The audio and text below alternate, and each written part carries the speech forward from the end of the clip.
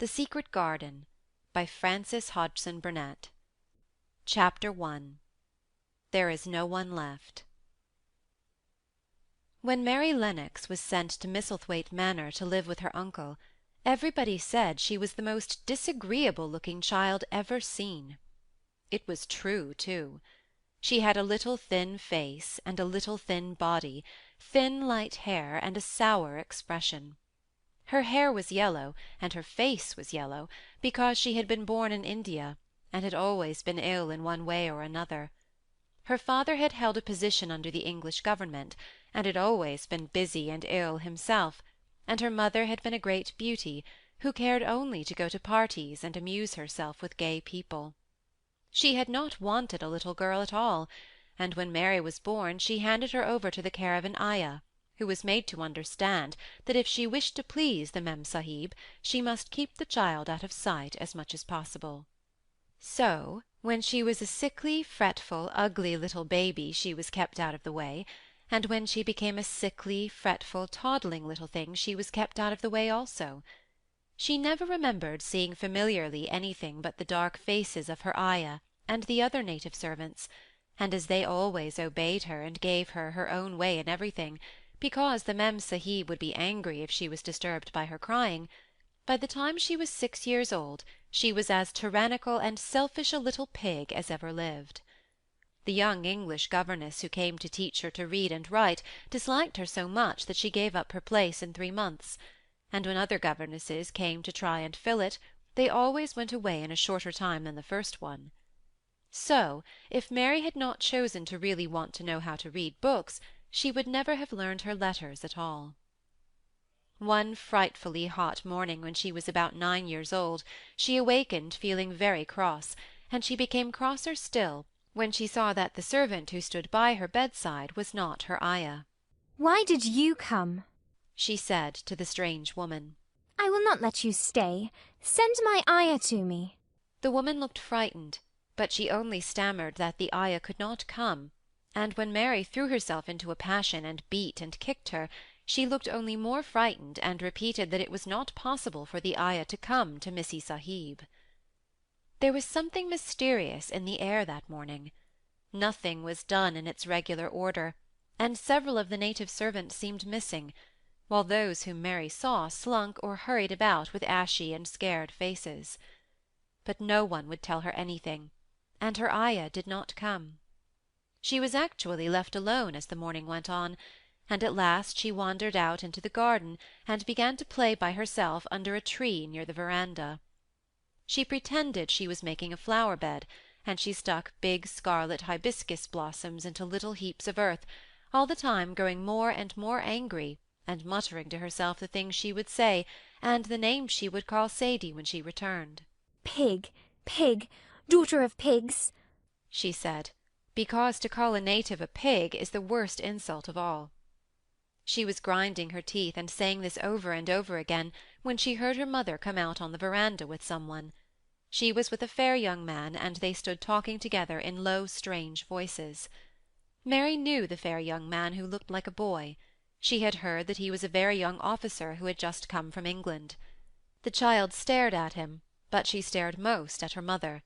She always did this when she had a chance to see her, because the Mem Sahib, Mary used to call her that oftener than anything else, was such a tall, slim, pretty person, and wore such lovely clothes. Her hair was like curly silk, and she had a delicate little nose which seemed to be disdaining things, and she had large laughing eyes. All her clothes were thin and floating, and Mary said they were "full of lace." They looked fuller of lace than ever this morning, but her eyes were not laughing at all. They were large and scared, and lifted imploringly to the fair boy officer's face. "Is it so very bad? Oh, is it?" Mary heard her say. "Awfully," the young man answered in a trembling voice. "Awfully, Mrs. Lennox. You ought to have gone to the hills 2 weeks ago." The Mem Sahib wrung her hands. "Oh, I know I ought," she cried. "I only stayed to go to that silly dinner party. What a fool I was!" At that very moment such a loud sound of wailing broke out from the servants' quarters that she clutched the young man's arm. and Mary stood shivering from head to foot. The wailing grew wilder and wilder. What is it? What is it? Mrs. Lennox gasped. Someone has died, answered the boy officer. You did not say it had broken out among your servants. I did not know. The Mem Sahib cried. Come with me, come with me. And she turned and ran back into the house. After that, appalling things happened, and the mysteriousness of the morning was explained to Mary. The cholera had broken out in its most fatal form, and people were dying like flies.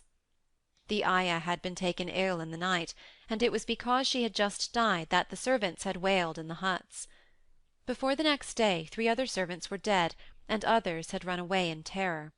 There was panic on every side, and dying people in all the bungalows. During the confusion and bewilderment of the second day, Mary hid herself in the nursery and was forgotten by every one. Nobody thought of her, nobody wanted her, and strange things happened of which she knew nothing. Mary alternately cried and slept through the hours. She only knew that people were ill, and that she heard mysterious and frightening sounds. Once she crept into the dining-room and found it empty, though a partly finished meal was on the table, and chairs and plates looked as if they had been hastily pushed back when the diners rose suddenly for some reason. The child ate some fruit and biscuits, and being thirsty she drank a glass of wine which stood nearly filled. It was sweet, and she did not know how strong it was. Very soon it made her intensely drowsy, and she went back to her nursery and shut herself in again, frightened by cries she heard in the huts and by the sound of hurrying feet. The wine made her so sleepy that she could scarcely keep her eyes open, and she lay down in her bed and knew nothing more for a long time. Many things happened during the hours in which she slept so heavily, but she was not disturbed by the wails and the sound of things being carried in and out of the bungalow. When she awakened she lay and stared at the wall. The house was perfectly still. She had never known it to be so silent before. She heard neither voices nor footsteps, and wondered if everybody had got well of the cholera and all the trouble was over. She wondered also who would take care of her now her ayah was dead. There would be a new ayah, and perhaps she would know some new stories. Mary had been rather tired of the old ones. She did not cry because her nurse had died. She was not an affectionate child, and had never cared much for any one. The noise and hurrying about and wailing over the cholera had frightened her, and she had been angry because no one seemed to remember that she was alive. Every one was too panic-stricken to think of a little girl no one was fond of. When people had the cholera, it seemed that they remembered nothing but themselves. But if every one had got well again, surely some one would remember and come to look for her. But no one came, and as she lay waiting the house seemed to grow more and more silent. She heard something rustling on the matting, and when she looked down, she saw a little snake gliding along and watching her with eyes like jewels. She was not frightened, because he was a harmless little thing who would not hurt her, and seemed in a hurry to get out of the room. He slipped under the door as she watched him.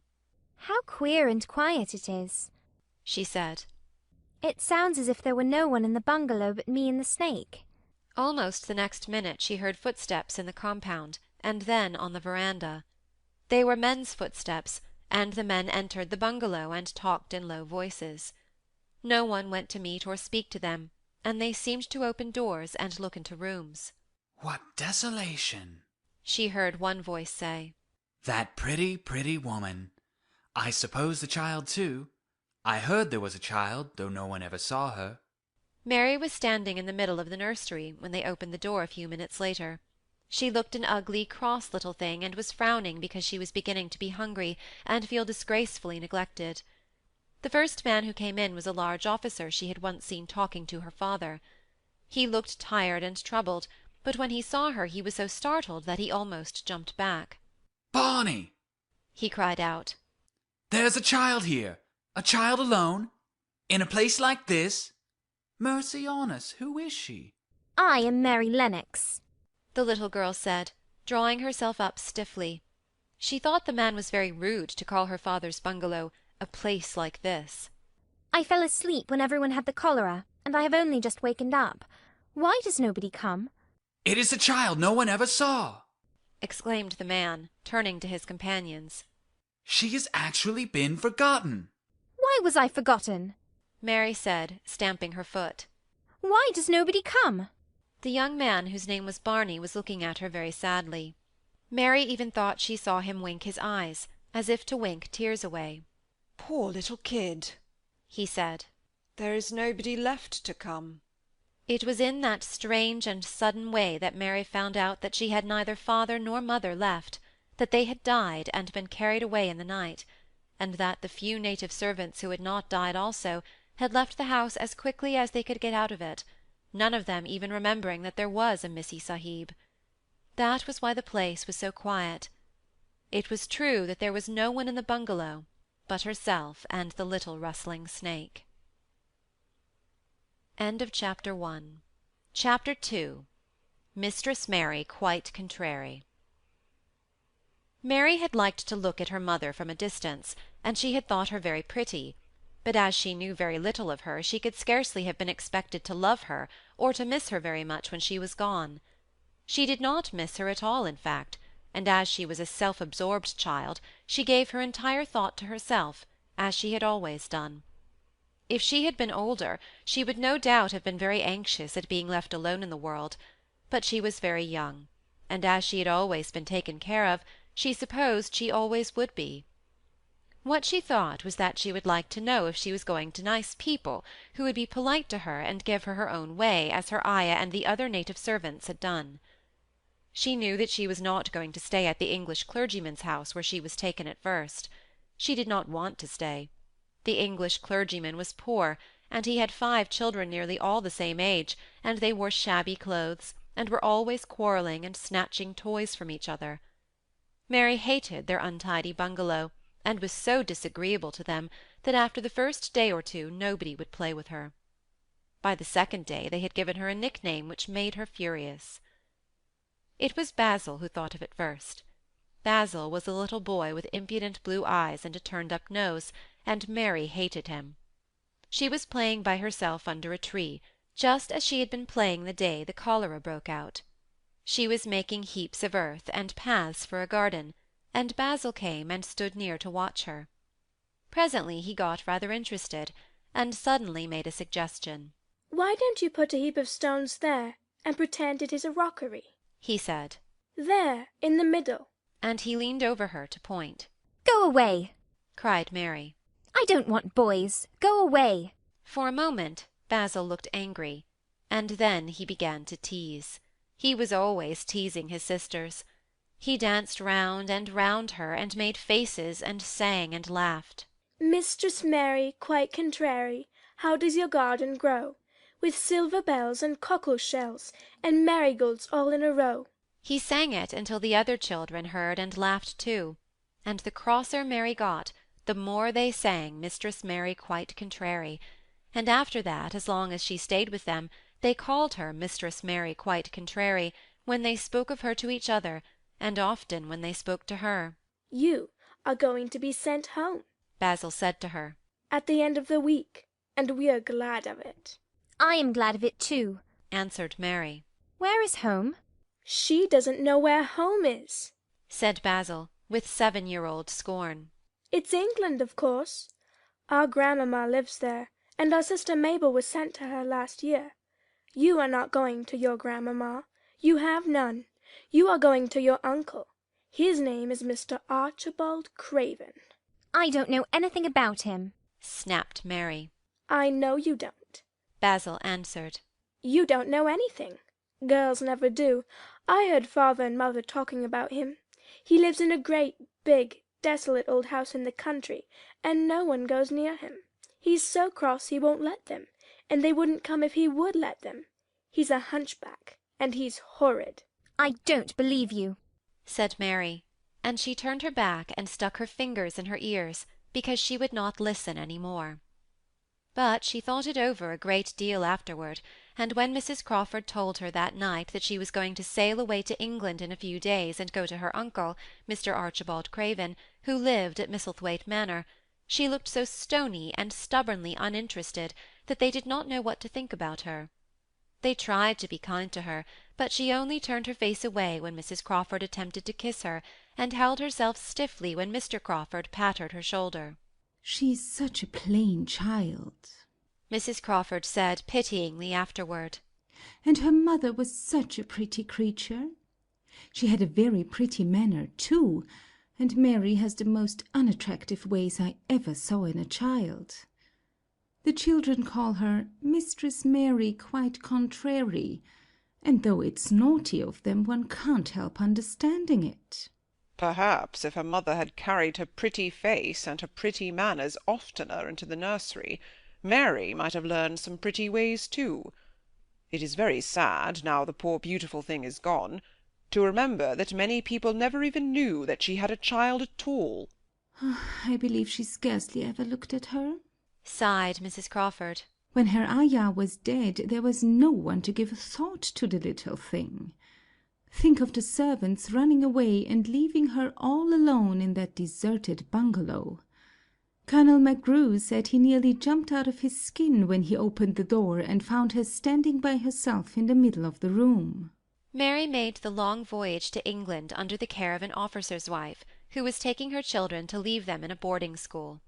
She was very much absorbed in her own little boy and girl, and was rather glad to hand the child over to the woman Mr. Archibald Craven sent to meet her in London.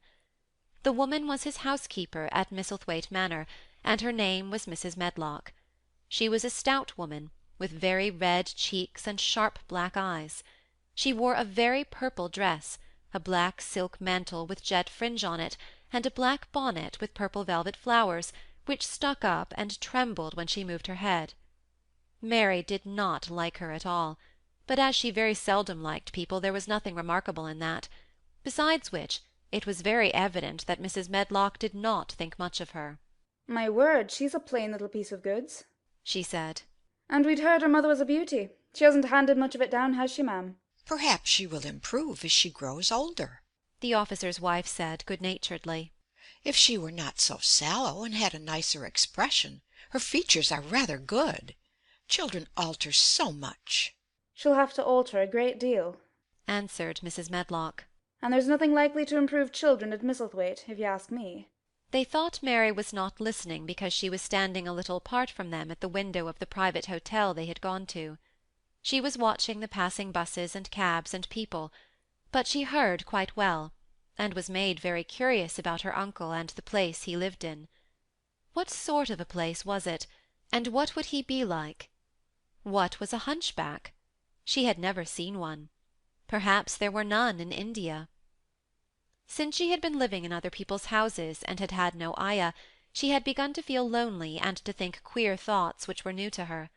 She had begun to wonder why she had never seemed to belong to any one, even when her father and mother had been alive. Other children seemed to belong to their fathers and mothers, but she had never really seemed to be anyone's little girl. She had had servants and food and clothes, but no one had taken any notice of her. She did not know that this was because she was a disagreeable child, but then, of course, she did not know she was disagreeable. She often thought that other people were, but she did not know that she was so herself. She thought Mrs. Medlock the most disagreeable person she had ever seen, with her common, highly-coloured face and her common fine bonnet. When the next day they set out on their journey to Yorkshire, she walked through the station to the railway carriage with her head up and trying to keep as far away from her as she could, because she did not want to seem to belong to her. It would have made her angry to think people imagined she was her little girl. But Mrs. Medlock was not in the least disturbed by her and her thoughts. She was the kind of woman who would "stand no nonsense from young ones." At least that is what she would have said if she had been asked. She had not wanted to go to London just when her sister Maria's daughter was going to be married, but she had a comfortable, well-paid place as housekeeper at Misselthwaite Manor, and the only way in which she could keep it was to do at once what Mr. Archibald Craven told her to do. She never dared even to ask a question. "Captain Lennox and his wife died of the cholera," Mr. Craven had said in his short, cold way. "Captain Lennox was my wife's brother, and I am their daughter's guardian. The child is to be brought here. You must go to London and bring her yourself." So she packed her small trunk and made the journey. Mary sat in her corner of the railway carriage and looked plain and fretful. She had nothing to read or to look at, and she had folded her little thin black-gloved hands in her lap. Her black dress made her look yellower than ever, and her limp light hair straggled from under her black crape hat. A more marred-looking young one I never saw in my life, Mrs. Medlock thought. Marred is a Yorkshire word, and means spoiled and pettish. She had never seen a child who sat so still without doing anything, and at last she got tired of watching her, and began to talk in a brisk, hard voice. I suppose I may as well tell you something about where you are going to, she said. Do you know anything about your uncle? No. Said Mary. Never heard your father and mother talk about him? No. Said Mary, frowning. She frowned because she remembered that her father and mother had never talked to her about anything in particular. Certainly they had never told her things. Humph, muttered Mrs. Medlock, staring at her queer, unresponsive little face.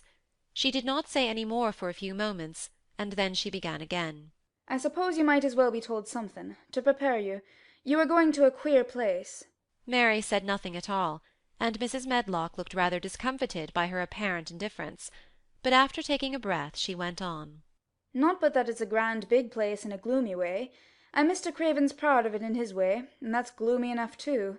The house is 600 years old, and it's on the edge of a moor, and there's near 100 rooms in it, though most of them's shut up and locked, and there's pictures and fine old furniture and things that have been there for ages, and there's a big park round it and gardens and trees with branches trailing to the ground, some of them.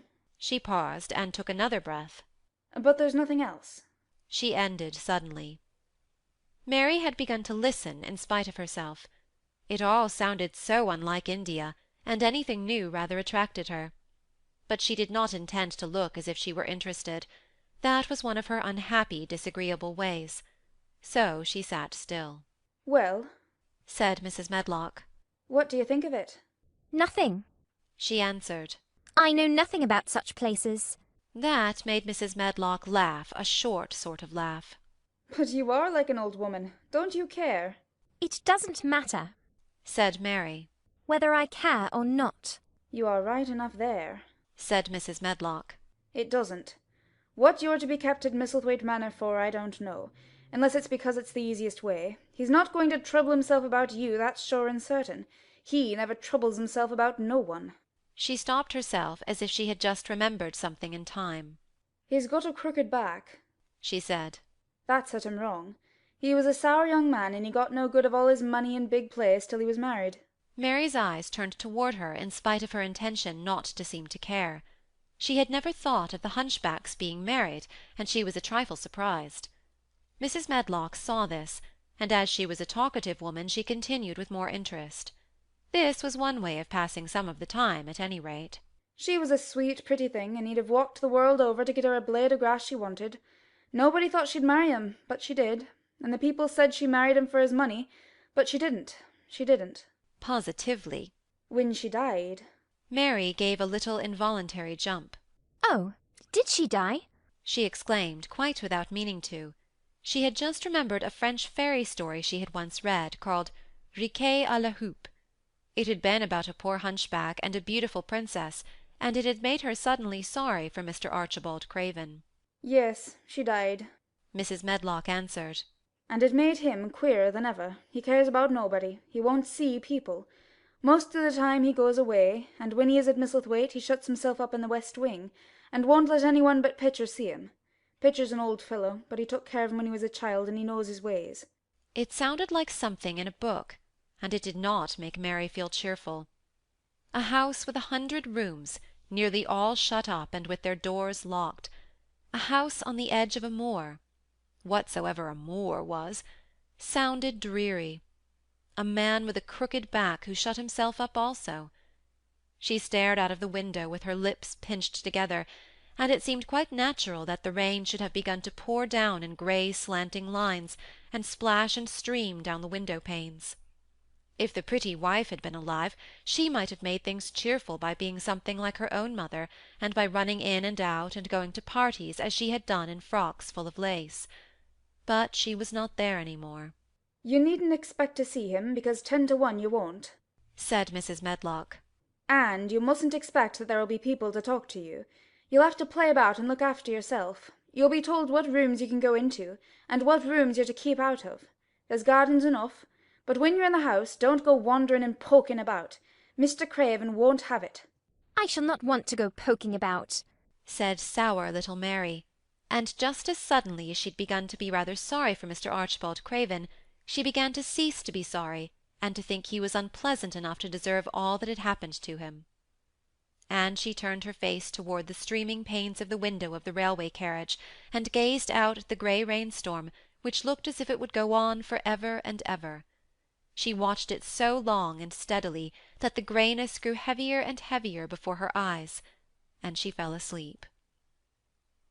End of Chapter 2. Chapter 3. Across the Moor. She slept a long time, and when she awakened Mrs. Medlock had brought a lunch-basket at one of the stations, and they had some chicken and cold beef and bread and butter and some hot tea. The rain seemed to be streaming down more heavily than ever, and everybody in the station wore wet and glistening waterproofs. The guard lighted the lamps in the carriage, and Mrs. Medlock cheered up very much over her tea and chicken and beef. She ate a great deal, and afterward fell asleep herself, and Mary sat and stared at her, and watched her fine bonnet slip on one side, until she herself fell asleep once more in the corner of the carriage, lulled by the splashing of the rain against the windows. It was quite dark when she awakened again. The train had stopped at a station, and Mrs. Medlock was shaking her. "You have had a sleep," she said. "It's time to open your eyes. We're at Thwaite Station. We've got a long drive before us." Mary stood up and tried to keep her eyes open while Mrs. Medlock collected her parcels.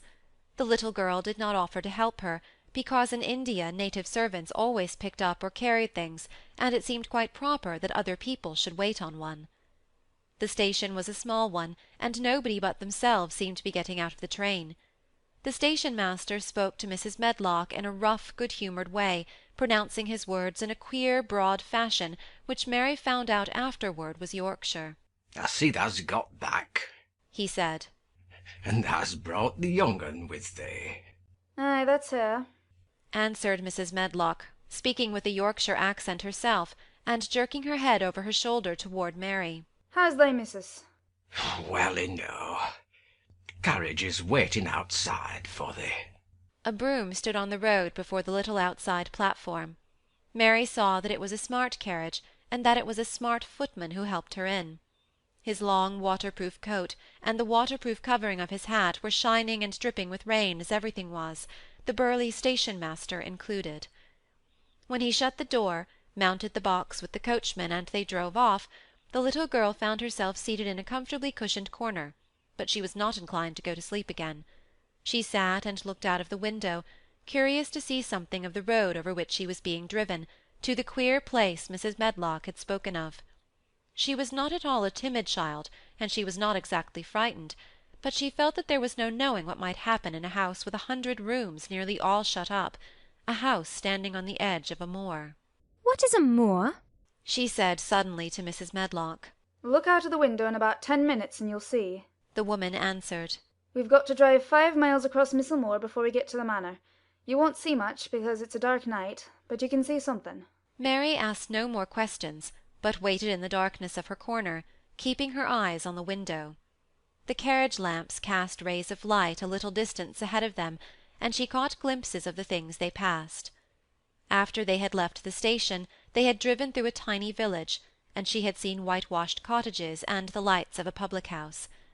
Then they had passed a church and a vicarage and a little shop-window or so in a cottage with toys and sweets and odd things set out for sale. Then they were on the high-road, and she saw hedges and trees. After that there seemed nothing different for a long time, or at least it seemed a long time to her. At last the horses began to go more slowly, as if they were climbing uphill, and presently there seemed to be no more hedges and no more trees. She could see nothing, in fact, but a dense darkness on either side. She leaned forward and pressed her face against the window, just as the carriage gave a big jolt. "Yea, we're on the moor now, sure enough," said Mrs. Medlock. The carriage lamps shed a yellow light on a rough-looking road, which seemed to be cut through bushes and low-growing things, which ended in that great expanse of dark apparently spread out before and around them. A wind was rising, and making a singular, wild, low, rushing sound. It's not the sea, is it? said Mary, looking round at her companion. No, not it, answered Mrs. Medlock.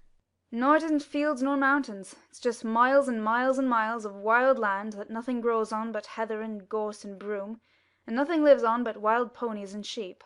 I feel as if it might be the sea, if there were water on it, said Mary. It sounds like the sea just now. That's just the wind blowing through the bushes, Mrs. Medlock said. It's a wild, dreary enough place to my mind, though there's plenty that likes it, particularly when the heather's in bloom. On and on they drove through the darkness, and though the rain stopped, the wind rushed by and whistled and made strange sounds. The road went up and down, and several times the carriage passed over a little bridge, beneath which water rushed very fast with a great deal of noise. Mary felt as if the drive would never come to an end, and that the wide, bleak moor was a wide expanse of black ocean through which she was passing on a strip of dry land. I don't like it, she said to herself. I don't like it. And she pinched her thin lips more tightly together. The horses were climbing up a hilly piece of road when she first caught sight of a light. Mrs. Medlock saw it as soon as she did, and drew a long sigh of relief. I am glad to see that bit of light twinkling, she exclaimed. It's the light in the lodge window. We shall get a good cup of tea after a bit, at all events. It was after a bit, as she said, for when the carriage passed through the park gates there was still 2 miles of avenue to drive through, and the trees, which nearly met overhead, made it seem as if they were driving through a long, dark vault. They drove out of the vault into a clear space, and stopped before an immensely long but low-built house, which seemed to ramble round a stone court. At first Mary thought that there were no lights at all in the windows, but as she got out of the carriage she saw that one room in a corner upstairs showed a dull glow. The entrance door was a huge one made of massive, curiously shaped panels of oak, studded with big iron nails and bound with great iron bars. It opened into an enormous hall, which was so dimly lighted that the faces in the portraits on the walls, and the figures in the suits of armour, made Mary feel that she did not want to look at them. As she stood on the stone floor, she looked a very small, odd little black figure, and she felt as small and lost and odd as she looked.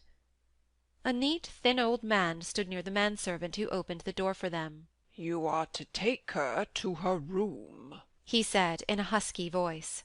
"He doesn't want to see her. He's going to London in the morning." Very well, Mr. Pitcher, Mrs. Medlock answered. So long as I know what's expected of me, I can manage. "What's expected of you, Mrs. Medlock," Mr. Pitcher said, "is that you make sure that he's not disturbed, and that he doesn't see what he doesn't want to see." And then Mary Lennox was led up a broad staircase and down a long corridor, and up a short flight of steps, and through another corridor and another, until a door opened in a wall, and she found herself in a room with a fire in it, and a supper on the table. Mrs. Medlock said unceremoniously, "Well, here you are. This room and the next are where you'll live, and you must keep to them. Don't you forget that." It was in this way Mistress Mary arrived at Misselthwaite Manor, and she had perhaps never felt quite so contrary in all her life. End of Chapter 3. Chapter 4. Martha. When she opened her eyes in the morning, it was because a young housemaid had come into her room to light the fire, and was kneeling on the hearthrug raking out the cinders noisily. Mary lay and watched her for a few moments, and then began to look about the room. She had never seen a room at all like it, and thought it curious and gloomy. The walls were covered with tapestry with a forest scene embroidered on it. There were fantastically dressed people under the trees, and in the distance there was a glimpse of the turrets of a castle. There were hunters and horses and dogs and ladies. Mary felt as if she were in the forest with them. Out of a deep window she could see a great climbing stretch of land which seemed to have no trees on it, and to look rather like an endless, dull, purplish sea. What is that? she said, pointing out of the window. Martha, the young housemaid, who had just risen to her feet, looked and pointed also. "That there?" she said. Yes. "That's the moor," with a good-natured grin. "Does thee like it?" No, answered Mary. I hate it. That's because thou'rt not used to it, Martha said, going back to her hearth. Thou thinks it's too big and bare now, but thou will like it. Do you? inquired Mary. Ay, that I do, answered Martha, cheerfully polishing away at the grate. I just love it. It's none bare. It's covered with growing things as smells sweet. It's fair lovely in spring and summer, when the gorse and broom and heather's in flower. It smells o' honey, and there's such a lot of fresh air, and the sky looks so high, and the bees and skylarks make such a nice noise humming and singing. I wouldn't live away from the moor for anything. Mary listened to her with a grave, puzzled expression. The native servants she had been used to in India were not in the least like this. They were obsequious and servile, and did not presume to talk to their masters as if they were their equals. They made salams, and called them protector of the poor, and names of that sort. Indian servants were commanded to do things, not asked. It was not the custom to say please and thank you, and Mary had always slapped her ayah in the face when she was angry. She wondered a little what this girl would do if one slapped her in the face. She was a round, rosy, good-natured looking creature, but she had a sturdy way which made Mistress Mary wonder if she might not even slap back, if the person who slapped her was only a little girl. You are a strange servant, she said from her pillows rather haughtily. Martha sat up on her heels with her blacking brush in her hand and laughed, without seeming the least out of temper. I know that, she said. If there was a grand missus at Misselthwaite, I should never have been even one of the under housemaids. I might have been let to be scullery maid, but I'd never have been let upstairs. I'm too common, and I talk too much Yorkshire. But this is a funny house for all it's so grand. Seems like there's neither master nor mistress, except Mr. Pitcher and Mrs. Medlock. Mr. Craven, he won't be troubled about anything when he's here, and he's nearly always away. Mrs. Medlock gave me the place out of kindness. She told me she could never have done it if Misselthwaite had been like other big houses. Are you going to be my servant? Mary asked, still in her imperious little Indian way.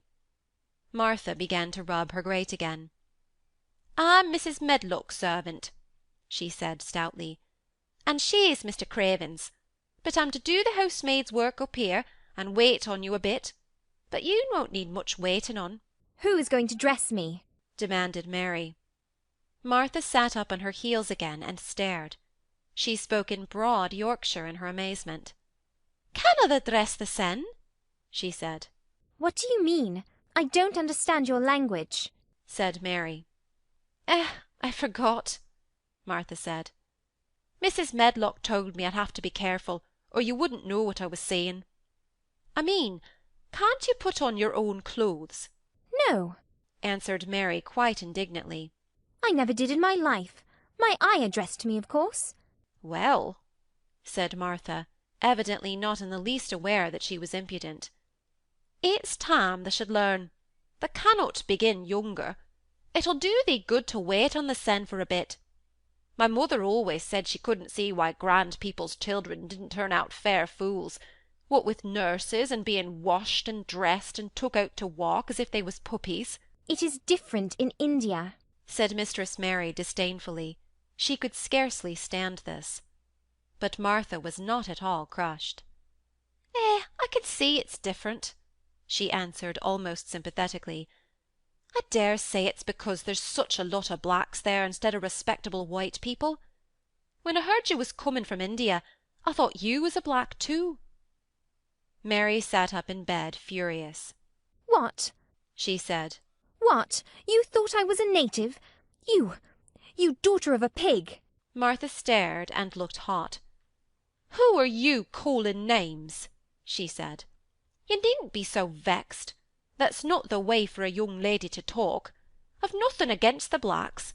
When you read about 'em in tracts, they're always very religious. You always read as a black's a man and a brother. I've never seen a black, and I was fair pleased to think I was going to see one close. When I come in to light your fire this morning, I crept up to your bed and pulled the cover back to careful look at you. And there you was. disappointedly. "No more black than me, for all you're so yeller." Mary did not even try to control her rage and humiliation. You thought I was a native. You dared. You don't know anything about natives. They are not people. They're servants who must salaam to you. You know nothing about India.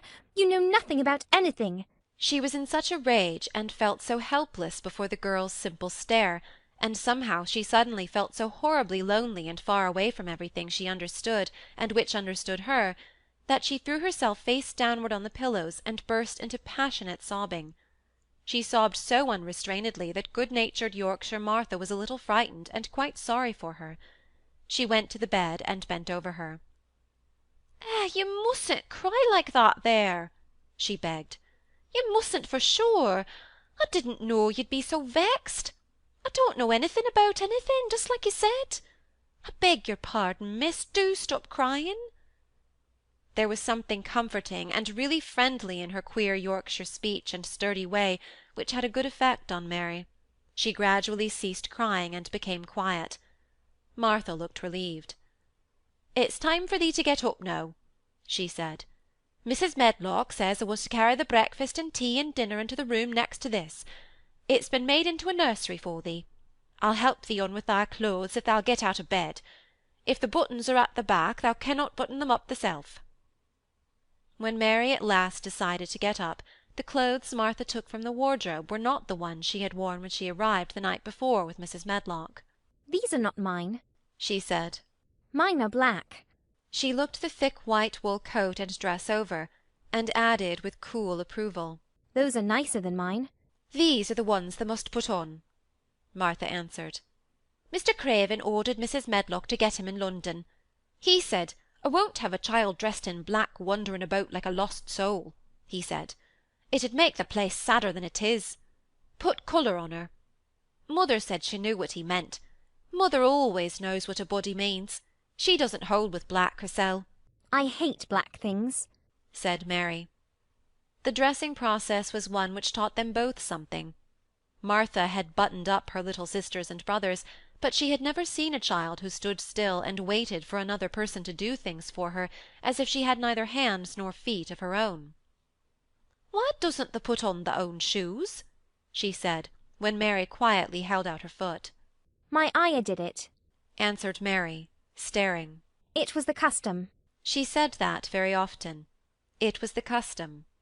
The native servants were always saying it. If one told them to do a thing their ancestors had not done for 1,000 years, they gazed at one mildly and said, "It is not the custom," and one knew that that was the end of the matter. It had not been the custom that Mistress Mary should do anything but stand and allow herself to be dressed like a doll, but before she was ready for breakfast she began to suspect that her life at Misselthwaite Manor would end by teaching her a number of things quite new to her, things such as putting on her own shoes and stockings, and picking up things she let fall. If Martha had been a well-trained, fine young lady's maid, she would have been more subservient and respectful, and would have known that it was her business to brush hair and button boots, and pick things up and lay them away. She was, however, only an untrained Yorkshire rustic, who had been brought up in a moorland cottage with a swarm of little brothers and sisters, who had never dreamed of doing anything but waiting on themselves and on the younger ones who were either babies in arms, or just learning to totter about and tumble over things. If Mary Lennox had been a child who was ready to be amused, she would perhaps have laughed at Martha's readiness to talk, but Mary only listened to her coldly, and wondered at her freedom of manner. At first she was not at all interested, but gradually, as the girl rattled on in her good-tempered, homely way, Mary began to notice what she was saying. You should see 'em all," she said. "There's 12 of us, and my father only gets 16 shilling a week. I can tell you, my mother's put to it to get porridge for 'em all. They tumble about on the moor and play there all day, and mother says the air of the moor fattens 'em. She says she believes they eat the grass same as the wild ponies do. Our Dickon, he's 12 years old, and he's got a young pony he calls his own." "Where did he get it?" asked Mary. "He found it on the moor, with its mother when it was a little one, and he began to make friends with it and give it bits of bread and pluck young grass for it, and it got to like him, so it follows him about and lets him get on his back. Dickon's a kind lad, and animals likes him." Mary had never possessed an animal pet of her own, and had always thought she should like one. So she began to feel a slight interest in Dickon, and as she had never before been interested in any one but herself, it was the dawning of a healthy sentiment. When she went into the room which had been made into a nursery for her, she found that it was rather like the one she had slept in. It was not a child's room, but a grown-up person's room, with gloomy old pictures on the walls and heavy old oak chairs. A table in the centre was set with a good substantial breakfast. But she had always had a very small appetite, and she looked with something more than indifference at the first plate Martha set before her. I don't want it, she said. Thou doesn't want thy porridge? Martha exclaimed incredulously. No. Thou doesn't know how good it is. Put a bit of treacle on it, or a bit of sugar. I don't want it, repeated Mary. Said Martha. I can't abide to see good victuals go to waste. If our children was at this table, they'd clean it bare in 5 minutes. Why? Said Mary coldly. Why? Echoed Martha. Because they scarce ever had their stomachs full in their lives. They're as hungry as young hawks and foxes. I don't know what it is to be hungry, said Mary, with the indifference of ignorance. Martha looked indignant.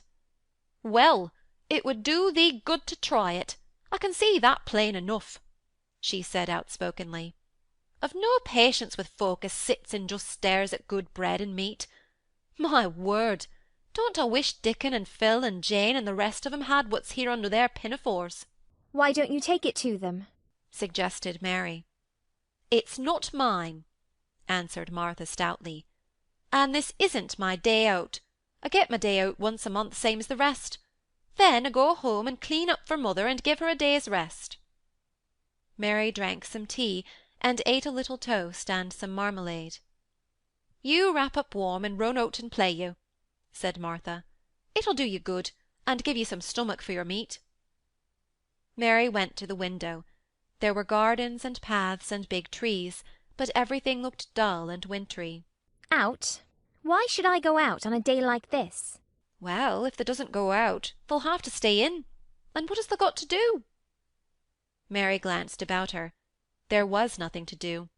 When Mrs. Medlock had prepared the nursery, she had not thought of amusement. Perhaps it would be better to go and see what the gardens were like. Who will go with me? She inquired. Martha stared. You'll go by yourself? She answered. You'll have to learn to play like other children does when they haven't got sisters and brothers. Our Dickon goes off on the moor by himself and plays for hours. That's how he made friends with the pony. He's got sheep on the moor that knows him, and birds as come and eats out of his hand.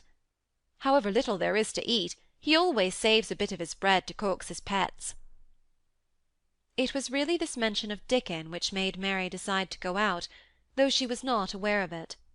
There would be birds outside, though there would not be ponies or sheep. They would be different from the birds in India, and it might amuse her to look at them. Martha found her coat and hat for her, and a pair of stout little boots, and she showed her her way downstairs. If the goes round that way, they'll come to the gardens, she said, pointing to a gate in a wall of shrubbery. There's lots of flowers in summer time, but there's nothing blooming now. She seemed to hesitate a second before she added, One of the gardens is locked up. No one has been in it for 10 years. Why? Asked Mary in spite of herself. Here was another locked door added to the 100 in this strange house. Mr. Craven had it shut when his wife died so sudden. He won't let no one go inside. It was her garden. He locked the door and dug a hole and buried the key. Oh, there's Mrs. Medlock's bell ringing. I must run. After she was gone, Mary turned down the walk which led to the door in the shrubbery. She could not help thinking about the garden which no one had been into for 10 years. She wondered what it would look like, and whether there were any flowers still alive in it. When she had passed through the shrubbery gate, she found herself in great gardens, with wide lawns and winding walks with clipped borders. There were trees and flower-beds and evergreens clipped into strange shapes, and a large pool with an old grey fountain in its midst. But the flower-beds were bare and wintry, and the fountain was not playing. This was not the garden which was shut up. How could a garden be shut up? You could always walk into a garden. She was just thinking this, when she saw that at the end of the path she was following there seemed to be a long wall with ivy growing over it. She was not familiar enough with England to know that she was coming upon the kitchen gardens where the vegetables and fruit were growing. She went toward the wall, and found that there was a green door in the ivy, and that it stood open. This was not the closed garden, evidently, and she could go into it. She went through the door, and found that it was a garden with walls all round it, and that it was only one of several walled gardens, which seemed to open into one another. She saw another open green door, revealing bushes and pathways between beds containing winter vegetables. Fruit trees were trained flat against the wall, and over some of the beds there were glass frames. The place was bare and ugly enough, Mary thought, as she stood and stared about her. It might be nicer in summer when things were green, but there was nothing pretty about it now. Presently an old man with a spade over his shoulder walked through the door leading from the second garden. He looked startled when he saw Mary, and then touched his cap. He had a surly old face, and did not seem at all pleased to see her. But then she was displeased with his garden, and wore her quite contrary expression, and certainly did not seem at all pleased to see him. "What is this place?" she asked. "One of the kitchen gardens," he answered. "What is that?" said Mary, pointing through the other green door. "Another of 'em," shortly. "There's another on t'other side of the wall, and there's the orchard on the side of that." "Can I go in them?" asked Mary. "If thou likes.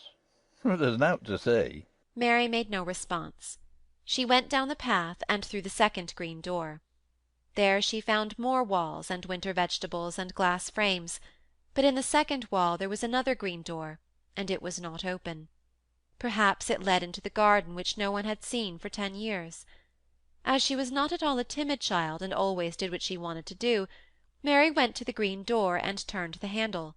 She hoped the door would not open because she wanted to be sure she had found the mysterious garden, but it did open quite easily, and she walked through it and found herself in an orchard. There were walls all round it also, and trees trained against them, and there were bare fruit trees growing in the winter browned grass, but there was no green door to be seen anywhere.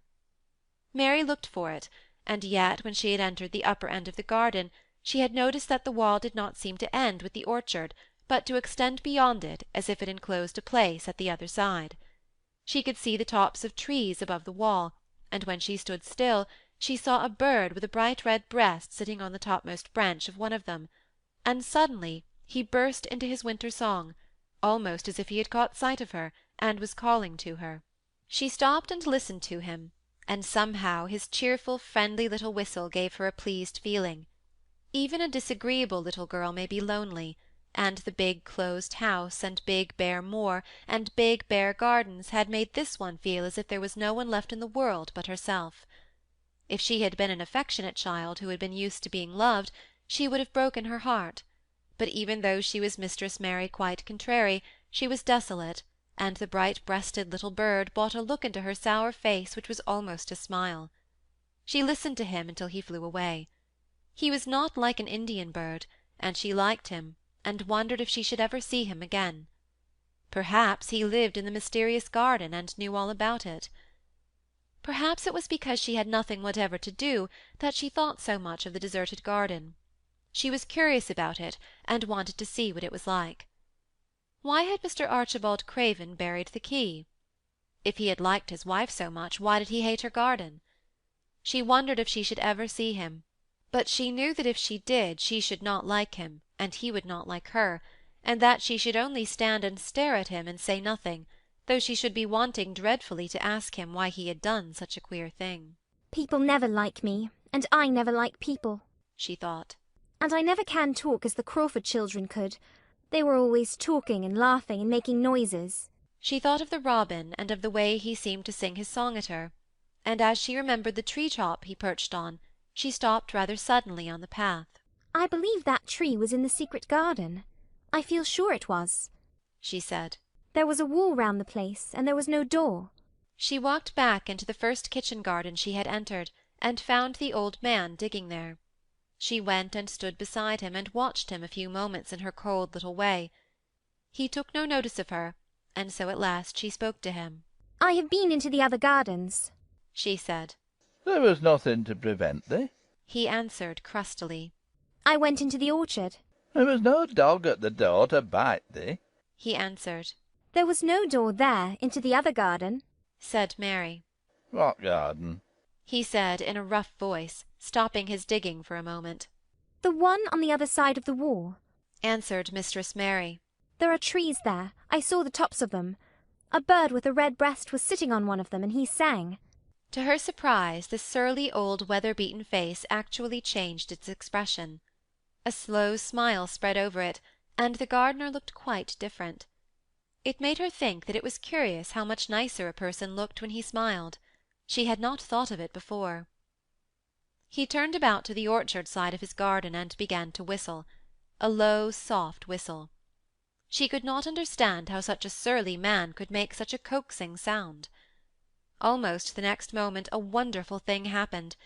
She heard a soft little rushing flight through the air, and it was the bird with the red breast flying to them, and he actually alighted on the big clod of earth quite near to the gardener's foot. Here he is, chuckled the old man, and then he spoke to the bird as if he were speaking to a child. Where's thou been, that cheeky little beggar? He said. I've not seen thee before to-day. Hast thou begun thy courting this early in the season? Thou'rt too for'ard. The bird put his tiny head on one side, and looked up at him with his soft bright eye, which was like a black dewdrop. He seemed quite familiar, and not the least afraid. He hopped about and pecked the earth briskly, looking for seeds and insects. It actually gave Mary a queer feeling in her heart, because he was so pretty and cheerful, and seemed so like a person. He had a tiny plump body and a delicate beak, and slender delicate legs. Will he always come when you call him? She asked, almost in a whisper. Ay, that he will. I've known him ever since he was a fledgling. He came out of the nest in the other garden, and when first he flew over the wall he was too weak to fly back for a few days, and we got friendly. When he went over the wall again, the rest of the brood was gone, and he was lonely, and he came back to me. What kind of a bird is he? Mary asked. Doesn't thou know? He's a robin redbreast, and they're the friendliest, curious birds alive. They're almost as friendly as dogs, if you know how to get on with 'em. Watch him pecking about there, and looking around at us now and again. He knows we're talking about him. It was the queerest thing in the world to see the old fellow.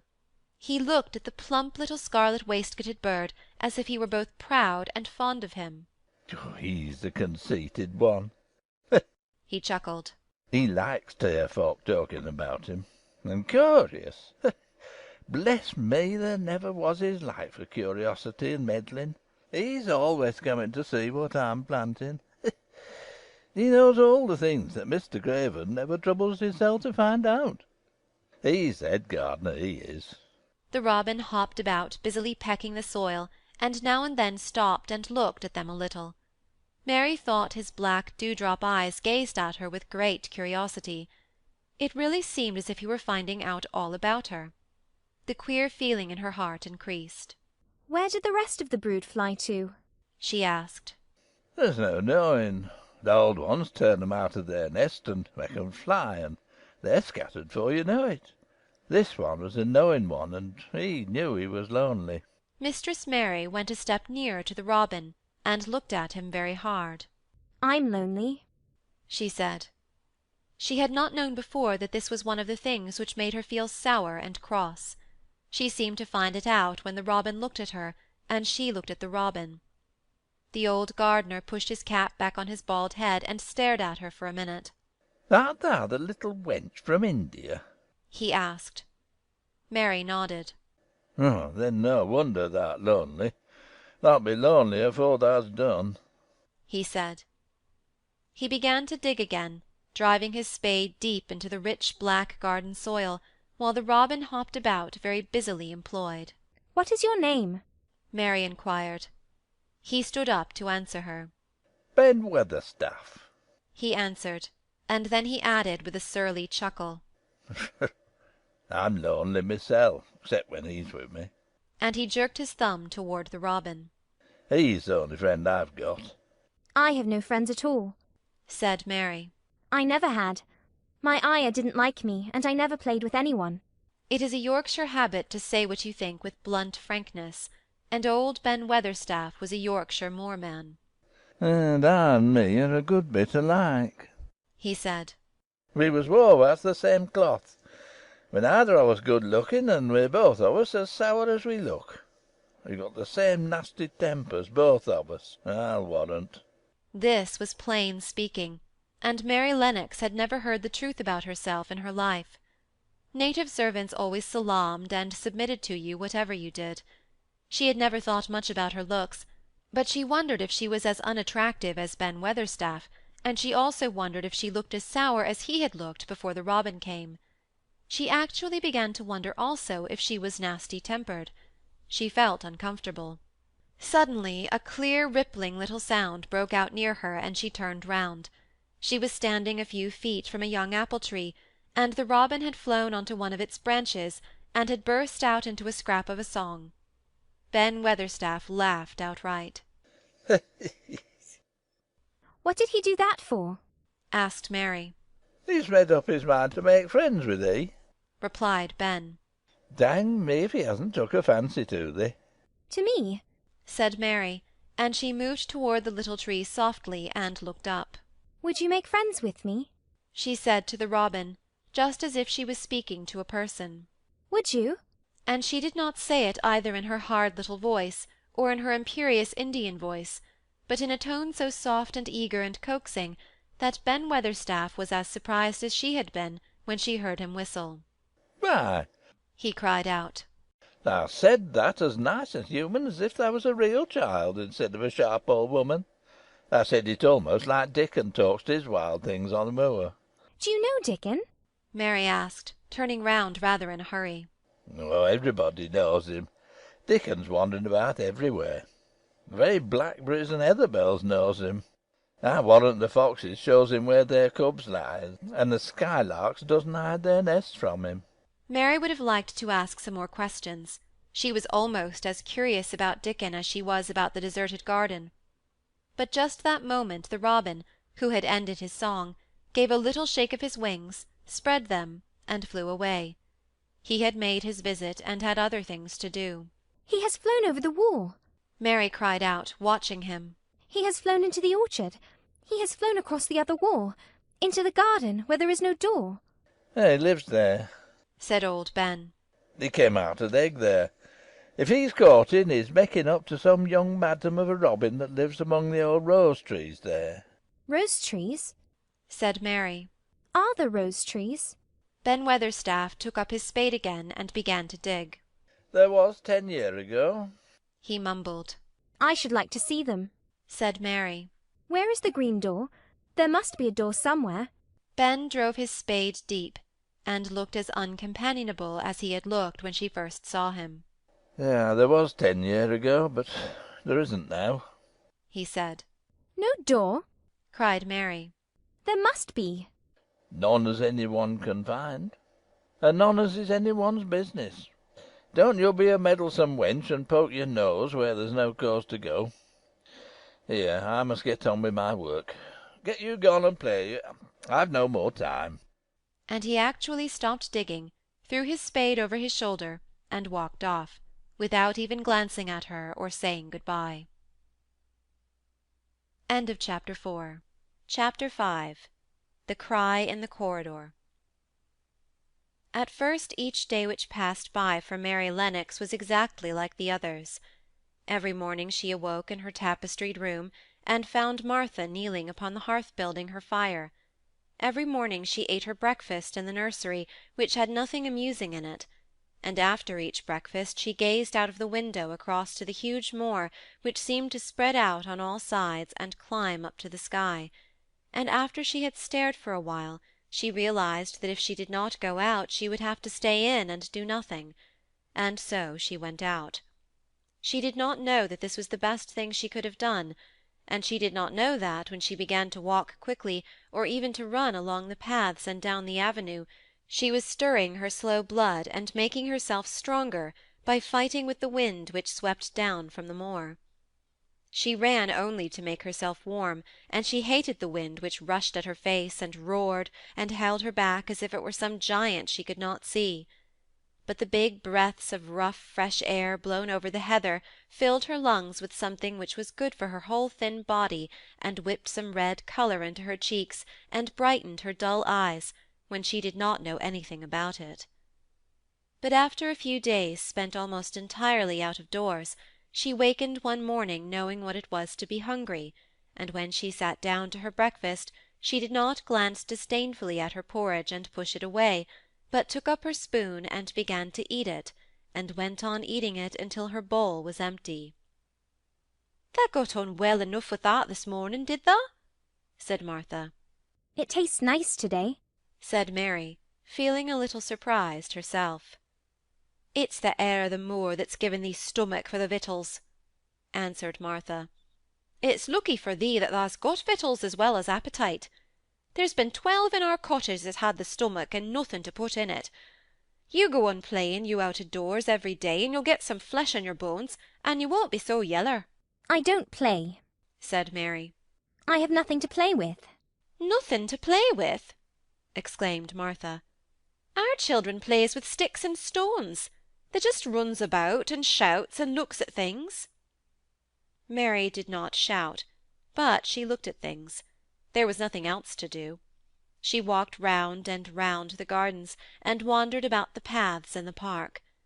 Sometimes she looked for Ben Weatherstaff, but though several times she saw him at work, he was too busy to look at her, or was too surly.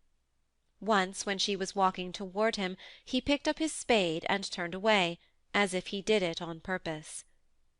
One place she went to oftener than to any other. It was the long walk outside the gardens with the walls round them. There were bare flower-beds on either side of it, and against the walls ivy grew thickly. There was one part of the wall where the creeping dark green leaves were more bushy than elsewhere. It seemed as if for a long time that part had been neglected.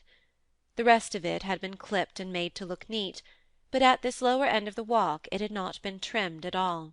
A few days after she had talked to Ben Weatherstaff, Mary stopped to notice this, and wondered why it was so. She had just paused and was looking up at a long spray of ivy swinging in the wind, when she saw a gleam of scarlet and heard a brilliant chirp, and there, on the top of the wall, forward perched Ben Weatherstaff's robin redbreast, tilting forward to look at her with his small head on one side. "Oh!" she cried out. "Is it you? Is it you?" And it did not seem at all queer to her that she spoke to him as if she were sure that he would understand and answer her. He did answer. He twittered and chirped and hopped along the wall as if he were telling her all sorts of things. It seemed to Mistress Mary as if she understood him too, though he was not speaking in words. It was as if he said, "Good morning. Isn't the wind nice? Isn't the sun nice? Isn't everything nice? Let us both chirp and hop and twitter. Come on, come on."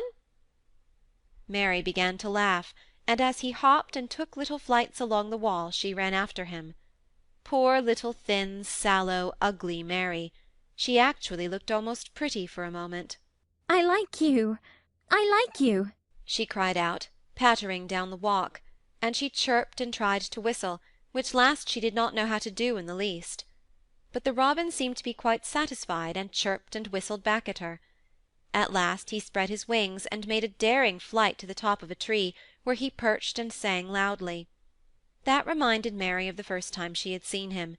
He had been swinging on a tree-top then, and she had been standing in the orchard.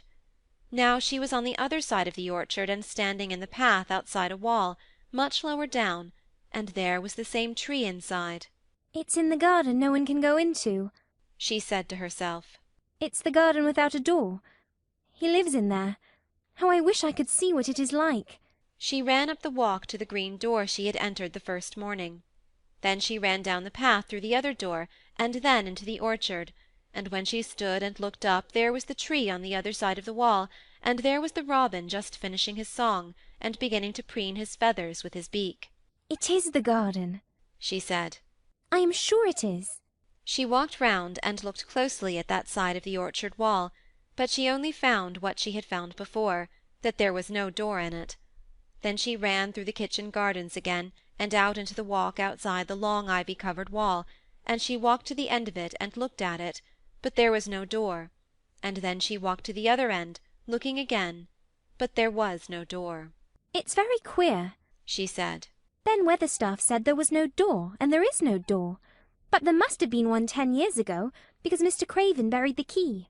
This gave her so much to think of that she began to be quite interested, and feel that she was not sorry that she had come to Misselthwaite Manor. In India she had always felt hot and too languid to care much about anything. The fact was that the fresh wind from the moor had begun to blow the cobwebs out of her young brain and to waken her up a little.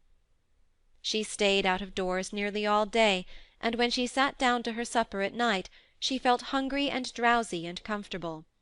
She did not feel cross when Martha chattered away. She felt as if she rather liked to hear her, and at last she thought she would ask her a question. She asked it after she had finished her supper, and had sat down on the hearth-rug before the fire.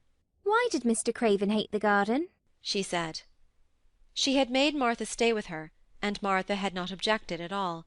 She was very young, and used to a crowded cottage full of brothers and sisters, and she found it dull in the great servants' hall downstairs, where the footmen and upper housemaids made fun of her Yorkshire speech, and looked down on her as a common little thing, and sat and whispered among themselves. Martha liked to talk, and the strange child who had lived in India and been waited upon by blacks was novelty enough to attract her. She sat down on the hearth herself without waiting to be asked. "Art thou thinking about that garden yet?" she said. "I knew thou would. That was just the way with me when I first heard about it." Why did he hate it? Mary persisted. Martha tucked her feet under her and made herself quite comfortable.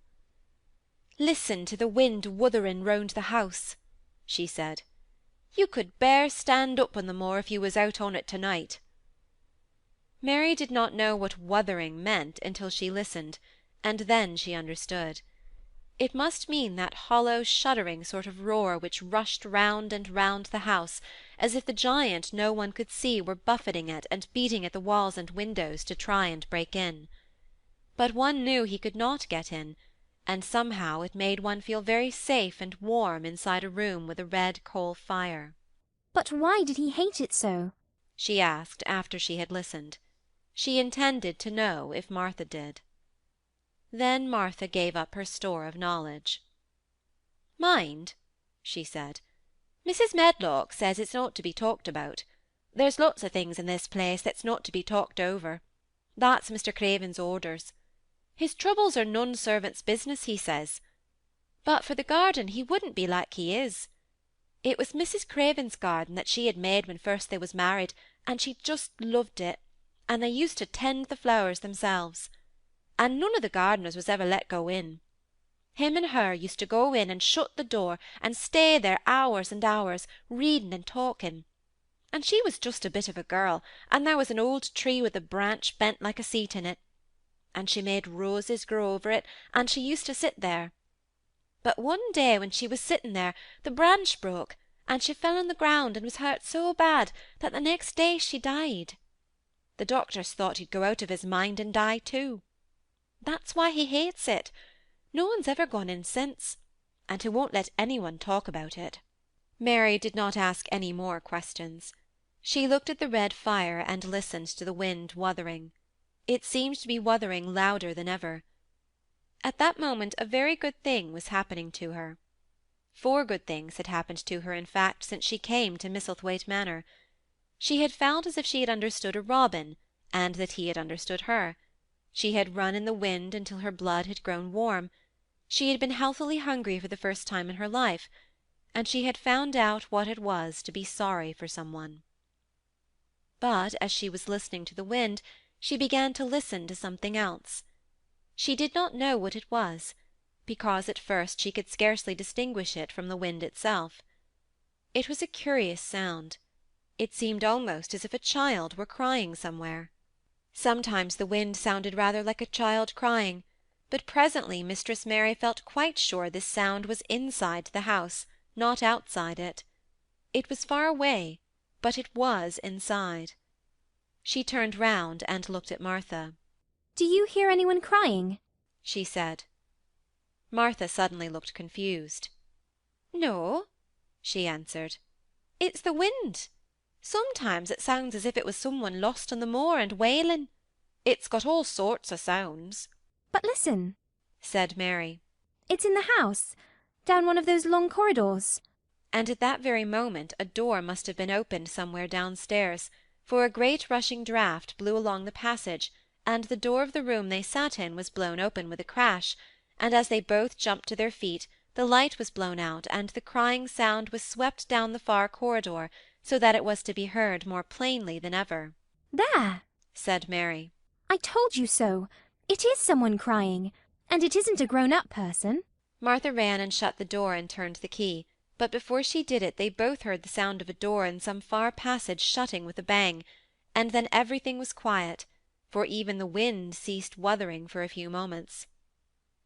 "It was the wind," said Martha stubbornly. "And if it wasn't, it was little Betty Butterworth, the scullery maid. She's had the toothache all day." But something troubled and awkward in her manner made Mistress Mary stare very hard at her. She did not believe she was speaking the truth. Chapter 6. There was someone crying. There was. The next day the rain poured down in torrents again, and when Mary looked out of her window, the moor was almost hidden by grey mist and cloud. There could be no going out to-day. What do you do in your cottage when it rains like this? she asked Martha. Try to keep from under each other's feet, mostly, Martha answered. There does seem a lot of us then. Mother's a good-tempered woman, but she gets fair moithered. The biggest ones goes out in the cowshed and plays there. Dickon, he doesn't mind the wet. He just goes out the same as if the sun was shining. He says he sees things on rainy days as doesn't show when it's fair weather. He once found a little fox cub, half drowned in its hole, and he brought it home in the bosom of his shirt to keep it warm. Its mother had been killed near by, and the hole was swum out, and the rest of her litter was dead. He's got it at home now. He found a half-drowned young crow another time, and he brought it home too, and tamed it. It's named Soot because it's so black, and it hops and flies about with him everywhere. The time had come when Mary had forgotten to resent Martha's familiar talk. She had even begun to find it interesting, and to be sorry when she stopped or went away.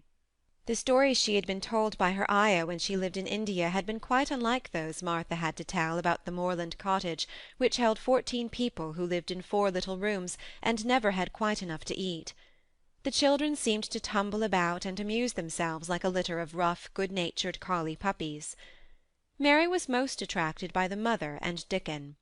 When Martha told stories of what mother said or did, they always sounded comfortable. If I had a raven or a fox cub I could play with it, said Mary. But I have nothing. Martha looked perplexed. Can the knit? she asked. No, answered Mary. Can the sew? No. Can the read? Yes. Then why doesn't tha? Read something, or learn a bit of spelling. Tha'st old enough to be learning thy book a good bit now. I haven't any books, said Mary. Those I had were left in India. That's a pity, said Martha. If Mrs. Medlock had let thee go into the library, there's thousands of books there. Mary did not ask where the library was, because she was suddenly inspired by a new idea. She made up her mind to go and find it herself. She was not troubled about Mrs. Medlock. Mrs. Medlock seemed always to be in her comfortable housekeeper's sitting-room downstairs. In this queer place one scarcely ever saw any one at all.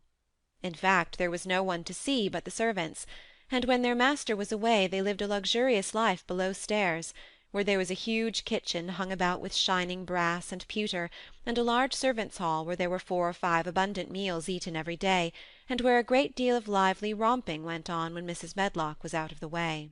Mary's meals were served regularly, and Martha waited on her, but no one troubled themselves about her in the least. Mrs. Medlock came and looked at her every day or two, but no one inquired what she did or told her what to do. She supposed that perhaps this was the English way of treating children. In India she had always been attended by her ayah, who followed her about and waited on her hand and foot. She had often been tired of her company. Now she was followed by nobody, and was learning to dress herself because Martha looked as though she thought she was silly and stupid when she wanted to have things handed to her and put on. "Hasn't thou got good sense?" she said once, when Mary had stood waiting for her to put on her gloves for her. "Our Susan, Anne, is twice as sharp as thee, and she's only 4-year-old. Sometimes thou looks fair soft in the head." Mary had worn her contrary scowl for an hour after that, but it made her think several entirely new things. She stood at the window for about 10 minutes this morning after Martha had swept up the hearth for the last time and gone downstairs. She was thinking over the new idea which had come to her when she heard of the library. She did not care very much about the library itself, because she had read very few books, but to hear of it brought back to her mind the 100 rooms with closed doors. She wondered if they were all really locked, and what she would find if she could get into any of them. Were there 100 really? Why shouldn't she go and see how many doors she could count? It would be something to do on this morning when she could not go out. She had never been taught to ask permission to do things, and she knew nothing at all about authority, so she would not have thought it necessary to ask Mrs. Medlock if she might walk about the house, even if she had seen her. She opened the door of the room and went into the corridor, and then she began her wanderings. It was a long corridor, and it branched into other corridors and led her up short flights of steps which mounted to others again. There were doors, and there were pictures on the walls. Sometimes they were pictures of dark, curious landscapes, but oftenest they were portraits of men and women in queer, grand costumes made of satin and velvet. She found herself in one long gallery whose walls were covered with these portraits.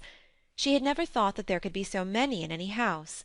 She walked slowly down this place and stared at the faces, which also seemed to stare at her. She felt as if they were wondering what a little girl from India was doing in their house.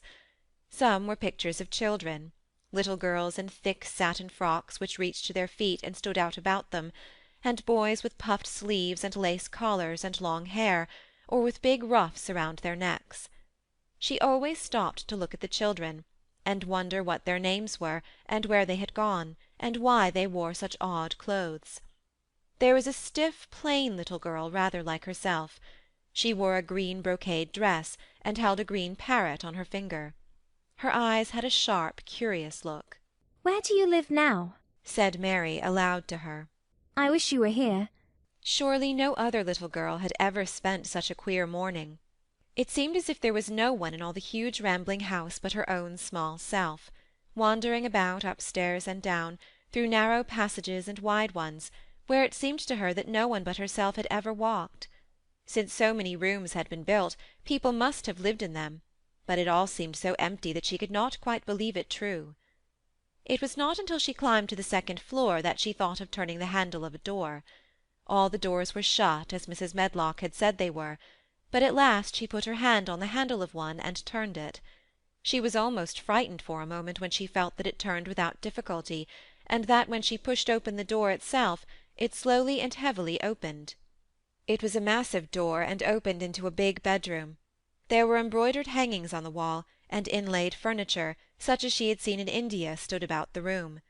A broad window with leaded panes looked out upon the moor, and over the mantel was another portrait of the stiff, plain little girl, who seemed to stare at her more curiously than ever. "Perhaps she slept here once," said Mary. "She stares at me so that she makes me feel queer." After that she opened more doors and more. She saw so many rooms that she became quite tired, and began to think that there must be 100, though she had not counted them. In all of them there were old pictures or old tapestries with strange scenes worked on them. There were curious pieces of furniture and curious ornaments in nearly all of them. In one room, which looked like a lady's sitting-room, the hangings were all embroidered velvet, and in a cabinet were about 100 little elephants made of ivory. They were of different sizes, and some had their mahouts or palanquins on their backs. Some were much bigger than the others, and some were so tiny they seemed only babies. Mary had seen carved ivory in India, and she knew all about elephants. She opened the door of the cabinet and stood on a footstool, and played with these for quite a long time. When she got tired, she set the elephants in order, and shut the door of the cabinet. In all her wanderings through the long corridors and the empty rooms, she had seen nothing alive, but in this room she saw something. Just after she had closed the cabinet door, she heard a tiny rustling sound. It made her jump and look around at the sofa by the fireplace, from which it seemed to come. In the corner of the sofa there was a cushion, and in the velvet which covered it there was a hole, and out of the hole peeped a tiny head with a pair of frightened eyes in it. Mary crept softly across the room to look. The bright eyes belonged to a little grey mouse, and the mouse had eaten a hole into the cushion and made a comfortable nest there. 6 baby mice were cuddled up asleep near her. If there was no one else alive in the 100 rooms, there were 7 mice who did not look lonely at all. If they wouldn't be so frightened, I would take them back with me, said Mary. She had wandered about long enough to feel too tired to wander any farther, and she turned back. 2 or 3 times she lost her way by turning down the wrong corridor, and was obliged to ramble up and down till she found the right one. But at last she reached her own floor again, though she was some distance from her own room, and did not know exactly where she was. I believe I have taken a wrong turning again, she said, standing still at what seemed the end of a short passage with tapestry on the wall. I don't know which way to go. How still everything is. It was while she was standing here, and just after she had said this, that the stillness was broken by a sound. It was another cry, but not quite like the one she had heard last night. It was only a short one, a fretful, childish whine muffled by passing through walls. It's nearer than it was, said Mary, her heart beating rather faster. And it is crying. She put her hand accidentally upon the tapestry near her, and then sprang back, feeling quite startled. The tapestry was the covering of a door which fell open, and showed her that there was another part of the corridor behind it, and Mrs. Medlock was coming up it with her bunch of keys in her hand and a very cross look on her face. "What are you doing here?" she said, and she took Mary by the arm and pulled her away. "What did I tell you?" I turned round the wrong corner, explained Mary. I didn't know which way to go, and I heard someone crying. She quite hated Mrs. Medlock at the moment, but she hated her more the next. "You didn't hear anything of the sort," said the housekeeper. "You come along now back to your own nursery, or I'll box your ears." And she took her by the arm, and half pushed, half pulled her up one passage and down another, until she pushed her in at the door of her own room. "Now," she said, "you stay where you're told to stay, or you'll find yourself looked up. The master had better get you a governess, same as he said he would. You're one that needs someone to look sharp after you. I've got enough to do." She went out of the room and slammed the door after her, and Mary went and sat on the hearth-rug, pale with rage. She did not cry, but ground her teeth. There was someone crying. There was, she said to herself. She had heard it twice now, and sometime she would find out. She had found out a great deal this morning. She felt as if she had been on a long journey, and at any rate she had had something to amuse her all the time, and she had played with the ivory elephants, and had seen the grey mouse and its babies in their nest in the velvet cushion. End of Chapter 6. Chapter 7. The Key to the Garden. 2 days after this, when Mary opened her eyes, she sat upright in bed immediately and called to Martha. "Look at the moor! Look at the moor!" The rainstorm had ended, and the grey mist and clouds had been swept away in the night by the wind. The wind itself had ceased, and a brilliant deep blue sky arched high over the moorland. Never, never had Mary dreamed of a sky so blue. In India skies were hot and blazing. This was of a deep, cool blue which almost seemed to sparkle like the waters of some lovely bottomless lake, and here and there, high, high in the arched blueness, floated small clouds of snow-white fleece. The far-reaching world of the moor itself looked softly blue instead of gloomy purple-black or awful dreary grey. "Ay," said Martha with a cheerful grin, "the storm's over for a bit. It does like this at this time o' year. It goes off in a night like it was pretending it had never been here, and never meant to come again. That's because the spring-time's on its way. It's a long way off yet, but it's coming." "I thought perhaps it always rained or looked dark in England," Mary said. No," said Martha, sitting up on her heels among her black lead brushes. "Nowt o' the sort." "What does that mean?" asked Mary seriously. In India the natives spoke different dialects which only a few people understood, so she was not surprised when Martha used words she did not know. Martha laughed as she had done the first morning. "There now," she said, "I've talked broad Yorkshire again, like Mrs. Medlock says I mustn't. Now to the sort means nothing of the sort," slowly and carefully. "But it takes so long to say it. Yorkshire's the sunniest place on earth when it is sunny. I told thee tha'd like the moor after a bit. Just you wait till you see the gold-coloured gorse blossoms, and the blossoms of the broom, and the heather flowering, all purple bells, and hundreds of butterflies fluttering, and bees humming, and skylarks soaring up and singing. You'll want to get out on it at sunrise, and live out on it all day like Dickon does." Could I ever get there? asked Mary wistfully, looking through her window at the far-off blue. It was so new and big and wonderful, and such a heavenly colour. "I don't know," answered Martha. "Tha's never used the leg since thou was born, it seems to me. Thou couldn't walk 5 mile. It's 5 mile to our cottage." I should like to see your cottage. Martha stared at her a moment curiously before she took up her polishing brush and began to rub the grate again.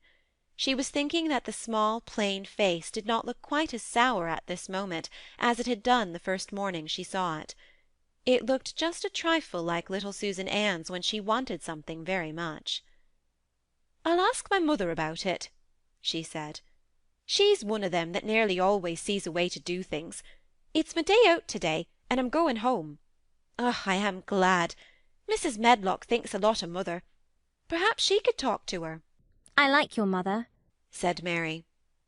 "I should think they did," agreed Martha, polishing away. I've never seen her, said Mary. "No, there hasn't," replied Martha. She sat up on her heels again and rubbed the end of her nose with the back of her hand, as if puzzled for a moment, but she ended quite positively. "Well, she's that sensible and hard-working, and good-natured and clean, that no one could help liking her, whether they'd seen her or not. When I'm going home to her on my day out, I just jump for joy when I'm crossing the moor." I like Dickon, added Mary. and I've never seen him. "Well," said Martha stoutly, "I've told thee that the very birds like him, and the rabbits and wild sheep and ponies, and the foxes themselves. I wonder," staring at her reflectively, "what Dickon would think of thee?" He wouldn't like me, said Mary in her stiff, cold little way. No one does. Martha looked reflective again. "How does thou like thyself?" she inquired, really quite as if she were curious to know. Mary hesitated a moment and thought it over. Not at all, really, she answered. But I never thought of that before. Martha grinned a little, as if at some homely recollection. "Mother said that to me once," she said. "She was at her wash-tub, and I was in a bad temper, and talking ill of folk, and she turns round on me and says, 'The young vixen tha! There thou stands saying thou doesn't like this one, and thou doesn't like that one. How does thou like thyself?' It made me laugh, and it brought me to my senses in a minute." She went away in high spirits as soon as she had given Mary her breakfast. She was going to walk 5 miles across the moor to the cottage, and she was going to help her mother with the washing, and do the week's baking, and enjoy herself thoroughly. Mary felt lonelier than ever when she knew she was no longer in the house. She went out into the garden as quickly as possible, and the first thing she did was to run round and round the fountain flower garden 10 times. She counted the times carefully, and when she had finished she felt in better spirits. The sunshine made the whole place look different. The high, deep blue sky arched over Misselthwaite as well as over the moor, and she kept lifting her face and looking up into it, trying to imagine what it would be like to lie down on one of the little snow-white clouds and float about. She went into the first kitchen garden, and found Ben Weatherstaff working there with 2 other gardeners. The change in the weather seemed to have done him good. He spoke to her of his own accord. "Springtime's coming," he said. "Cannot thou smell it?" Mary sniffed and thought she could. I smell something nice and fresh and damp, she said. "That's a good rich earth," he answered, digging away. "It's in a good humour, making ready to grow things. It's glad when planting time comes. It's dull in winter, when it's got nowt to do. In the flower gardens out there, things will be stirring down below in the dark. The sun's warming 'em. You'll see bits of green spikes sticking out of the black earth after a bit. What will they be? asked Mary. Crocuses and snowdrops and daffodillies. Hast thou never seen 'em? No, everything is hot and wet and green after the rains in India. Said Mary. And I think things grow up in a night. These won't grow up in a night. Said Weatherstaff. Thou'll have to wait for 'em. They'll poke up a bit higher here, and push out a spike more there, and uncurl a leaf this day, and another that. You watch 'em. I am going to, answered Mary. Very soon she heard the soft rustling flight of wings again, and she knew at once that the robin had come again.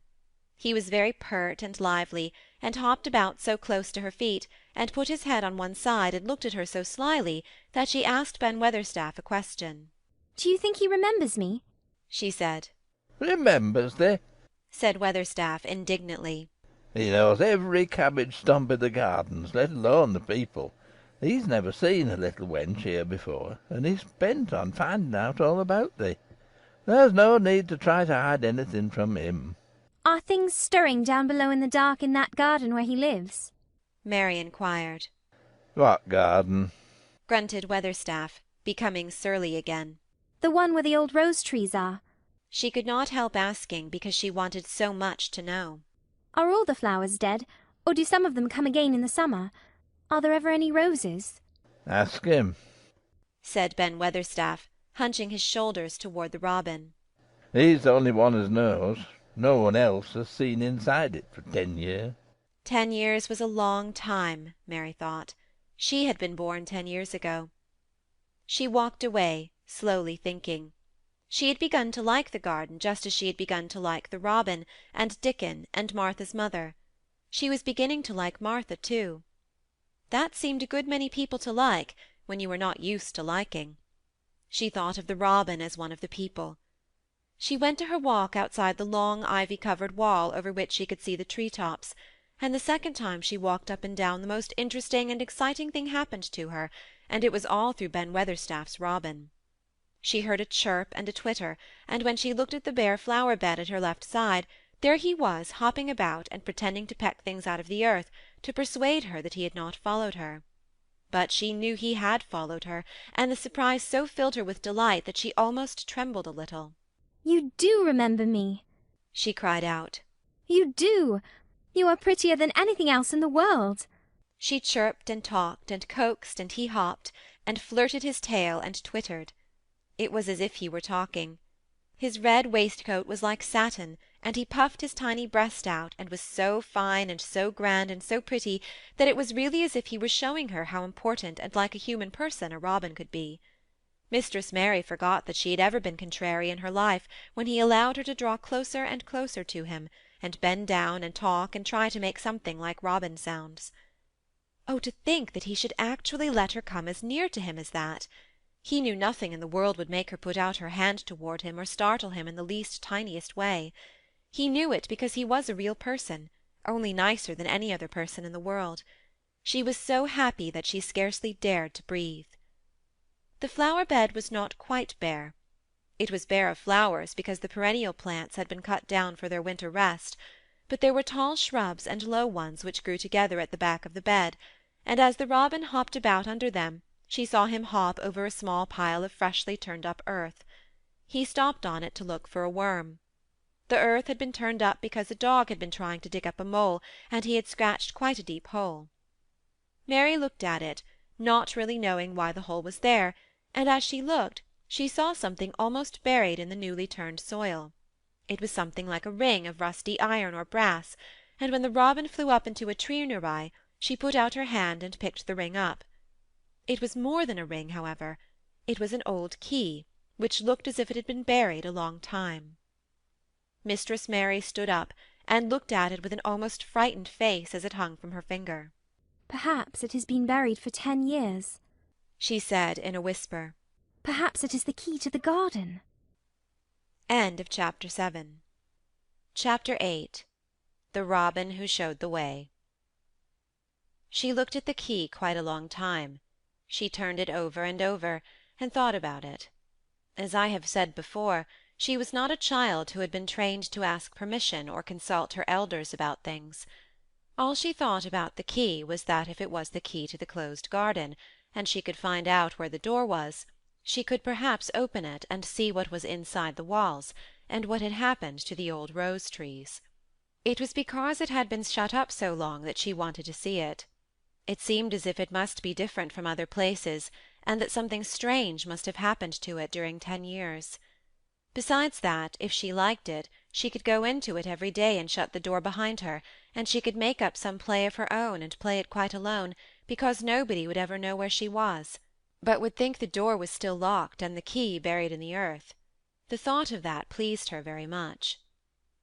Living, as it were, all by herself in a house with 100 mysteriously closed doors, and having nothing whatever to do to amuse herself, had set her inactive brain to working, and was actually awakening her imagination. There is no doubt that the fresh, strong, pure air from the moor had a great deal to do with it. Just as it had given her an appetite, and fighting with the wind had stirred her blood, so the same things had stirred her mind. In India she had always been too hot and languid and weak to care much about anything, but in this place she was beginning to care and to want to do new things. Already she felt less contrary, though she did not know why. She put the key in her pocket and walked up and down her walk. No one but herself ever seemed to come there, so she could walk slowly and look at the wall, or rather at the ivy growing on it. The ivy was the baffling thing. Howsoever carefully she looked, she could see nothing but thickly growing, glossy, dark green leaves. She was very much disappointed. Something of her contrariness came back to her as she paced the walk and looked over it at the tree-tops inside. It seemed so silly, she said to herself, to be near it and not be able to get in. She took the key in her pocket when she went back to the house, and she made up her mind that she would always carry it with her when she went out, so that if she should ever find the hidden door she would be ready. Mrs. Medlock had allowed Martha to sleep all night at the cottage, but she was back at her work in the morning with cheeks redder than ever and in the best of spirits. "I got up at 4 o'clock," she said. It was pretty on the moor, with the birds getting up and the rabbits scampering about, and the sun rising. I didn't walk all the way. A man gave me a ride in his cart, and I did enjoy myself." She was full of stories of the delights of her day out. Her mother had been glad to see her, and they had got the baking and washing all out of the way. She had even made each of the children a dough-cake with a bit of brown sugar in it. "I had 'em all piping hot when they came in from playing on the moor, and the cottage all smelt to nice, clean, hot bacon, and there was a good fire, and they just shouted for joy. Our Dickon, he said our cottage was good enough for a king." In the evening they had all sat round the fire, and Martha and her mother had sewed patches on torn clothes, and mended stockings, and Martha had told them about the little girl who had come from India, and who had been waited on all her life by what Martha called blacks, until she didn't know how to put on her own stockings. "They did like to hear about you," said Martha. "They wanted to know all about the blacks, and about the ship you came in. I couldn't tell 'em enough." Mary reflected a little. "I'll tell you a great deal more before your next day out," she said, "so that you will have more to talk about. I dare say they would like to hear about riding on elephants and camels, and about the officers going to hunt tigers." "My word!" cried delighted Martha. "It would set 'em clean off their heads. Would they really do that, miss? It would be the same as a wild beast show like we heard they had in York once." "India is quite different from Yorkshire," Mary said slowly, as she thought the matter over. "I never thought of that. Did Dickon and your mother like to hear you talk about me?" "Why, our Dickon's eyes nearly started out of his head, they got that round," answered Martha. "But mother, she was put out about your seeming to be all about by yourself. She said, 'Hasn't Mr. Craven got no governess for her, nor no nurse?' And I said, 'No, he hasn't, though Mrs. Medlock says he will when he thinks of it. But she says he mayn't think of it for 2 or 3 years. "I don't want a governess," said Mary sharply. "But mother says you ought to be learning your book by this time, and you ought to have a woman to look after you, and she says, 'Now, Martha, you just think how you'd feel yourself in a big place like that, wandering about all alone, and no mother. You do your best to cheer her up,' she says, and I said I would." Mary gave her a long, steady look. You do cheer me up, she said. I like to hear you talk. Presently Martha went out of the room, and came back with something held in her hands under her apron. What dost thou think? she said, with a cheerful grin. I've brought thee a present. A present? Exclaimed Mistress Mary. How could a cottage full of 14 hungry people give any one a present? A man was driving across the moor peddling, Martha explained, and he stopped his cart at our door. He had pots and pans and odds and ends, but mother had no money to buy anything. Just as he was going away, our Lisbeth Ellen called out, Mother, he's got skipping ropes with red and blue handles. And mother, she calls out quite sudden, Here, stop, mister, how much are they?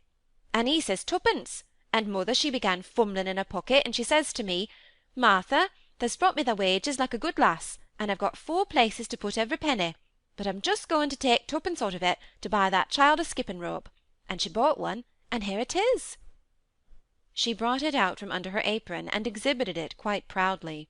It was a strong, slender rope with a striped red and blue handle at each end, but Mary Lennox had never seen a skipping rope before.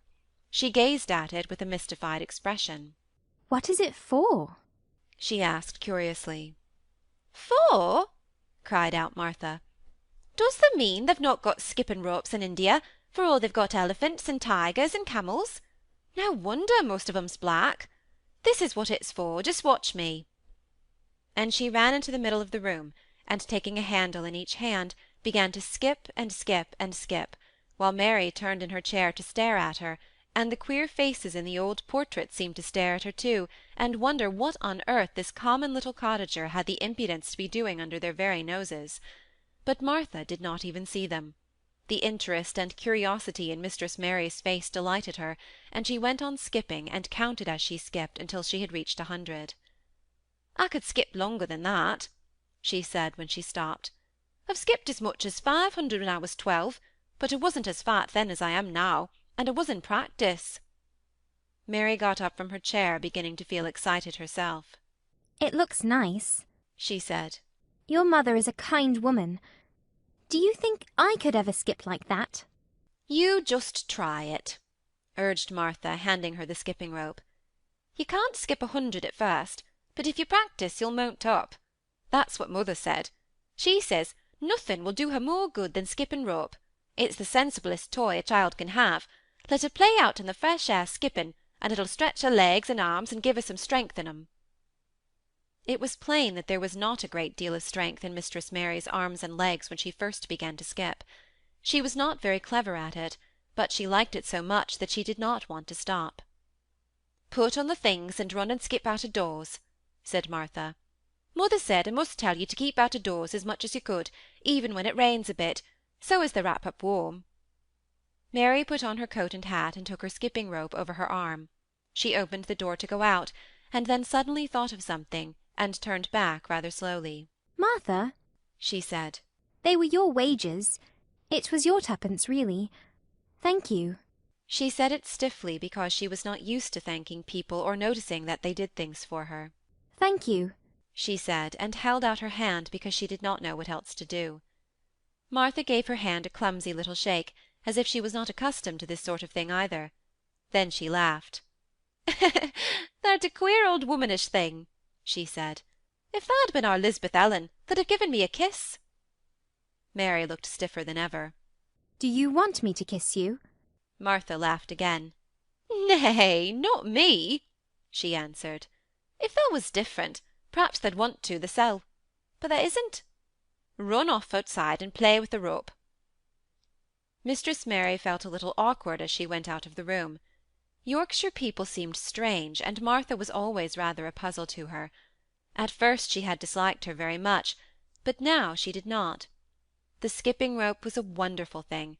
She counted and skipped and counted, until her cheeks were quite red, and she was more interested than she had ever been since she was born. The sun was shining, and a little wind was blowing, not a rough wind, but one which came in delightful little gusts and brought a fresh scent of newly turned earth with it. She skipped round the fountain garden, and up one walk and down another.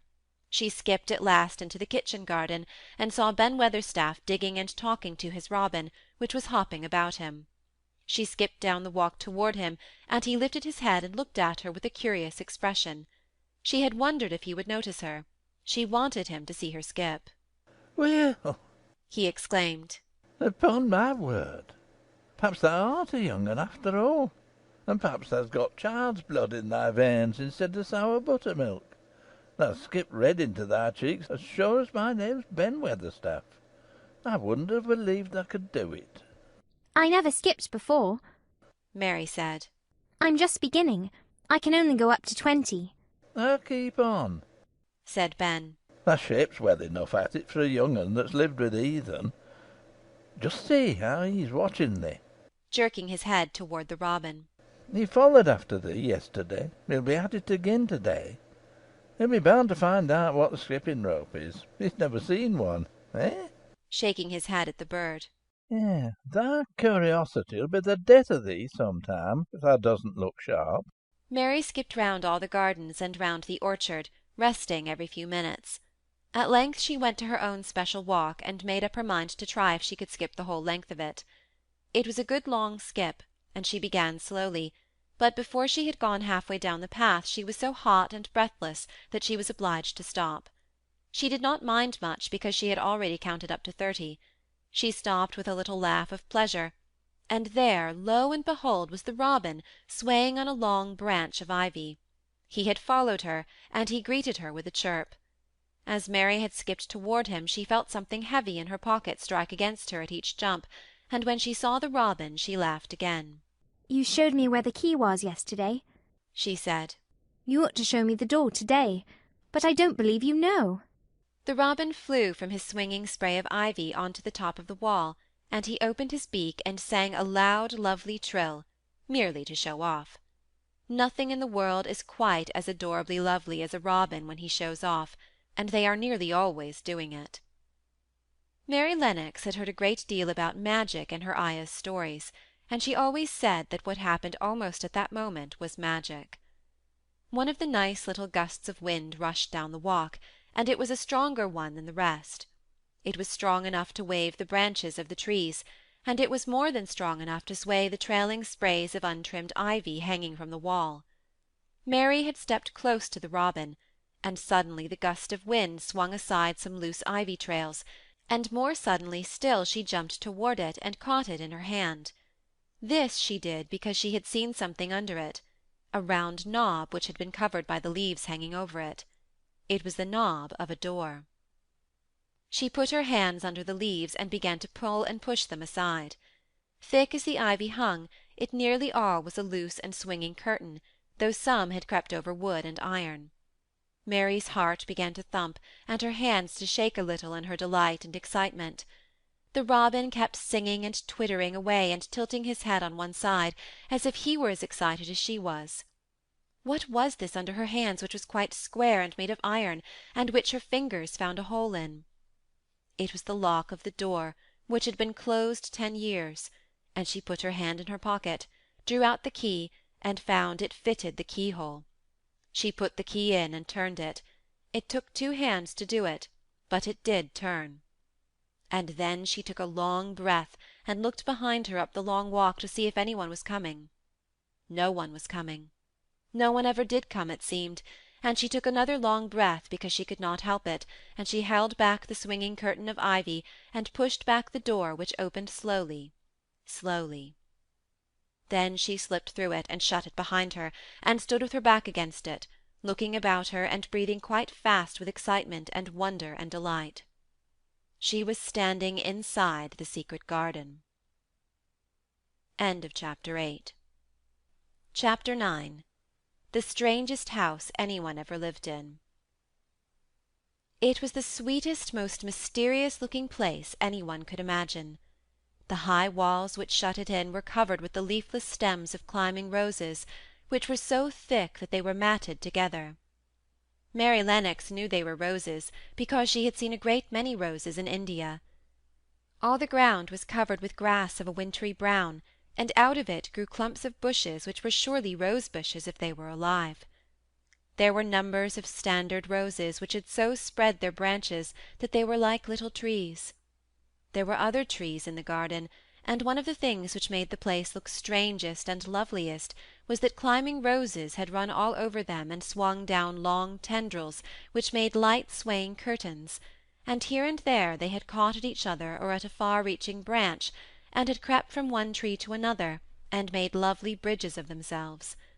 There were neither leaves nor roses on them now, and Mary did not know whether they were dead or alive, but their thin grey or brown branches and sprays looked like a sort of hazy mantle spreading over everything, walls and trees, and even brown grass, where they had fallen from their fastenings and run along the ground.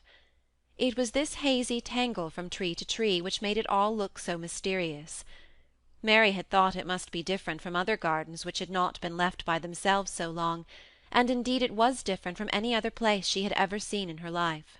"How still it is," she whispered. "How still." Then she waited a moment and listened at the stillness. The robin, who had flown to his tree-top, was as still as all the rest. He did not even flutter his wings. He sat without stirring and looked at Mary. "No wonder it is still," she whispered again. "I am the first person who has spoken in here for 10 years." She moved away from the door, stepping as softly as if she were afraid of awakening someone. She was glad that there was grass under her feet and that her steps made no sounds. She walked under one of the fairy-like grey arches between the trees, and looked up at the sprays and tendrils which formed them. "I wonder if they are all quite dead," she said. "Is it all a quite dead garden? I wish it wasn't." If she had been Ben Weatherstaff, she could have told whether the wood was alive by looking at it, but she could only see that there were only grey or brown sprays and branches, and none showed any signs of even a tiny leaf-bud anywhere.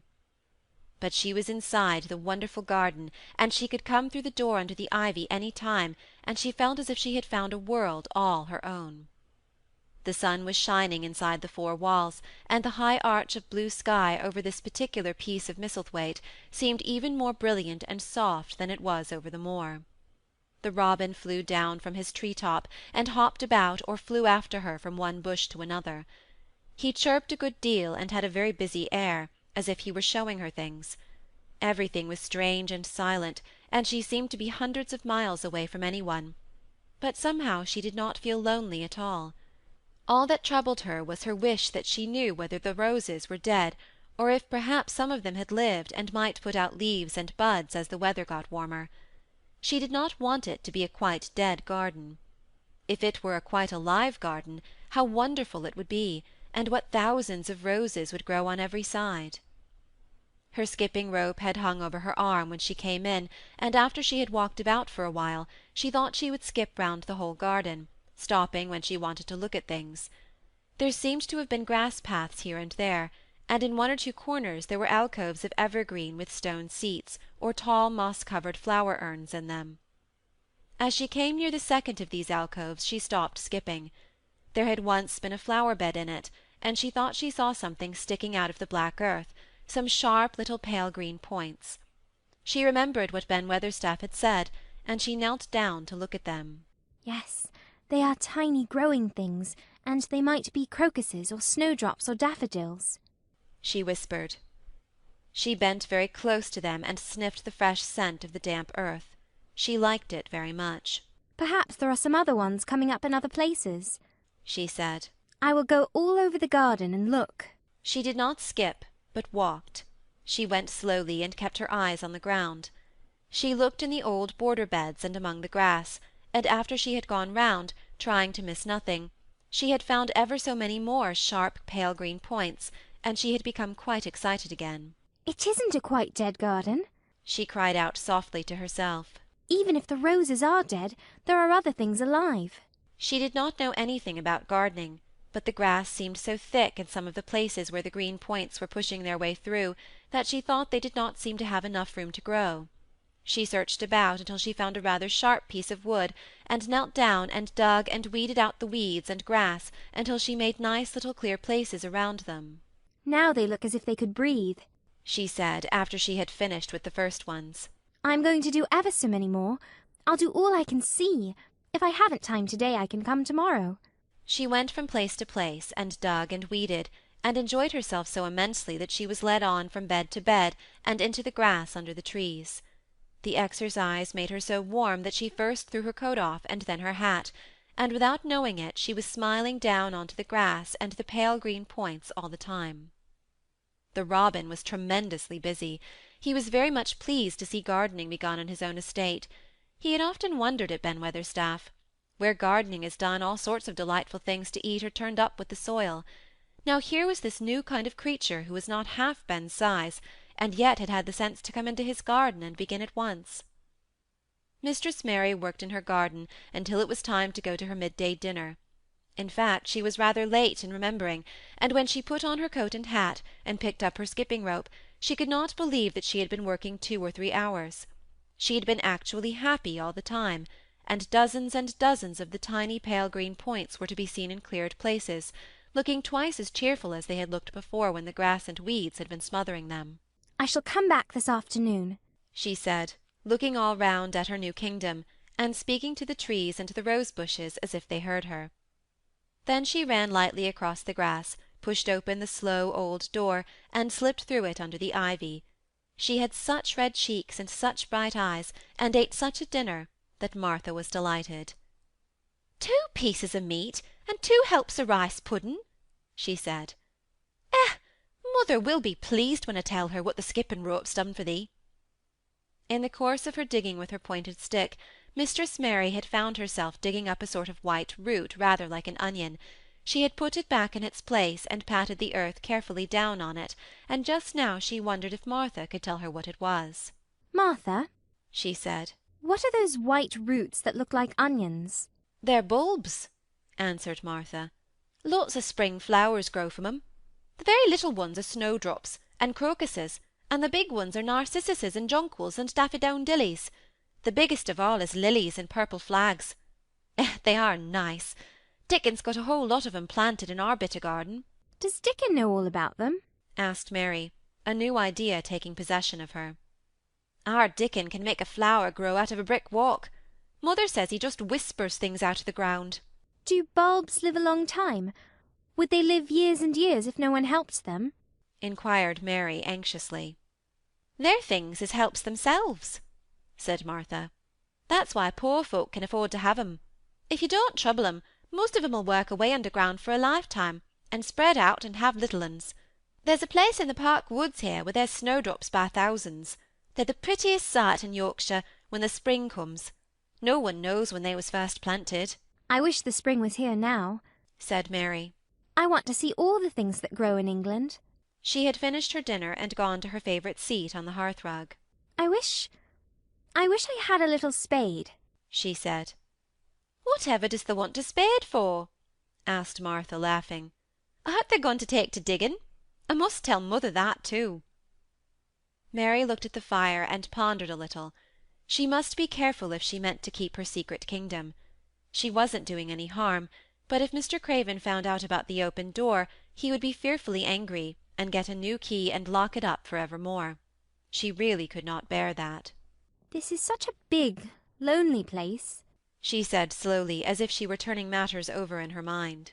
The house is lonely, and the park is lonely, and the gardens are lonely. So many places seem shut up. I never did many things in India, but there were more people to look at, natives and soldiers marching by, and sometimes bands playing, and my ayah told me stories. There is no one to talk to here except you and Ben Weatherstaff. And you have to do your work, and Ben Weatherstaff won't speak to me often. I thought, if I had a little spade, I could dig somewhere as he does, and I might make a little garden if he would give me some seeds. Martha's face quite lighted up. There now, she exclaimed. If that wasn't one of the things mother said. She says there's such a lot of room in that big place. Why don't they give her a bit for herself, even if she doesn't plant nothing but parsley and radishes? She'd dig and rake away and be right down happy over it. Them was the very words she said. Were they? said Mary. How many things she knows, doesn't she? Said Martha. It's like she says, a woman as brings up 12 children learns something besides her ABC. Children's as good as arithmetic to set you finding out things. How much would a spade cost? A little one? Mary asked. Well, was Martha's reflective answer, At Thwaite village there's a shop or so, and I saw little garden sets with a spade and a rake and a fork, all tied together for 2 shillings, and they was stout enough to work with, too. I've got more than that in my purse, said Mary. Mrs. Morrison gave me 5 shillings, and Mrs. Medlock gave me some money from Mr. Craven. Did he remember thee that much? Exclaimed Martha. Mrs. Medlock said I was to have 1 shilling a week to spend. She gives me one every Saturday. I didn't know what to spend it on. My word, that's riches, said Martha. They can buy anything in the world they wants. The rent of our cottage is only 1 and 3pence, and it's like pulling our teeth to get it. Now I've just thought of something, putting her hands on her hips. What? said Mary eagerly. In the shop at Thwaite they sell packages of flower seeds for 1 penny each, and our Dickon, he knows which is the prettiest ones, and how to make 'em grow. He walks over to Thwaite many a day for the fun of it. Does thee know how to print letters? Suddenly. I know how to write, Mary answered. Martha shook her head. Our Dickon can only read printing. If thou could print, we could write a letter to him, and ask him to go and buy the garden tools and the seeds at the same time. Oh, you're a good girl, Mary cried. You are, really. I didn't know you were so nice. I know I can print letters if I try. Let's ask Mrs. Medlock for a pen and ink and some paper. I've got some of my own, said Martha. I bought 'em so I could print a bit of a letter to mother of a Sunday. I'll go and get it. She ran out of the room, and Mary stood by the fire and twisted her thin little hands together with sheer pleasure. If I have a spade, she whispered, I can make the earth nice and soft and dig up weeds. If I have seeds and can make flowers grow, the garden won't be dead at all. It will come alive. She did not go out again that afternoon, because when Martha returned with her pen and ink and paper, she was obliged to clear the table and carry the plates and dishes downstairs, and when she got into the kitchen, Mrs. Medlock was there and told her to do something, so Mary waited for what seemed to her a long time before she came back. Then it was a serious piece of work to write to Dickon. Mary had been taught very little, because her governess had disliked her too much to stay with her. She could not spell particularly well, but she found that she could print letters when she tried. This was the letter Martha dictated to her. My dear Dickon, this comes hoping to find you well as it leaves me at present. Miss Mary has plenty of money, and will go to Thwaite and buy her some flower seeds and a set of garden tools to make a flower bed. Pick the prettiest ones and easy to grow, because she has never done it before and lived in India, which is different. Give my love to mother and every one of you. Miss Mary is going to tell me a lot more, so that on my next day out you can hear about elephants and camels and gentlemen going hunting lions and tigers. Your loving sister, Martha Phoebe Sowerby. We'll put the money in the envelope, and I'll get the butcher boy to take it in his cart. He's a great friend of Dickon's, said Martha. How shall I get the things when Dickon buys them? He'll bring 'em to you himself. He'll like to walk over this way. Oh, exclaimed Mary. Then I shall see him. I never thought I should see Dickon. Does thee want to see him? asked Martha suddenly, for Mary had looked so pleased. Yes, I do. I never saw a boy foxes and crows loved. I want to see him very much. Martha gave a little start, as if she remembered something. Now to think, she broke out. To think of me forgetting that there. And I thought I was going to tell you first thing this morning. I asked mother, and she said she'd ask Mrs. Medlock her own self. Do you mean? Mary began. What I said Tuesday. Ask her if you might be driven over to our cottage some day and have a bit of mother's hot oat cake and butter and a glass of milk. It seemed as if all the interesting things were happening in one day. To think of going over the moor in the daylight and when the sky was blue. To think of going into the cottage which had 12 children. Does she think Mrs. Medlock would let me go? She asked quite anxiously. Ay, she thinks she would. She knows what a tidy woman mother is, and how clean she keeps the cottage. If I went, I should see your mother as well as Dickon, said Mary, thinking it over and liking the idea very much. She doesn't seem to be like the mothers in India. Her work in the garden and the excitement of the afternoon ended by making her feel quiet and thoughtful. Martha stayed with her until tea-time, but they sat in comfortable quiet and talked very little. But just before Martha went downstairs for the tea-tray, Mary asked a question. Martha, she said, has the scullery maid had the toothache again today? Martha certainly started slightly. What makes thee ask that? she said. Because when I waited so long for you to come back, I opened the door and walked down the corridor to see if you were coming, and I heard that far-off crying again, just as we heard it the other night. There isn't a wind to-day, so you see it couldn't have been the wind. Said Martha restlessly. They mustn't go walking about in the corridors and listening. Mr. Craven would be that there angry. There's no knowing what he'd do. I wasn't listening, said Mary. I was just waiting for you, and I heard it. That's 3 times. My word, there's Mrs. Medlock's bell, said Martha, and she almost ran out of the room. It's the strangest house anyone ever lived in, said Mary drowsily, as she dropped her head on the cushioned seat of the armchair near her. Fresh air and digging and skipping rope had made her feel so comfortably tired that she fell asleep. Chapter 10. Dickon. The sun shone down for nearly a week on the secret garden. The secret garden was what Mary called it when she was thinking of it. She liked the name, and she liked still more the feeling that when its beautiful old walls shut her in, no one knew where she was. It seemed almost like being shut out of the world in some fairy place. The few books she had read and liked had been fairy story books, and she had read of secret gardens in some of the stories. Sometimes people went to sleep in them for 100 years, which she had thought must be rather stupid. She had no intention of going to sleep, and in fact she was becoming wider awake every day which passed at Misselthwaite. She was beginning to like to be out of doors. She no longer hated the wind, but enjoyed it. She could run faster and longer, and she could skip up to 100. The bulbs in the secret garden must have been much astonished. Such nice clear places were made round them that they had all the breathing space they wanted. And really, if Mistress Mary had known it, they began to cheer up under the dark earth and work tremendously. The sun could get at them and warm them, and when the rain came down it could reach them at once, so they began to feel very much alive. Mary was an odd, determined little person, and now she had something interesting to be determined about, she was very much absorbed indeed. She worked and dug and pulled up weeds steadily, only becoming more pleased with her work every hour instead of tiring of it. It seemed to her like a fascinating sort of play. She found many more of the sprouting pale green points than she had ever hoped to find. They seemed to be starting up everywhere, and each day she was sure she found tiny new ones, some so tiny that they barely peeped above the earth. There were so many that she remembered what Martha had said about the snowdrops by the thousands, and about bulbs spreading and making new ones. These had been left to themselves for 10 years, and perhaps they had spread, like the snowdrops, into thousands. She wondered how long it would be before they showed that they were flowers. Sometimes she stopped digging to look at the garden and try to imagine what it would be like when it was covered with thousands of lovely things in bloom. During that week of sunshine she became more intimate with Ben Weatherstaff. She surprised him several times by seeming to start up beside him as if she sprang out of the earth. The truth was that she was afraid that he would pick up his tools and go away if he saw her coming, so she always walked toward him as silently as possible. But in fact he did not object to her as strongly as he had at first.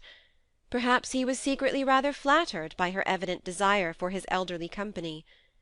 Then also she was more civil than she had been. He did not know that when she first saw him she spoke to him as she would have spoken to a native, and had not known that a cross, sturdy old Yorkshireman was not accustomed to salaam to his masters, and be merely commanded by them to do things. "That like the robin," he said to her one morning when he lifted his head and saw her standing by him. "I never knows when I shall see thee, or which side they'll come from." He's friends with me now, said Mary. That's like him," snapped Ben Weatherstaff. "making up to the women folk just for vanity and flightiness. There's nothing he wouldn't do for the sake of showing off and flirting his tail feathers. He's as full of pride as an egg's full of meat." He very seldom talked much, and sometimes did not even answer Mary's questions except by a grunt, but this morning he said more than usual. He stood up and rested one hobnailed boot on the top of his spade while he looked her over. "How long hast thou been here?" he jerked out. I think it's about a month, she answered. "That's beginning to do Misselthwaite credit," he said. Thou's a bit fatter than thou was, and thou's not quite so yeller. Thou looked like a young plucked crow when thou first came into this garden. Thinks I to myself, I never set eyes on an uglier, sourer-faced young un." Mary was not vain, and as she had never thought much of her looks, she was not greatly disturbed. I know I'm fatter, she said. My stockings are getting tighter. They used to make wrinkles. There's the robin, Ben Weatherstaff. There indeed was the robin, and she thought he looked nicer than ever. His red waistcoat was as glossy as satin, and he flirted his wings and tail, and tilted his head, and hopped about with all sorts of lively graces. He seemed determined to make Ben Weatherstaff admire him. But Ben was sarcastic. "Ay, there thou art," he said. "Thou can put up with me for a bit sometimes, when thou's got no one better. Thou's been redding up thy waistcoat and polishing thy feathers this 2 week. I know what thou's up to. Thou's courting some bold young madam somewhere, telling thy lies to her about being the finest cock robin on Missel Moor, and ready to fight all the rest of 'em." Oh, look at him! exclaimed Mary. The robin was evidently in a fascinating bold mood. He hopped closer and closer, and looked at Ben Weatherstaff more and more engagingly. He flew on to the nearest currant bush, and tilted his head, and sang a little song right at him. "Thou thinks thou'll get over me by doing that," said Ben, wrinkling up his face in such a way that Mary felt sure he was trying not to look pleased. "Thou thinks no one can stand out against thee. That's what thou thinks." The robin spread his wings. Mary could scarcely believe her eyes. He flew right up to the handle of Ben Weatherstaff's spade, and alighted on the top of it. Then the old man's face wrinkled itself slowly into a new expression. He stood still as if he were afraid to breathe, as if he would not have stirred for the world lest his robin should start away. He spoke quite in a whisper. "Well, I'm danged," he said softly, as if he were saying something quite different. Thou does know how to get at a chap, thou does. That's fair unearthly, that's so knowing." And he stood without stirring, almost without drawing his breath, until the robin gave another flirt to his wings and flew away. Then he stood looking at the handle of the spade, as if there might be magic in it, and he began to dig again, and said nothing for several minutes. But because he kept breaking into a slow grin now and then, Mary was not afraid to talk to him. Have you a garden of your own? she asked. "No, I am a bachelder, and lodge with Martin at the gate." If you had one, said Mary, what would you plant? "Cabbages and taters and onions." But if you wanted to make a flower garden, persisted Mary, what would you plant? "Oh, bulbs and sweet-smelling things, but mostly roses." Mary's face lighted up. Do you like roses? she said. Ben Weatherstaff rooted up a weed and threw it aside before he answered. "Well, yes, I do. I was learned that by a young lady I was gardener to. She had a lot in a place she was fond of, and she loved 'em like they was children. Or robins. I've seen her bend over and kiss 'em." He dragged out another weed and scowled at it. "That were as much as 10 year ago." Where is she now? asked Mary, much interested. "Heaven," he answered, and drove his spade deep into the soil. "According to what parson says." What happened to the roses? Mary asked again, more interested than ever. "They was left to themselves." Mary was becoming quite excited. Did they quite die? Do roses quite die when they are left to themselves? she ventured. "Well, I got to like 'em, and I liked her, and she liked 'em." Ben Weatherstaff admitted reluctantly. "Once or twice a year I'd go and work at 'em a bit, prune 'em and dig about the roots. They run wild, but they was in rich soil, so some of 'em lived." When they have no leaves, and look grey and brown and dry, how can you tell whether they are dead or alive? inquired Mary. "Wait till the spring gets at 'em. Wait till the sun shines on the rain, and the rain falls on the sunshine, and then they'll find out." How? How? cried Mary, forgetting to be careful. "Look along the twigs and branches, and if thou sees a bit of a brown lump swelling here and there, watch it after the warm rain, and see what happens." He stopped suddenly and looked curiously at her eager face. Why dost thou care so much about roses and such all of a sudden? He demanded. Mistress Mary felt her face grow red. She was almost afraid to answer. I want to play that I have a garden of my own, she stammered. There is nothing for me to do. I have nothing, and no one. Well, said Ben Weatherstaff slowly as he watched her. That's true, there hasn't. He said it in such an odd way that Mary wondered if he was actually a little sorry for her. She had never felt sorry for herself. She had only felt tired and cross, because she disliked people and things so much. But now the world seemed to be changing and getting nicer. If no one found out about the secret garden, she should enjoy herself always. She stayed with him for 10 or 15 minutes longer, and asked him as many questions as she dared. He answered every one of them in his queer grunting way, and he did not seem really cross, and did not pick up his spade and leave her. He said something about roses just as she was going away, and it reminded her of the ones he had said he had been fond of. Do you go and see those other roses now? She asked. Not been this year. My rheumatics has made me too stiff i' the joints. He said it in his grumbling way, and then suddenly he seemed to get angry with her, though she did not see why he should. Now look here, he said sharply. Doesn't ask so many questions. That worst wench for asking questions I've ever come across. Get thee gone and play thee. I've done talking for to-day.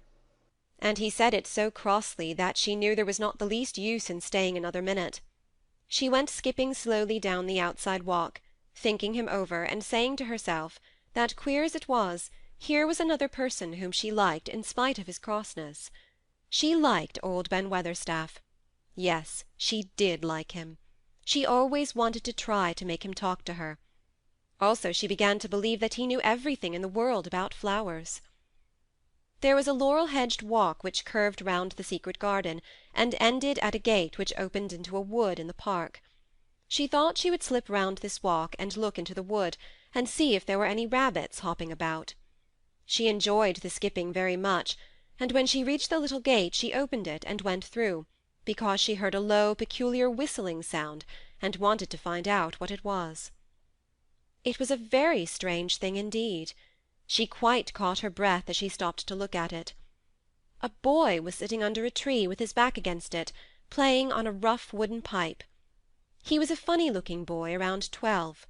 He looked very clean, and his nose turned up, and his cheeks were as red as poppies, and never had Mistress Mary seen such round and such blue eyes in any boy's face.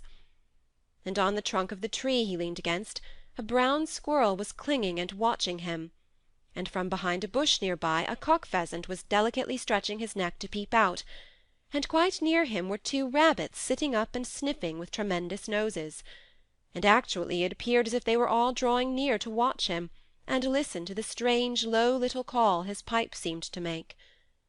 When he saw Mary he held up his hand, and spoke to her in a voice almost as low and rather like his piping. "Don't tha move," he said. "It'd fright them." Mary remained motionless. He stopped playing his pipe, and began to rise from the ground. He moved so slowly that it scarcely seemed as though he were moving at all, but at last he stood on his feet, and then the squirrel scampered back up into the branches of his tree, the pheasant withdrew his head, and the rabbits dropped on all fours and began to hop away, though not at all as if they were frightened. "I'm Dickon," the boy said. "I know that, Miss Mary." Then Mary realized that somehow she had known at first that he was Dickon. Who else could have been charming rabbits and pheasants as the natives charm snakes in India? He had a wide, red, curving mouth, and his smile spread all over his face. "I got up slow," he explained, "because if thou makes a quick move it startles them. A body has to move gentle and speak low when wild things is about." He did not speak to her as if they had never seen each other before, but as if he knew her quite well. Mary knew nothing about boys, and she spoke to him a little stiffly because she felt rather shy. "Did you get Martha's letter?" she asked. He nodded his curly rust-coloured head. "That's why I come." He stooped to pick up something which had been lying on the ground beside him when he piped. "I've got to garden tools. There's a little spade and rake and a fork and hoe. Eh, they are good uns. There's a trowel too, and t' woman at t' shop threw in a packet of white poppy. and one a blue larkspur when I brought t'other seeds. Will you show the seeds to me? Mary said. She wished she could talk as he did. His speech was so quick and easy. It sounded as if he liked her and was not the least afraid she would not like him, though he was only a common moor boy, in patched clothes and with a funny face and a rough, rusty red head. As he came closer to him she noticed that there was a clean, fresh scent of heather and grass and leaves about him, almost as if he were made of them. She liked it very much, and when she looked into his funny face with the red cheeks and round blue eyes, she forgot that she had felt shy. Let us sit down on this log and look at them, she said.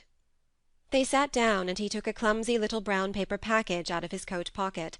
He untied the string, and inside there were ever so many neater and smaller packages with a picture of a flower on each one. There's a lot of mignonette and poppies, he said. Mignonette's too sweet smelling thing as grows, and it'll grow wherever you cast it, same as poppies will. Them as'll come up and bloom if you just whistle at them. Them's the nicest of all. He stopped and turned his head quickly, his poppy-cheeked face lighting up. Where's that robin as is calling us? he said. The chirp came from a thick holly bush bright with scarlet berries, and Mary thought she knew whose it was. Is it really calling us? she asked.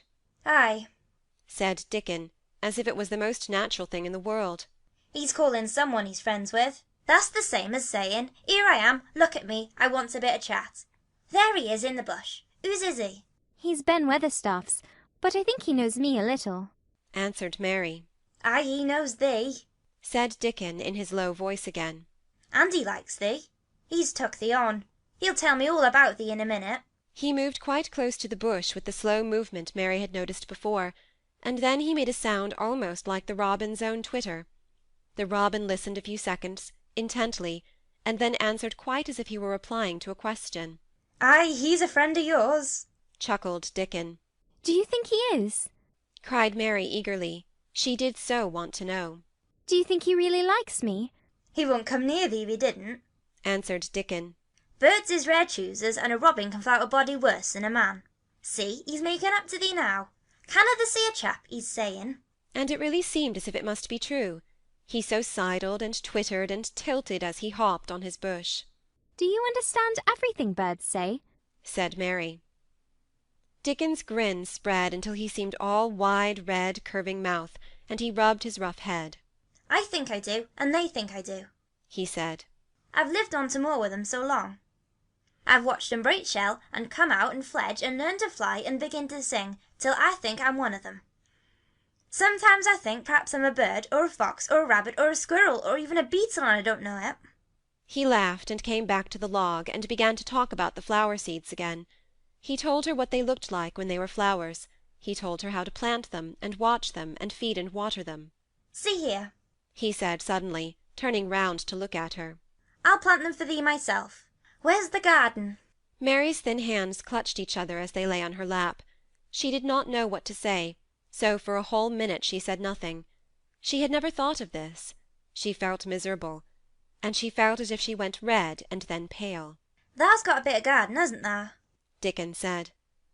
It was true that she had turned red and then pale. Dickon saw her do it, and as she still said nothing, he began to be puzzled. Wouldn't they give thee a bit? he asked. Hasn't thou got any yet? She held her hands tighter and turned her eyes toward him.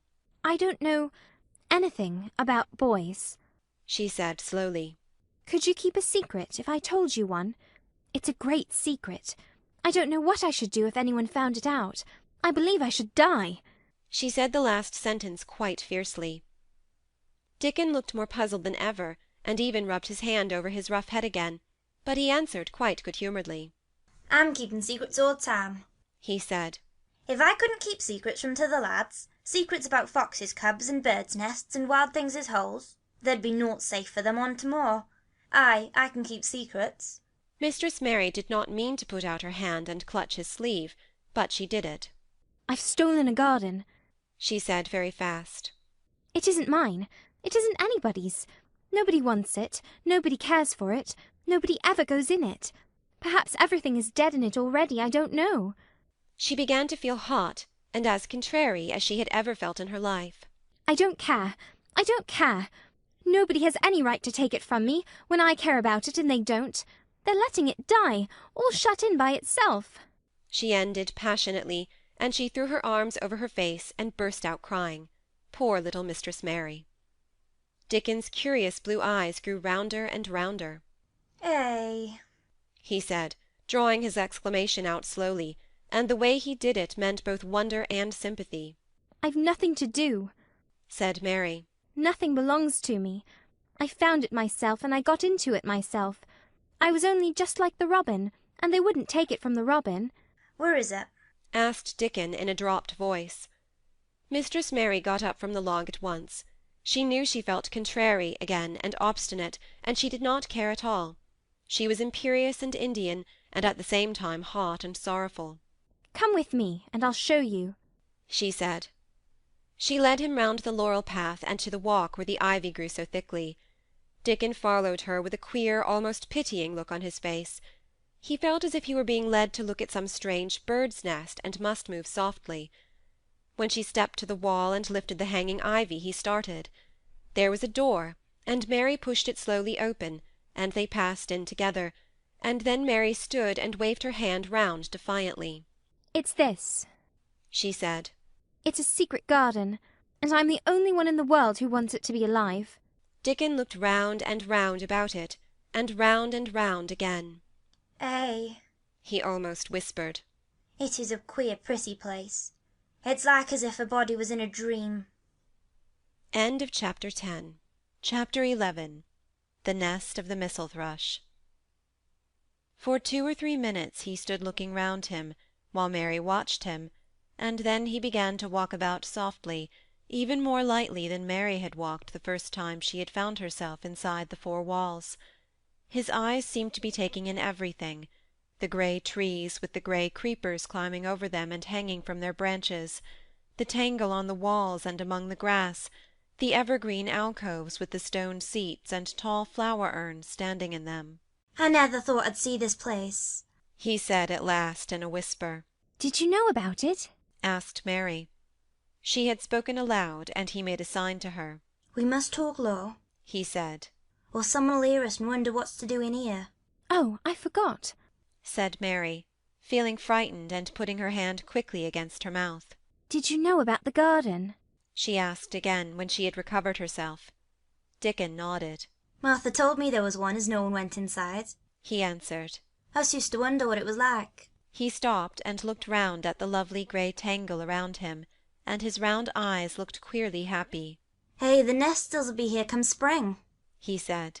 It'd be the safest nesting place in England, no one ever coming near, and tangles of trees and roses to build in. I wonder all the birds on the moor don't build here. Mistress Mary put her hand on his arm again without knowing it. Will there be roses? she whispered. Can you tell? I thought perhaps they were all dead. Hey, no, not them, not all of them, he answered. Look here. He stepped over to the nearest tree, an old, old one with grey lichen all over its bark, but upholding a curtain of tangled sprays and branches. He took a thick knife out of his pocket and opened one of its blades. There's lots of dead wood as ought to be cut out, he said. And there's lots of old wood, but it made some new last year. This here's a new bit. And he touched a shoot which looked brownish green instead of hard dry grey. Mary touched it herself in an eager, reverent way. That one, she said. Is that one quite alive? Quite? Dickon curved his wide, smiling mouth. It's as wick as you or me, he said. And Mary remembered that Martha had told her that wick meant alive or lively. I'm glad it's wick, she cried out in her whisper. I want them all to be wick. Let us go round the garden and count how many wick ones there are. She quite panted with eagerness, and Dickon was as eager as she was. They went from tree to tree and from bush to bush. Dickon carried his knife in his hand and showed her things which she thought wonderful. They've run wild, he said. But the strongest ones has fair thrived on it. The weakest ones has died out, but t'others has growed and spread, till they's as wonder. See here. And he pulled down a thick, grey, dry-looking branch. A body might think this was dead wood, but I don't believe it is, down to the roots. I'll cut it low down and see. He knelt, and with his knife cut the lifeless-looking branch through, not far above the earth. There. he said exultingly. I told thee so. There's green in that wood yet. Look at it. Mary was down on her knees before he spoke, gazing with all her might. When it looks a bit greenish and juicy like that, it's wick, he explained. When insides are dry and breaks easily, like this piece I cut off, it's done for. There's a big root here as all this live wood is sprung out of. And if t'old wood's cut off, and it's dug round, and it's taken care of, there'll be—" He stopped and lifted his face to look up at the climbing and hanging sprays above him. "There'll be a fountain of roses here this summer." They went from bush to bush, and from tree to tree. He was very strong and clever with his knife, and knew how to cut the dry and dead wood away, and could tell when an unpromising bough or twig still had green life in it. In the course of half an hour Mary thought she could tell too, and when he cut through a lifeless-looking branch she would cry out joyfully under her breath when she caught sight of the least shade of moist green. The spade and hoe and fork were very useful. He showed her how to use the fork while he dug about roots with the spade, and stirred the earth and let the air in. They were working industriously round one of the biggest standard roses when he caught sight of something which made him utter an exclamation of surprise. "Why," he cried, pointing to the grass a few feet away. "Who did that there?" It was one of Mary's own little clearings round the pale green points. I did it, said Mary. "Why, I thought thou didn't know nothing about gardening," he exclaimed. I don't, she answered. But they were so little, and the grass was so thick and strong, and they looked as if they had no room to breathe. So I made a place for them. I don't even know what they are. Dickon went and knelt down by them, smiling his wide smile. "That was right," he said. "A gardener couldn't have told thee better. They'll grow now like Jack's beanstalk. There's crocuses and snowdrops, and these here are narcissuses," turning to another patch. "And here's daffydowndillies. They'll be a sight." He ran from one clearing to another. "Thou hast done a lot of work for a little wench," he said, looking her over. I'm growing fatter, said Mary. And I'm growing stronger. I used always to be tired. When I dig, I'm not tired at all. I like to smell the earth when it's turned up. "It's a rare good for thee," he said, nodding his head wisely. "There's nowt as nice as the smell of good clean earth, except the smell of fresh things growing when the rain falls on them. I get out on the moor many a day when it's raining, and lie under a bush and listen to the soft swish of the drops on the heather, and I just sniff and sniff. My nose end fair quivers like a rabbit's, mother says." Do you never catch cold? inquired Mary, gazing at him wonderingly. She had never seen such a funny boy, or such a nice one. "Not me," he said, grinning. "I never catched a cold since I was born. I wasn't brought up nesh enough. I've chased about on the moor in all weathers, same as the rabbit does. Mother says I've sniffed up too much fresh air for 12 years to ever get sniffling with a cold. I'm as tough as a whitethorn knobstick." He was working all the time as he was talking, and Mary was following him and helping him with her fork or the trowel. "There's a lot of work to do here," he said once, looking about quite exultingly. Will you come again and help me to do it? Mary begged. I'm sure I can help too. I can dig and pull up weeds, and do whatever you tell me. Oh, do come, Dickon.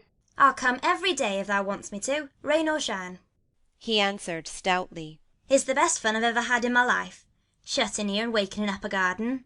If you will come, said Mary. If you will help me to make it alive, I don't know what I'll do, she ended helplessly. What could you do for a boy like that? "I'll tell thee what thou'll do," said Dickon with his happy grin.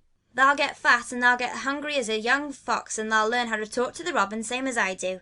We'll have a lot of fun." He began to walk about, looking up in the trees and at the walls and bushes with a thoughtful expression. "I wouldn't want to make it look like a gardener's garden, all clipped and spick and span, would you?" he said. "It's nicer like this, with things running wild and swinging and catching hold of each other." Don't let us make it tidy, said Mary anxiously. It wouldn't seem like a secret garden if it was tidy. Dickon stood rubbing his rusty red head with a rather puzzled look. "It's a secret garden sure enough," he said. "But it seems to me that someone beside the robin must have been in it, since it was shut up 10 years ago." But the door was locked and the key was buried, said Mary. No one could get in. "That's true," he answered. "It's a queer place. Seems to me as if there'd been some pruning done, here and there, later than 10 years ago." But how could it have been done? said Mary. He was examining a branch of a standard rose, and he shook his head. Aye, how could it? He murmured. With the door locked and the key buried. Mistress Mary always felt that however many years she lived, she should never forget that first morning when her garden began to grow. Of course it did seem to begin to grow for her that morning. When Dickon began to clear places to plant seeds, she remembered what Basil had sung at her when he wanted to tease her. Are there any flowers that look like bells? She inquired. Lilies of the valley does, he answered, digging away with the trowel. And there's canterbury bells and campullias. Let's plant some, said Mary. There's lilies of the valleys here already. I saw 'em.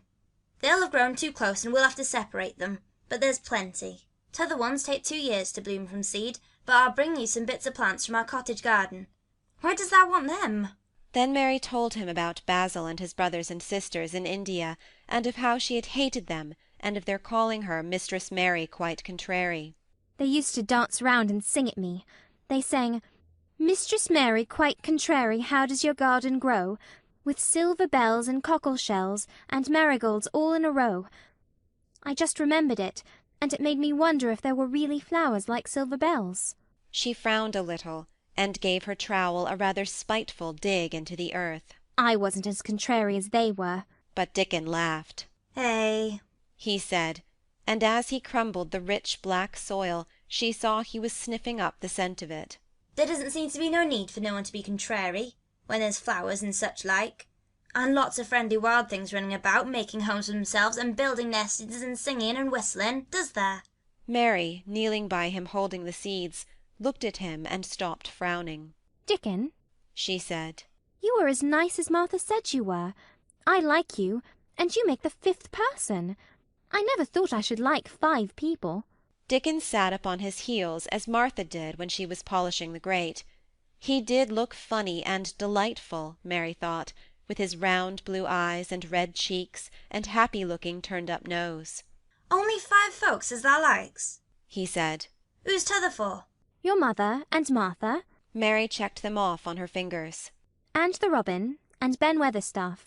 Dickon laughed so that he was obliged to stifle the sound by putting his arm over his mouth. I know thou thinks I'm a queer lad, he said, but I think that the queerest lass I ever saw. Then Mary did a strange thing. She leaned forward and asked him a question she had never dreamed of asking anyone before, and she tried to ask it in Yorkshire, because that was his language, and in India a native was always pleased if you knew his speech. Does thou like me? she said. Hey, he answered heartily. That I does. I likes thee wonderful, and so does the robin, I do believe. That's 2 then, said Mary. That's 2 for me. And then they began to work harder than ever and more joyfully. Mary was startled and sorry when she heard the big clock in the courtyard strike the hour of her midday dinner.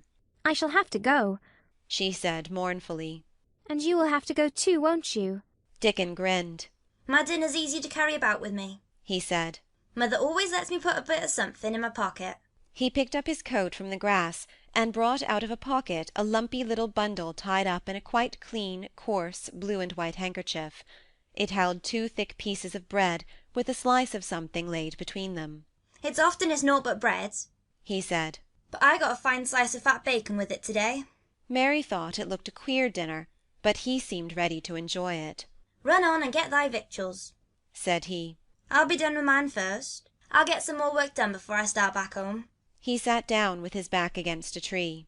I'll call the robin up, he said, and give him the ground of the bacon to peck at. They likes a bit of fat wonderful. Mary could scarcely bear to leave him. Suddenly it seemed as if he might be a sort of wood fairy who might be gone when she came into the garden again. He seemed too good to be true. She went slowly half-way to the door in the wall, and then she stopped and went back. Whatever happens, you never would tell, she said. His poppy-coloured cheeks were distended with his first big bite of bread and bacon, but he managed to smile encouragingly. If thou was a missel thrush, and showed me where thy nest was, does thou think I'd tell anyone? Not me, he said. Thou'rt as safe as a missel thrush. And she was quite sure she was. End of chapter 11. Chapter 12. Might I have a bit of earth? Mary ran so fast that she was rather out of breath when she reached her room. Her hair was ruffled on her forehead, and her cheeks were bright pink. Her dinner was waiting on the table, and Martha was waiting near it. "Tha's a bit late," she said. "Where's thou been?" "I've seen Dickon," said Mary. "I've seen Dickon." "I knew he'd come," said Martha exultantly. "How does thou like him?" I think he's beautiful," said Mary in a determined voice. Martha looked rather taken aback, but she looked pleased too. "Well," she said, "he's the best lad as ever was born, but I never thought he was handsome. His nose turns up too much." "I like it to turn up," said Mary. "And his eyes is so round," said Martha, a trifle doubtful. "Though they're a nice colour." "I like them round," said Mary. "And they are exactly the colour of the sky over the moor." Martha beamed with satisfaction. "Mother says he made him that colour with always looking up at the birds and the clouds. But he has got a big mouth, hasn't he now?"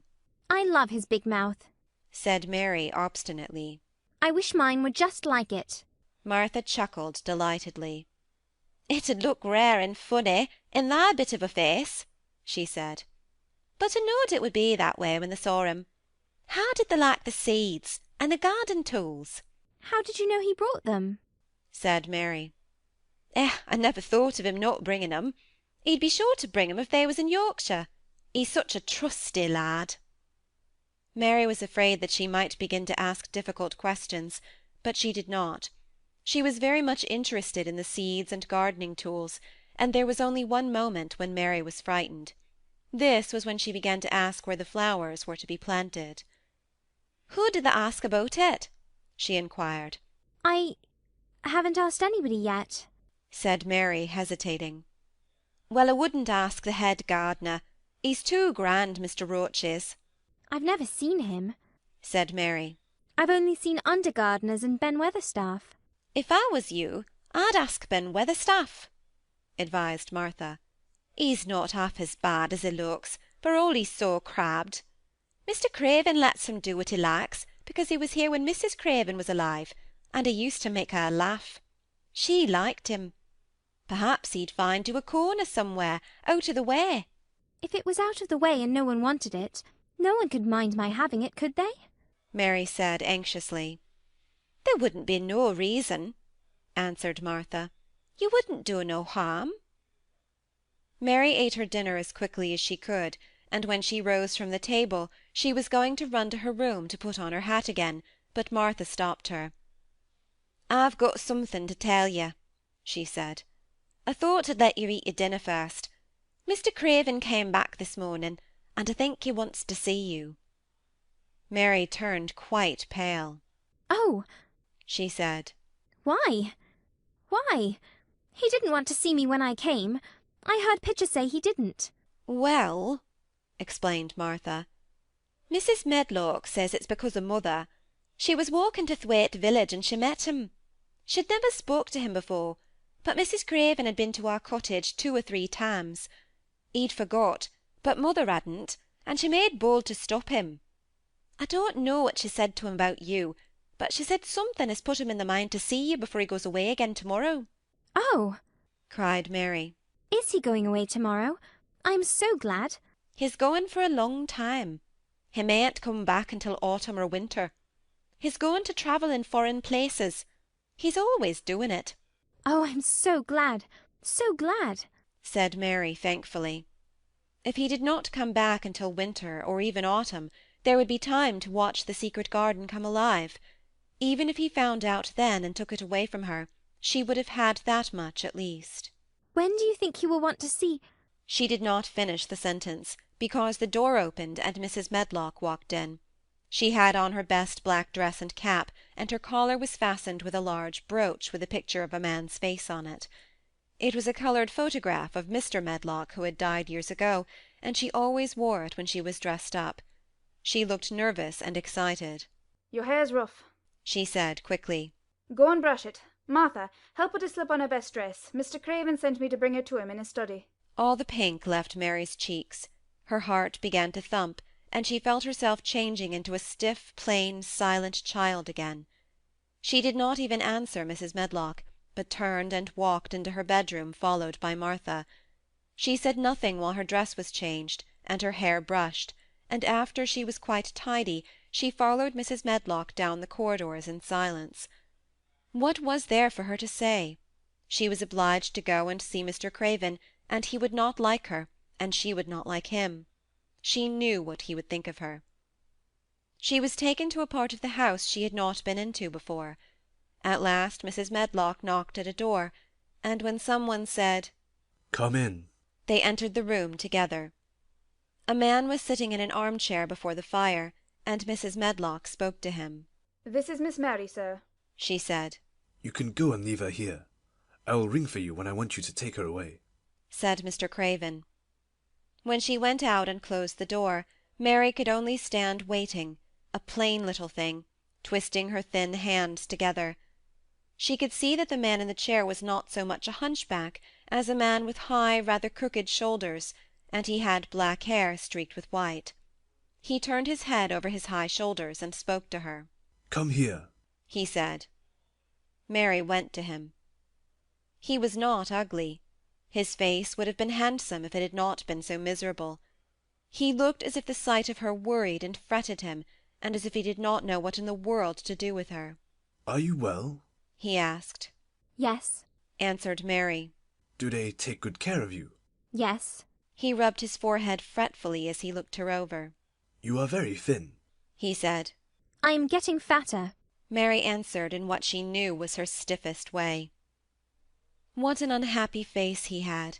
His black eyes seemed as if they scarcely saw her, as if they were seeing something else, and he could hardly keep his thoughts upon her. "I forgot you," he said. "How could I remember you? I intended to send you a governess, or a nurse, or someone of that sort, but I forgot." Please, began Mary. Please. And then the lump in her throat choked her. "What do you want to say?" he inquired. I am too big for a nurse, said Mary. And please don't make me have a governess yet. He rubbed his forehead again and stared at her. "That was what the Sowerby woman said," he muttered absent-mindedly. Then Mary gathered a scrap of courage. Is she Martha's mother?" she stammered. "Yes, I think so," he replied. "She knows about children," said Mary. "She has 12. She knows." He seemed to rouse himself. "What do you want to do?"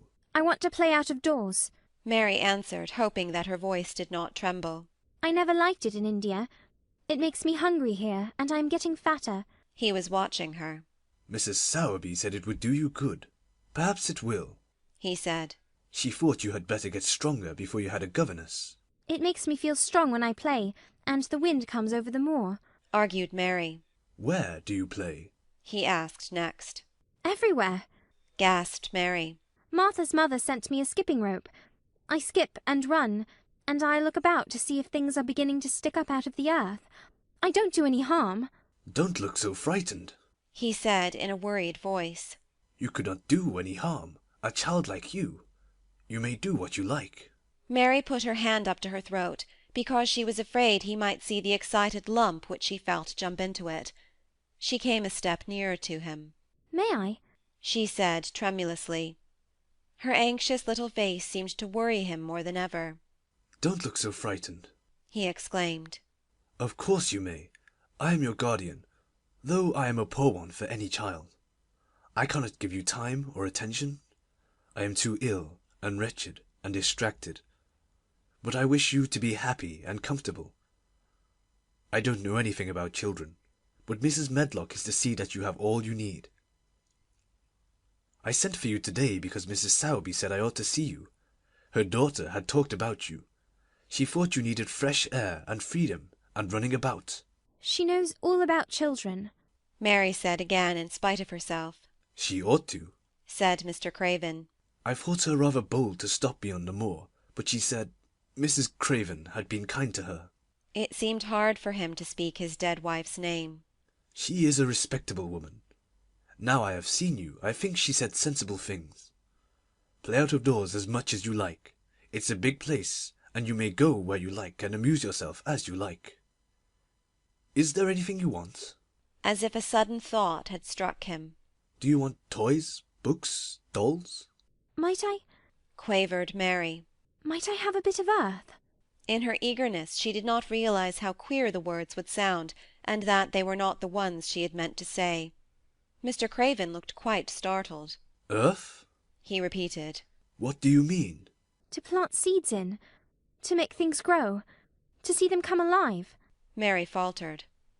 He gazed at her a moment, and then passed his hand quickly over his eyes.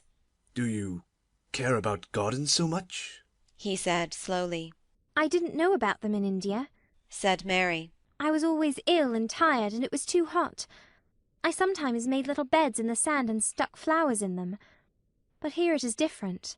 Mr. Craven got up and began to walk slowly across the room. "A bit of earth," he said to himself, and Mary thought that somehow she must have reminded him of something. When he stopped and spoke to her, his dark eyes looked almost soft and kind. "You remind me of someone else who loved the earth and things that grow. When you see a bit of earth you want," he said, with something like a smile, "take it, child, and make it come alive." May I take it from anywhere, if it's not wanted? "Anywhere," he answered. "There. You must go now. I am tired." He touched the bell to call Mrs. Medlock. "Good-bye. I shall be away all summer." Mrs. Medlock came so quickly that Mary thought she must have been waiting in the corridor. "Mrs. Medlock," Mr. Craven said to her. "Now I have seen the child, I understand what Mrs. Sowerby meant. She must be less delicate before she begins lessons. Give her simple, healthy food. Let her run wild in the garden. Don't look after her too much. She needs liberty and fresh air, and romping about. Mrs. Sowerby is to come and see her now and then, and she may sometimes go to the cottage." Mrs. Medlock looked pleased. She was relieved to hear that she need not look after Mary too much. She had felt her a tiresome charge, and had indeed seen as little of her as she dared. In addition to this, she was fond of Martha's mother. "Thank you, sir," she said. "Susan Sowerby and me went to school together, and she's as sensible and good-hearted a woman as you'll find in a day's walk. I never had any children myself, and she's had 12, and there never was healthier or better ones. Miss Mary can get no harm from them. I'd always take Susan Sowerby's advice about children myself. She's what you might call healthy-minded, if you understand me." "I understand," Mr. Craven answered. "Take Miss Mary away now, and send Pitcher to me." When Mrs. Medlock left her at the end of her own corridor, Mary flew back to her room. She found Martha waiting there. Martha, in fact, had hurried back after she had removed the dinner service. I can have my garden, cried Mary. I may have it where I like. I am not going to have a governess for a long time. Your mother is coming to see me, and I may go to your cottage. He says a little girl like me could not do any harm, and I may do what I like, anywhere. Said Martha delightedly. That was nice of him, wasn't it? Martha, said Mary solemnly. He is really a nice man, only his face is so miserable, and his forehead is all drawn together. She ran as quickly as she could to the garden. She had been away so much longer than she had thought she should, and she knew Dickon would have to set out early on his 5-mile walk. When she slipped through the door under the ivy, she saw he was not working where she had left him. The gardening tools were laid together under a tree. She ran to them, looking all round the place, but there was no Dickon to be seen. He had gone away, and the secret garden was empty, except for the robin who had just flown across the wall and sat on a standard rose-bush watching her. He's gone, she said woefully. Oh, was he only a wood fairy? Something white fastened to the standard rose-bush caught her eye. It was a piece of paper. In fact, it was a piece of the letter she had written for Martha to send to Dickon. It was fastened on the bush with a long thorn, and in a minute she knew Dickon had left it there. There were some roughly printed letters on it, and a sort of picture. At first she could not tell what it was. Then she saw it was meant for a nest with a bird sitting on it. Underneath were the printed letters, and they said, I will come back. End of chapter 12. Chapter 13. I am Colin. Mary took the picture back to the house when she went to her supper, and she showed it to Martha. "There!" said Martha, with great pride. "I never knew our Dickon was as clever as that. That there's a picture of a missel thrush on a nest, as large as life and twice as natural." Then Mary knew Dickon had meant the picture to be a message. He had meant that she might be sure he would keep her secret. Her garden was her nest, and she was like a missel thrush. Oh, how she did like that queer common boy! She hoped he would come back the very next day, and she fell asleep looking forward to the morning. But you never know what the weather will do in Yorkshire, particularly in the spring-time. She was awakened in the night by the sound of rain beating with heavy drops against her window. It was pouring down in torrents, and the wind was wuthering round the corners and in the chimneys of the huge old house. Mary sat up in bed and felt miserable and angry. "The rain is as contrary as I ever was," she said. "It came because it knew I did not want it." She threw herself back on her pillow and buried her face. She did not cry, but she lay and hated the sound of the heavily beating rain, and she hated the wind and its wuthering. She could not go to sleep again. The mournful sound kept her awake because she felt mournful herself. If she had felt happy, it probably would have lulled her to sleep. How it wuthered, and how the big raindrops poured down and beat against the pane. "It sounds just like a person lost on the moor, and wandering on and on crying," she said. She had been lying awake, turning from side to side for about an hour, when suddenly something made her sit up in bed and turn her head toward the door, listening. She listened and she listened. "It isn't the wind now," she said in a loud whisper. "That isn't the wind. It is different. It is that crying I heard before." The door of her room was ajar, and the sound came down the corridor, a far-off, faint sound of fretful crying. She listened for a few minutes, and each minute she became more and more sure. She felt as if she must find out what it was. It seemed even stranger than the secret garden and the buried key. Perhaps the fact that she was in a rebellious mood made her bold. She put her foot out of bed and stood on the floor. "I'm going to find out what it is," she said. "Everybody is in bed, and I don't care about Mrs. Medlock. I don't care." There was a candle by her bedside, and she took it up and went softly out of the room. The corridor looked very long and dark, but she was too excited to mind that. She thought she remembered the corners she must turn to find the short corridor with the door covered with tapestry, the one Mrs. Medlock had come through the day she lost herself. The sound had come up that passage. So she went on with her dim light, almost feeling her way, her heart beating so loud that she fancied she could hear it. The far-off faint crying went on and led her. Sometimes it stopped for a moment or so, and then began again. Was this the right corner to turn? She stopped and thought. Yes, it was. Down this passage, and then to the left, and then up 2 broad steps, and then to the right again. Yes, there was the tapestry door. She pushed it open very gently and closed it behind her, and she stood in the corridor and could hear the crying quite plainly, though it was not loud. It was on the other side of the wall at her left, and a few yards farther on there was a door. She could see a glimmer of light coming from beneath it. The someone was crying in that room, and it was quite a young someone. So she walked to the door and pushed it open, and there she was, standing in the room. It was a big room with ancient handsome furniture in it. There was a low fire glowing faintly on the hearth, and a night-light burning by the side of a carved 4-posted bed hung with brocade, and on the bed was lying a boy, crying fretfully. Mary wondered if she was in a real place, or if she had fallen asleep again and was dreaming without knowing it. The boy had a sharp, delicate face the colour of ivory, and he seemed to have eyes too big for it. He had also a lot of hair, which tumbled over his forehead in heavy locks, and made his thin face seem smaller. He looked like a boy who had been ill, but he was crying more as if he were tired and cross than if he were in pain. Mary stood near the door with her candle in her hand, holding her breath. Then she crept across the room, and as she drew nearer, the light attracted the boy's attention, and he turned his head on his pillow, and stared at her, his grey eyes opening so wide that they seemed immense. "Who are you?" he said at last, in a half-frightened whisper. "Are you a ghost?" "No, I am not." Mary answered, her own whisper sounding half-frightened. "Are you one?" He stared and stared and stared. Mary could not help noticing what strange eyes he had. They were agate grey, and they looked too big for his face because they had black lashes all round them. "No," he replied, after waiting a moment or so. "I am Colin." "Who is Colin?" she faltered. "I am Colin Craven. Who are you?" "I am Mary Lennox. Mr. Craven is my uncle." "He is my father," said the boy. "Your father?" gasped Mary. "No one ever told me he had a boy. Why didn't they?" "Come here," he said, still keeping his strange eyes fixed on her with an anxious expression.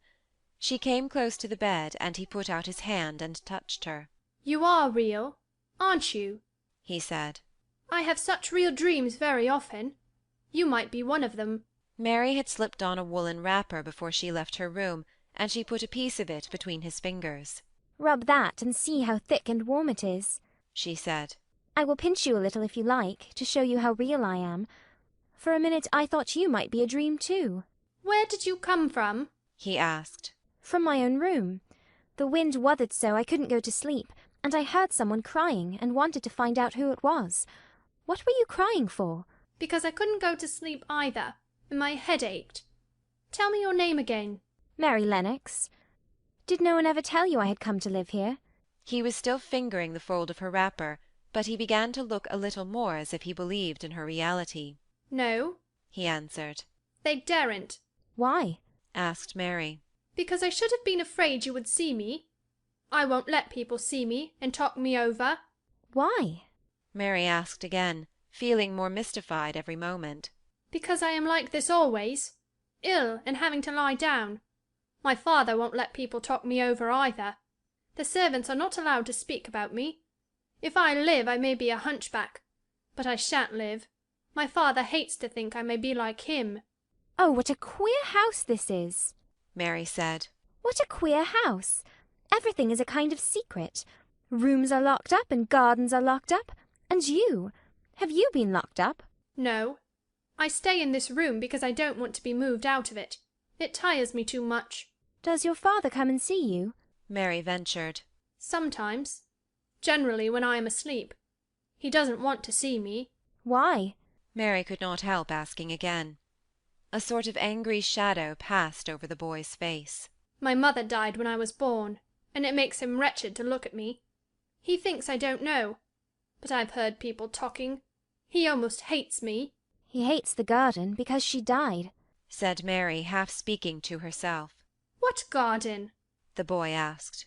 "Oh, just a garden she used to like," Mary stammered. "Have you been here always?" "Nearly always.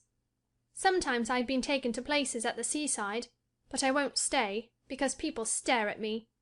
I used to wear an iron thing to keep my back straight, but a grand doctor came from London to see me, and said it was stupid. He told them to take it off, and keep me out in the fresh air. I hate fresh air, and I don't want to go out." "I didn't when first I came here," said Mary.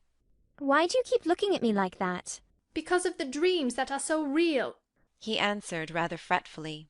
"Sometimes when I open my eyes I don't believe I'm awake." "We're both awake," said Mary. She glanced round the room with its high ceiling and shadowy corners and dim firelight. "It looks quite like a dream, and it's the middle of the night, and everybody in the house is asleep. Everybody but us. We are wide awake." "I don't want it to be a dream," the boy said restlessly. Mary thought of something all at once. "If you don't like people to see you," she began. "Do you want me to go away?"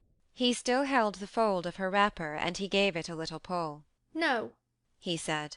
"I should be sure you were a dream if you went. If you are real, sit down on that big footstool and talk. I want to hear about you." Mary put down her candle on the table near the bed, and sat down on the cushioned stool. She did not want to go away at all. She wanted to stay in the mysterious hidden-away room and talk to the mysterious boy. "What do you want me to tell you?" she said. He wanted to know how long she had been at Misselthwaite.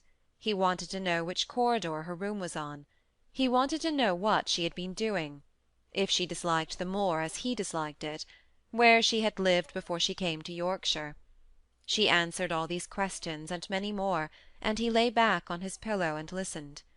He made her tell him a great deal about India and about her voyage across the ocean. She found out that because he had been an invalid he had not learned things as other children had.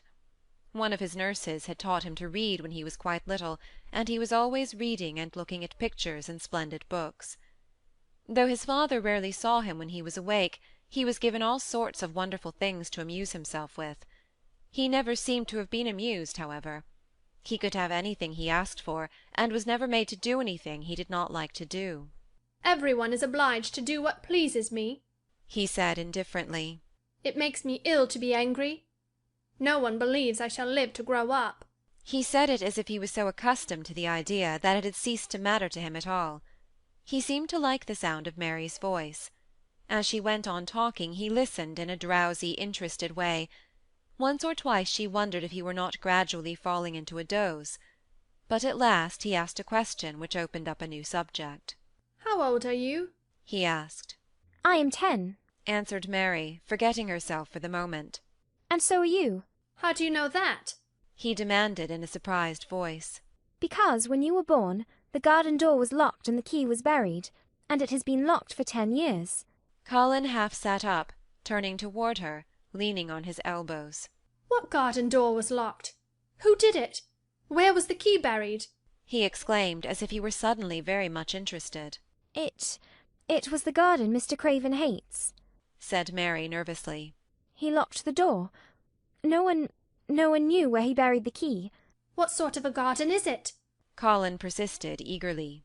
"No one has been allowed to go into it for 10 years," was Mary's careful answer. But it was too late to be careful. He was too much like herself. He too had had nothing to think about, and the idea of a hidden garden attracted him as it had attracted her. He asked question after question. Where was it? Had she never looked for the door? Had she never asked the gardeners? "They won't talk about it," said Mary. "I think they have been told not to answer questions." "I would make them," said Colin. "Could you?" Mary faltered, beginning to feel frightened. If he could make people answer questions, who knew what might happen? "Every one is obliged to please me. I told you that," he said. "If I were to live, this place would sometime belong to me. They all know that. I would make them tell me." Mary had not known that she herself had been spoiled, but she could see quite plainly that this mysterious boy had been. He thought that the whole world belonged to him. How peculiar he was, and how coolly he spoke of not living. "Do you think you won't live?" she asked, partly because she was curious, and partly in hope of making him forget the garden. "I don't suppose I shall," he answered, as indifferently as he had spoken before. "Ever since I remember anything, I have heard people say I shan't. At first they thought I was too little to understand, and now they think I don't hear. But I do. My doctor is my father's cousin. He is quite poor, and if I die, he will have all Misselthwaite when my father is dead. I should think he wouldn't want me to live." "Do you want to live?" inquired Mary. "No," he answered in a cross, tired fashion. "But I don't want to die. When I feel ill I lie here and think about it until I cry and cry." "I have heard you crying 3 times," Mary said. "But I did not know who it was. Were you crying about that?" She did so want him to forget the garden. "I dare say," he answered. "Let us talk about something else. Talk about the garden. Don't you want to see it?" "Yes," answered Mary in quite a low voice. "I do," he went on persistently. "I don't think I ever really wanted to see anything before. But I want to see that garden. I want that key dug up. I want the door unlocked. I would let them take me there in my chair. That would be getting fresh air. I'm going to make them open the door." He had become quite excited, and his strange eyes began to shine like stars, and looked more immense than ever. "They have to please me," he said. "I will make them take me there, and I will let you go too." Mary's hands clutched each other. Everything would be spoiled, everything. Dickon would never come back. She would never again feel like a mistle thrush with a safe hidden nest. "Oh, don't! Don't do that!" she cried out. He stared as if he thought she had gone crazy. "Why?" he exclaimed. "You said you wanted to see it." "I do," she answered, almost with a sob in her throat. "but if you make them open the door and take you in like that, it will never be a secret again." He leaned still farther forward. "A secret," he said. "What do you mean? Tell me." Mary's words almost tumbled over one another. You see, she panted. If no one knows but ourselves, if there was a door, hidden somewhere under the ivy, if there was, and we could find it, and if we could slip through it together and shut it behind us, and no one knew anyone was inside, and we called it our garden and pretended that we were missel thrashers and it was our nest, and if we played there almost every day, and dug and planted seeds and made it all come alive— "Is it dead?" he interrupted her. "It soon will be if no one cares for it," she went on. "The bulbs will live, but the roses—" He stopped her again, as excited as she was herself. "What are bulbs?" he put in quickly. "They are daffodils and lilies and snowdrops. They are working in the earth now, pushing up pale green points because the spring is coming." "Is the spring coming?" he said. "What is it like? You don't see it in rooms if you are ill." "It is the sun shining on the rain and the rain falling on the sunshine, and things pushing up and working under the earth," said Mary. "If the garden was a secret and we could get into it, we could watch the things grow bigger every day and see how many roses are alive. Don't you see? Oh, don't you see how much nicer it would be if it was a secret?" He dropped back on his pillow and lay there with an odd expression on his face. "I never had a secret," he said. "except that one about not living to grow up. They don't know I know that, so it is a sort of secret. But I like this kind better." "If you won't make them take you to the garden," pleaded Mary. "Perhaps. I feel almost sure I can find out how to get in sometime. And then, if the doctor wants you to go out in your chair, and if you can always do what you want to do, perhaps we might find some boy who would push you, and we could go alone, and it would always be a secret garden." "I should like that," he said very slowly, his eyes looking dreamy. "I should like that. I should not mind fresh air in a secret garden." Mary began to recover her breath and feel safer, because the idea of keeping the secret seemed to please him. She felt almost sure that if she kept on talking, and could make him see the garden in his mind as she had seen it, he would like it so much that he could not bear to think that everybody might tramp into it when they chose. "I'll tell you what I think it would be like if we could go into it," she said. "It has been shut up so long, things have grown into a tangle, perhaps." He lay quite still and listened while she went on talking about the roses which might have clambered from tree to tree and hung down, about the many birds which might have built their nests there because it was so safe, and then she told him about the robin and Ben Weatherstaff, and there was so much to tell about the robin, and it was so easy and safe to talk about it, that she ceased to be afraid. The robin pleased him so much that he smiled until he looked almost beautiful, and at first Mary had thought that he was even plainer than herself, with his big eyes and heavy locks of hair. "I did not know birds could be like that," he said. "But if you stay in a room, you never see things. What a lot of things you know! I feel as if you had been inside that garden." She did not know what to say, so she did not say anything.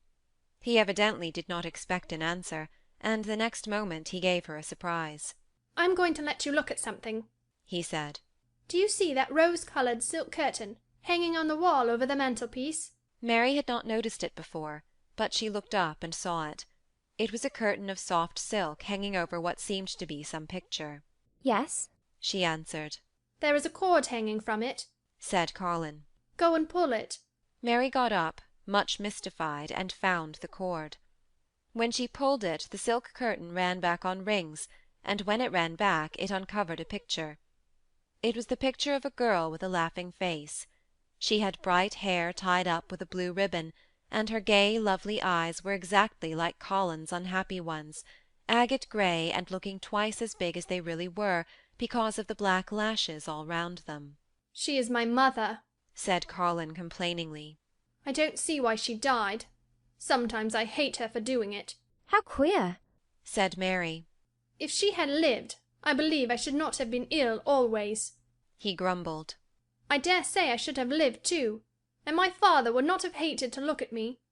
I dare say I should have had a strong back. Draw the curtain again." Mary did as she was told, and returned to her footstool. She is much prettier than you, she said. But her eyes are just like yours. At least they are the same shape and colour. Why is the curtain drawn over her? He moved uncomfortably.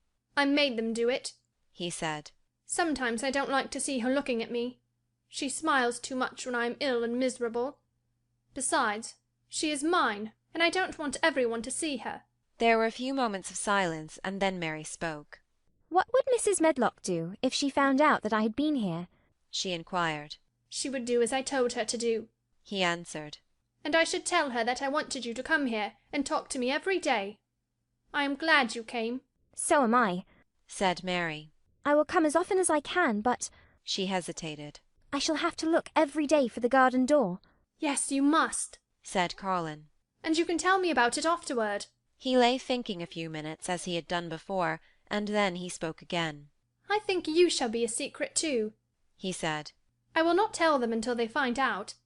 I can always send the nurse out of the room, and say that I want to be by myself. Do you know Martha?" "Yes, I know her very well," said Mary. "She waits on me." He nodded his head toward the outer corridor. "She is the one who is asleep in the other room. The nurse went away yesterday, to stay all night with her sister, and she always makes Martha attend to me when she wants to go out. Martha shall tell you when to come here." Then Mary understood Martha's troubled look when she had asked questions about the crying. "Martha knew about you all the time," she said. "Yes, she often attends to me. The nurse likes to get away from me, and then Martha comes."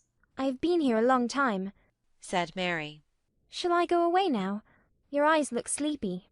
"I wish I could go to sleep before you leave me," he said rather shyly. "Shut your eyes," said Mary, drawing her footstool closer. "and I will do what my ayah used to do in India. I will pat your hand and stroke it, and sing something quite low." "I should like that, perhaps," he said drowsily. Somehow she was sorry for him, and did not want him to lie awake, so she leaned against the bed and began to stroke and pat his hand, and sing a very low little chanting song in Hindustani. "That is nice," he said more drowsily still, and she went on chanting and stroking, but when she looked at him again, his black lashes were lying close against his cheeks, for his eyes were shut and he was fast asleep. So she got up softly, took her candle, and crept away without making a sound. End of chapter 13. Chapter 14. A Young Rajah. The moor was hidden in mist when the morning came, and the rain had not stopped pouring down. There could be no going out of doors. Martha was so busy that Mary had no opportunity of talking to her, but in the afternoon she asked her to come and sit with her in the nursery. She came, bringing the stocking she was always knitting when she was doing nothing else. "What's the matter with thee?" she asked as soon as they sat down. "Thee looks as if they'd had something to say." "I have found out what the crying was," said Mary. Martha let her knitting drop on her knee, and gazed at her with startled eyes. "Thee hasn't!" she exclaimed. "Never!" "I heard it in the night," Mary went on, "and I got up and went to see where it came from. It was Colin. I found him." Martha's face became red with fright. "Ah, Miss Mary!" she said, half crying. "Thee shouldn't have done it! Thee shouldn't! They'll get me in trouble. I never told thee nothing about him, but they'll get me in trouble. I shall lose my place, and what'll mother do?" "You won't lose your place," said Mary. "He was glad I came. We talked, and he said he was glad I came." "Was he?" cried Martha. "Art thee sure? Thee doesn't know what he's like when anything vexes him. He's a big lad to cry like a baby, but when he's in a passion he'll fair scream just to frighten us.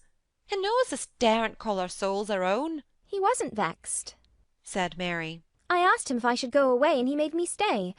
He asked me questions, and I sat on a big footstool and talked to him about India and about the robin and gardens. He wouldn't let me go. He let me see his mother's picture. Before I left him, I sang him to sleep." Martha fairly gasped with amazement. "I can scarcely believe thee," she protested. "It's as if they'd walked straight into a lion's den. If he'd been like he is most times, he'd ha' throwed himself into one o' his tantrums, and roused the house. He won't let strangers look at him. He let me look at him. I looked at him all the time, and he looked at me. We stared," said Mary. "I don't know what to do," cried agitated Martha. "If Mrs. Medlock finds out, she'll think I broke orders and told thee, and I shall be packed back to mother." "He's not going to tell Mrs. Medlock anything about it yet. It's to be a sort of secret just at first," said Mary firmly. "And he says everybody is obliged to do as he pleases." "Ay, that's true enough, the bad lad," sighed Martha, wiping her forehead with her apron. "He says Mrs. Medlock must, and he wants me to come and talk to him every day, and you are to tell me when he wants me." "Me?" said Martha. "Oh, I shall lose my place, I shall for sure." "You can't if you are doing what he wants you to do, and everybody is ordered to obey him," Mary argued. "Does thee mean to say," cried Martha with wide-open eyes, "that he was nice to thee?" "I think he almost liked me," Mary answered. "Then they must have bewitched him," decided Martha, drawing a long breath. "Do you mean magic?" inquired Mary. "I've heard about magic in India, but I can't make it. I just went into his room, and I was so surprised to see him I stood and stared, and then he turned round and stared at me, and he thought I was a ghost or a dream, and I thought perhaps he was. And it was so queer, being there alone together in the middle of the night and not knowing about each other. And we began to ask each other questions. And when I asked him if I must go away, he said I must not." "The world's coming to an end," gasped Martha. "What is the matter with him?" asked Mary. "Nobody knows for sure and certain," said Martha. "Mr. Craven went off his head like when he was born. The doctors thought he'd have to be put in an asylum. It was because Mrs. Craven died like I told you. He wouldn't set eyes on the baby. He just raved and said it would be another hunchback like him, and it had better die." "Is Colin a hunchback?" Mary asked. "He didn't look like one." "He isn't yet," said Martha. "But he began all wrong. Mother said that there was enough trouble and raging in the house to set any child wrong. They was afraid his back was weak, and they've always been taking care of it, keeping him lying down and not letting him walk. Once they made him wear a brace, but he fretted so he was downright ill. Then a big doctor came to see him, and made them take it off. He talked to the other doctor quite rough, in a polite way. He said there'd been too much medicine and too much letting him have his own way." "I think he's a very spoiled boy," said Mary. "He's the worst young nowt as ever was," said Martha. "I won't say as he hasn't been ill a good bit. He's had coughs and colds that nearly killed him 2 or 3 times. Once he had rheumatic fever, and once he had typhoid. Ah, Mrs. Medlock did get a fright then. He'd been out of his head, and she was talking to the nurse, thinking he didn't know nothing, and she said, 'He'll die this time, sure enough, and the best thing for him and for everybody.' And she looked at him, and there he was with his big eyes open, staring at her as sensible as she was herself. She didn't know what had happened, but he just stared at her and says, 'You give me some water and stop talking.'" "Do you think he will die?" asked Mary. "Mother says there's no reason why any child should live that gets no fresh air and doesn't do nothing but lie on his back and read picture books and take medicine. He's weak and hates the trouble of being taken out of doors, and he gets cold so easy he says it makes him ill." Mary sat and looked at the fire. "I wonder," she said slowly, "if it would not do him good to go out into a garden and watch things growing. It did me good."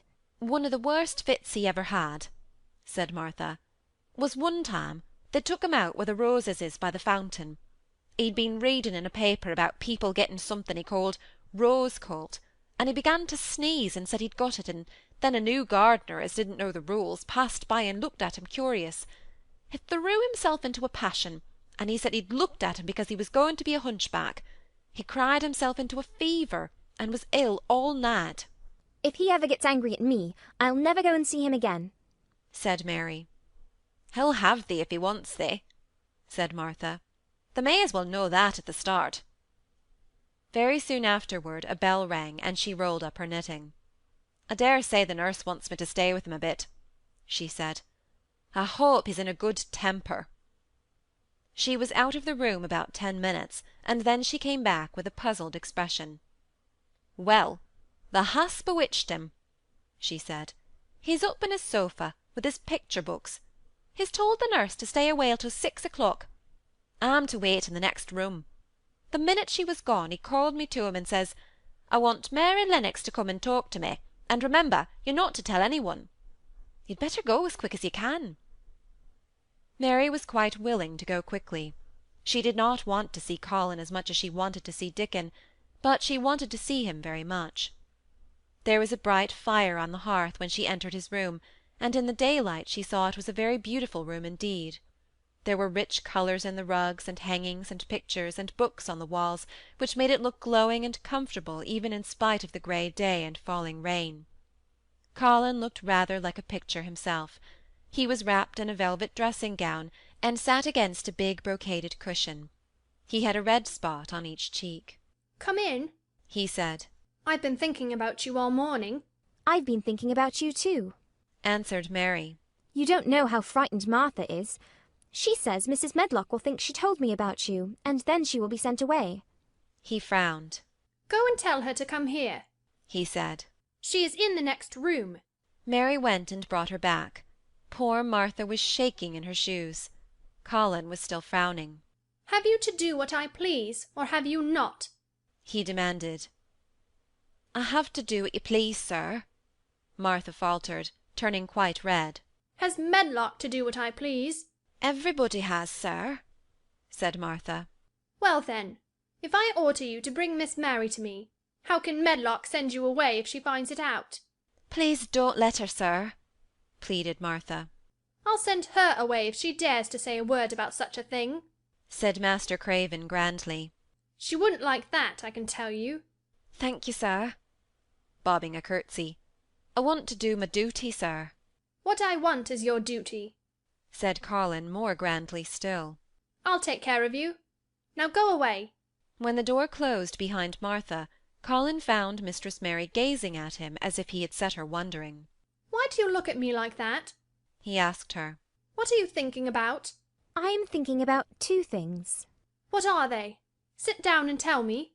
"This is the first one," said Mary, seating herself on the big stool. "Once, in India, I saw a boy who was a Rajah. He had rubies and emeralds and diamonds stuck all over him. He spoke to his people just as you spoke to Martha. Everybody had to do everything he told them, in a minute.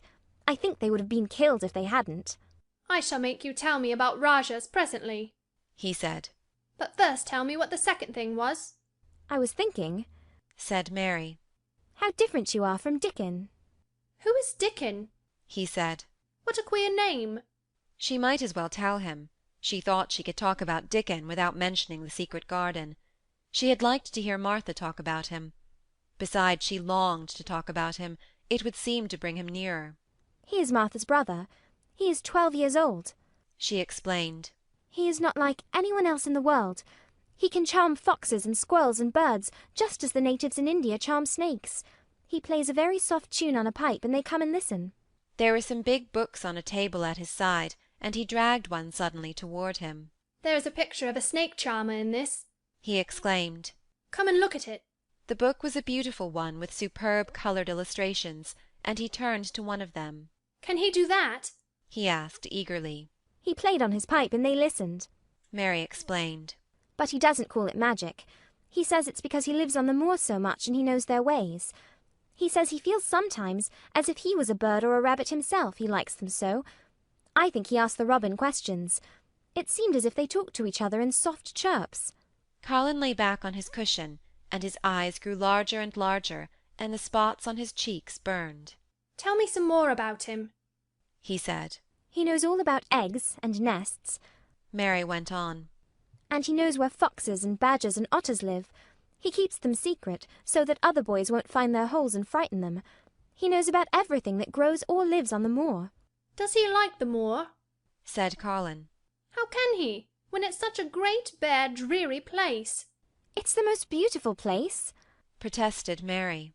"Thousands of lovely things grow on it, and there are thousands of little creatures, all busy building nests and making holes and burrows and chippering or singing or squeaking to each other. They are so busy, and having such fun under the earth or in the trees or heather. It's their world. How do you know all that? said Colin, turning on his elbow to look at her. I have never been there once, really, said Mary, suddenly remembering. I only drove over it in the dark. I thought it was hideous. Martha told me about it first, and then Dickon. When Dickon talks about it, you feel as if you saw things and heard them, and as if you were standing in the heather with the sun shining and the gorse smelling like honey, and all full of bees and butterflies. You never see anything if you are ill, said Colin restlessly. He looked like a person listening to a new sound in the distance and wondering what it was. You can't if you stay in a room, said Mary. I couldn't go on the moor, he said in a resentful tone. Mary was silent for a minute, and then she said something bold. You might. Sometime. He moved as if he were startled. Go on the moor? How could I? I am going to die. How do you know? said Mary unsympathetically. She didn't like the way he had of talking about dying. She did not feel very sympathetic. She felt rather as if he almost boasted about it. Oh, I've heard it ever since I remember, he answered crossly. They are always whispering about it, and thinking I don't notice. They wish I would, too. Mistress Mary felt quite contrary. She pinched her lips together. If they wished I would, she said. I wouldn't. Who wishes you would? The servants, and of course Dr. Craven, because he would get Misselthwaite, and be rich instead of poor. He daren't say so, but he always looks cheerful when I am worse. When I had typhoid fever, his face got quite fat. I think my father wishes it too. I don't believe he does, said Mary quite obstinately. That made Colin turn and look at her again. Don't you? he said. And then he lay back on his cushion and was still as if he were thinking, and there was quite a long silence. Perhaps they were both of them thinking strange things children do not usually think. I like the Grand Doctor from London, because he made them take the iron thing off, said Mary at last. Did he say you were going to die? No. What did he say? He didn't whisper, Colin answered. Perhaps he knew I hated whispering. I heard him say one thing quite aloud. He said, the lad might live if he would make up his mind to it. Put him in the humour. It sounded as if he was in a temper. I'll tell you who would put you in the humour, perhaps, said Mary, reflecting. She felt as if she would like this thing to be settled one way or the other. I believe Dickon would. He's always talking about live things. He never talks about dead things or things that are ill. He's always looking up in the sky to watch birds flying, or looking down at the earth to see something growing. He has such round blue eyes, and they are so wide open with looking about. And he laughs such a big laugh with his wide mouth, and his cheeks are as red as cherries. She pulled her stool nearer to the sofa, and her expression quite changed at the remembrance of the wide curving mouth and wide open eyes. See here, she said. Don't let us talk about dying. I don't like it. Let us talk about living. Let us talk and talk about Dickon, and then we will look at your pictures. It was the best thing she could have said.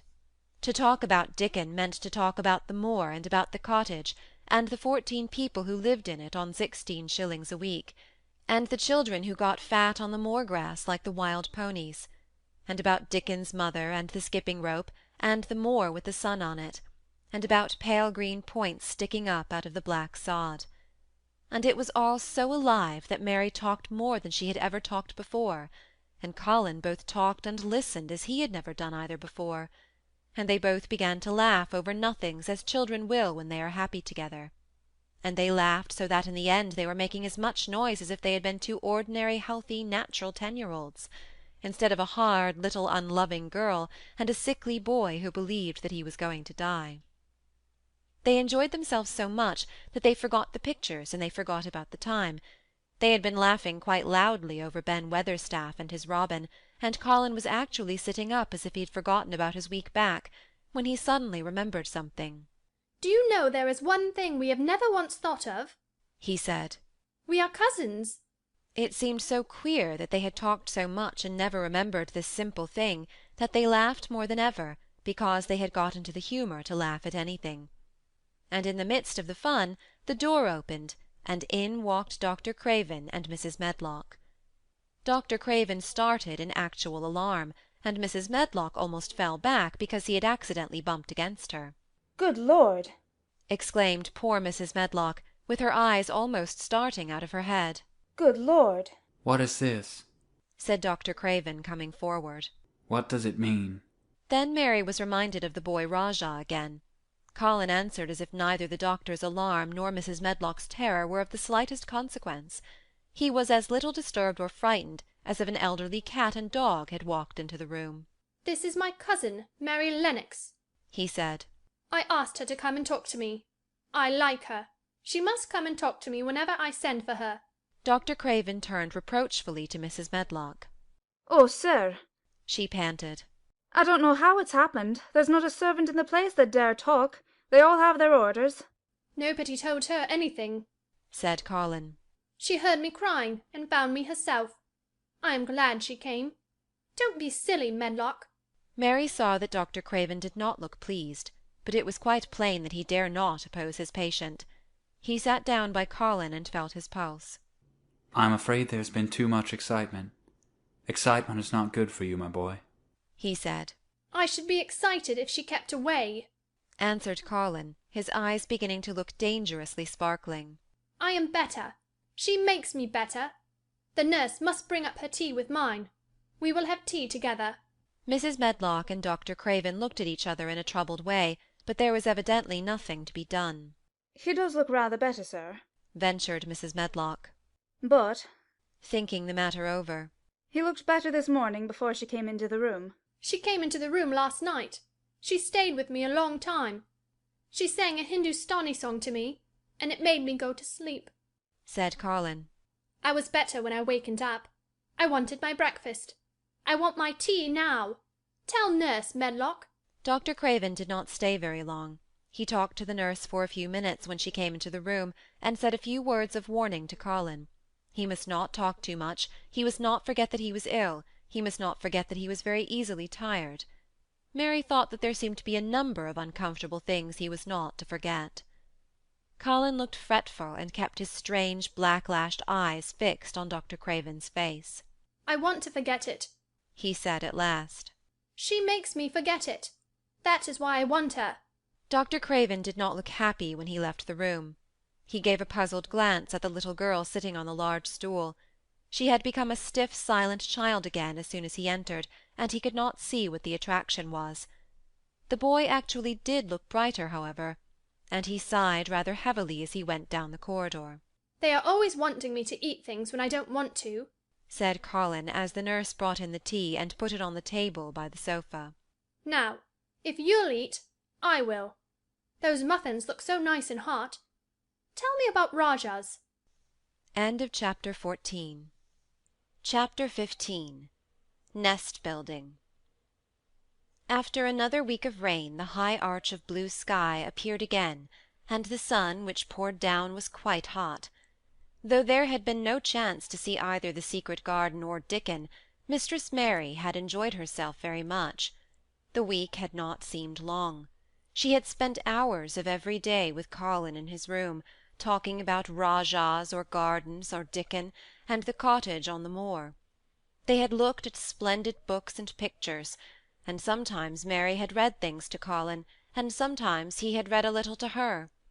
When he was amused and interested, she thought he scarcely looked like an invalid at all, except that his face was so colourless, and he was always on the sofa. You are a sly young one, to listen and get out of your bed to go flowing things up like you did that night, Mrs. Medlock said once. But there's no saying it's not been a sort of blessing to the lot of us. He's not had a tantrum or a whining fit since you made friends. The nurse was just going to give up on the case because she was so sick of him, but she says she doesn't mind staying now you've gone on duty with her. Laughing a little. In her talks with Colin, Mary had tried to be very cautious about the secret garden. There were certain things she wanted to find out from him, but she felt that she must find them out without asking him direct questions. In the first place, as she began to like to be with him, she wanted to discover whether he was the kind of boy you could tell a secret to. He was not in the least like Dickon, but he was evidently so pleased with the idea of a garden no one knew anything about that she thought perhaps he could be trusted. But she had not known him long enough to be sure. The second thing she wanted to find out was this: If he could be trusted, if he really could, wouldn't it be possible to take him to the garden without having any one find it out? The grand doctor had said that he must have fresh air, and Colin had said that he would not mind fresh air in a secret garden. Perhaps if he had a great deal of fresh air, and knew Dickon and the robin, and saw things growing, he might not think so much about dying. Mary had seen herself in the glass sometimes lately when she had realized that she looked quite a different creature from the child she had seen when she arrived from India. This child looked nicer. Even Martha had seen a change in her. "T' air from the moor has done thee good already," she had said. "Thou'rt not nigh so yellow, and thou'rt nigh so scrawny. Even the hair doesn't slump down on the head so flat. It's got some life in it, so as it sticks out a bit." It's like me, said Mary. It's growing stronger and fatter. I'm sure there's more of it. It looks it, for sure, said Martha, ruffling it up a little around her face. Thou'rt not half so ugly as when it's that way, and there's a bit of red in the cheeks. If gardens and fresh air had been good for her, perhaps they would be good for Colin. But then, if he hated people to look at him, perhaps he would not like to see Dickon. Why does it make you angry when you are looked at? She inquired one day. I always hated it, he answered. Even when I was very little. Then when they took me to the seaside, and I used to lie in my carriage, everybody used to stare, and ladies would stop and talk to my nurse, and then they would begin to whisper, and I knew then they were saying I shouldn't live to grow up. Then sometimes the ladies would pat my cheeks and say, "Poor child." Once when a lady did that, I screamed out loud and bit her hand. She was so frightened she ran away. She thought you had gone mad like a dog, said Mary, not at all admiringly. I don't care what she thought, said Colin, frowning. I wonder why you didn't scream and bite me when I came into your room, said Mary. Then she began to smile slowly. I thought you were a ghost, or a dream, he said. You can't bite a ghost or a dream, and if you scream, they don't care. Would you hate it if a boy looked at you? Mary asked uncertainly. He lay back on his cushion and paused thoughtfully. There's one boy, he said quite slowly, as if he were thinking over every word. There's one boy I believe I shouldn't mind. It's that boy who knows where the foxes live. Dickon. I'm sure you wouldn't mind him, said Mary. The birds don't, and other animals, he said, still thinking it over. Perhaps that's why I shouldn't. He's a sort of animal charmer, and I am a boy animal. Then he laughed, and she laughed too.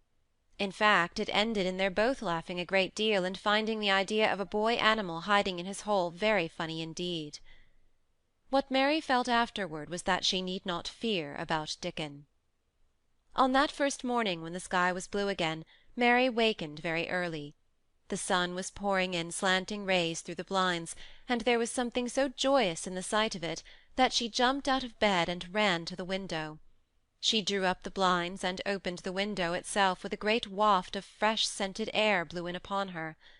The moor was blue, and the whole world looked as if something magic had happened to it. There were tender little fluting sounds here and there and everywhere, as if scores of birds were beginning to tune up for a concert.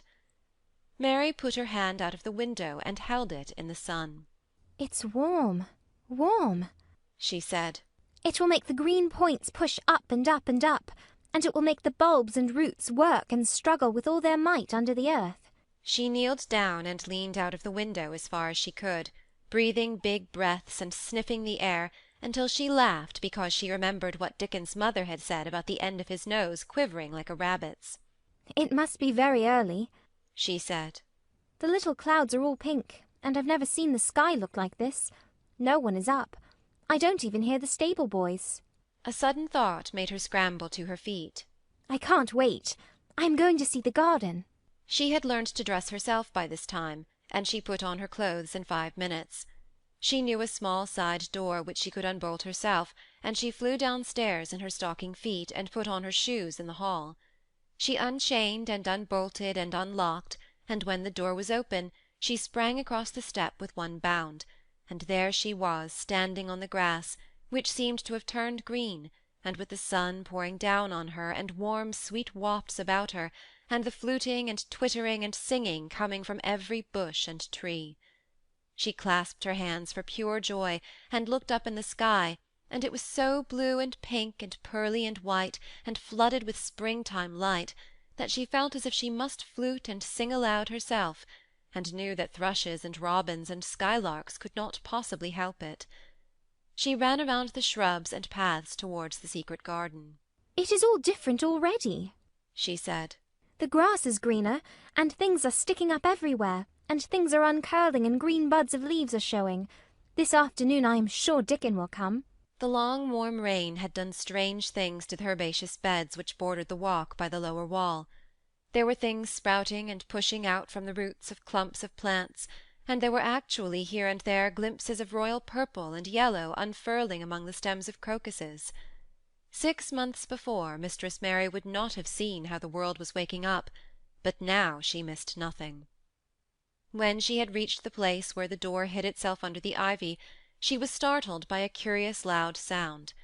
It was the caw, caw of a crow, and it came from the top of the wall, and when she looked up, there sat a big glossy-plumaged blue-black bird, looking down at her very wisely indeed.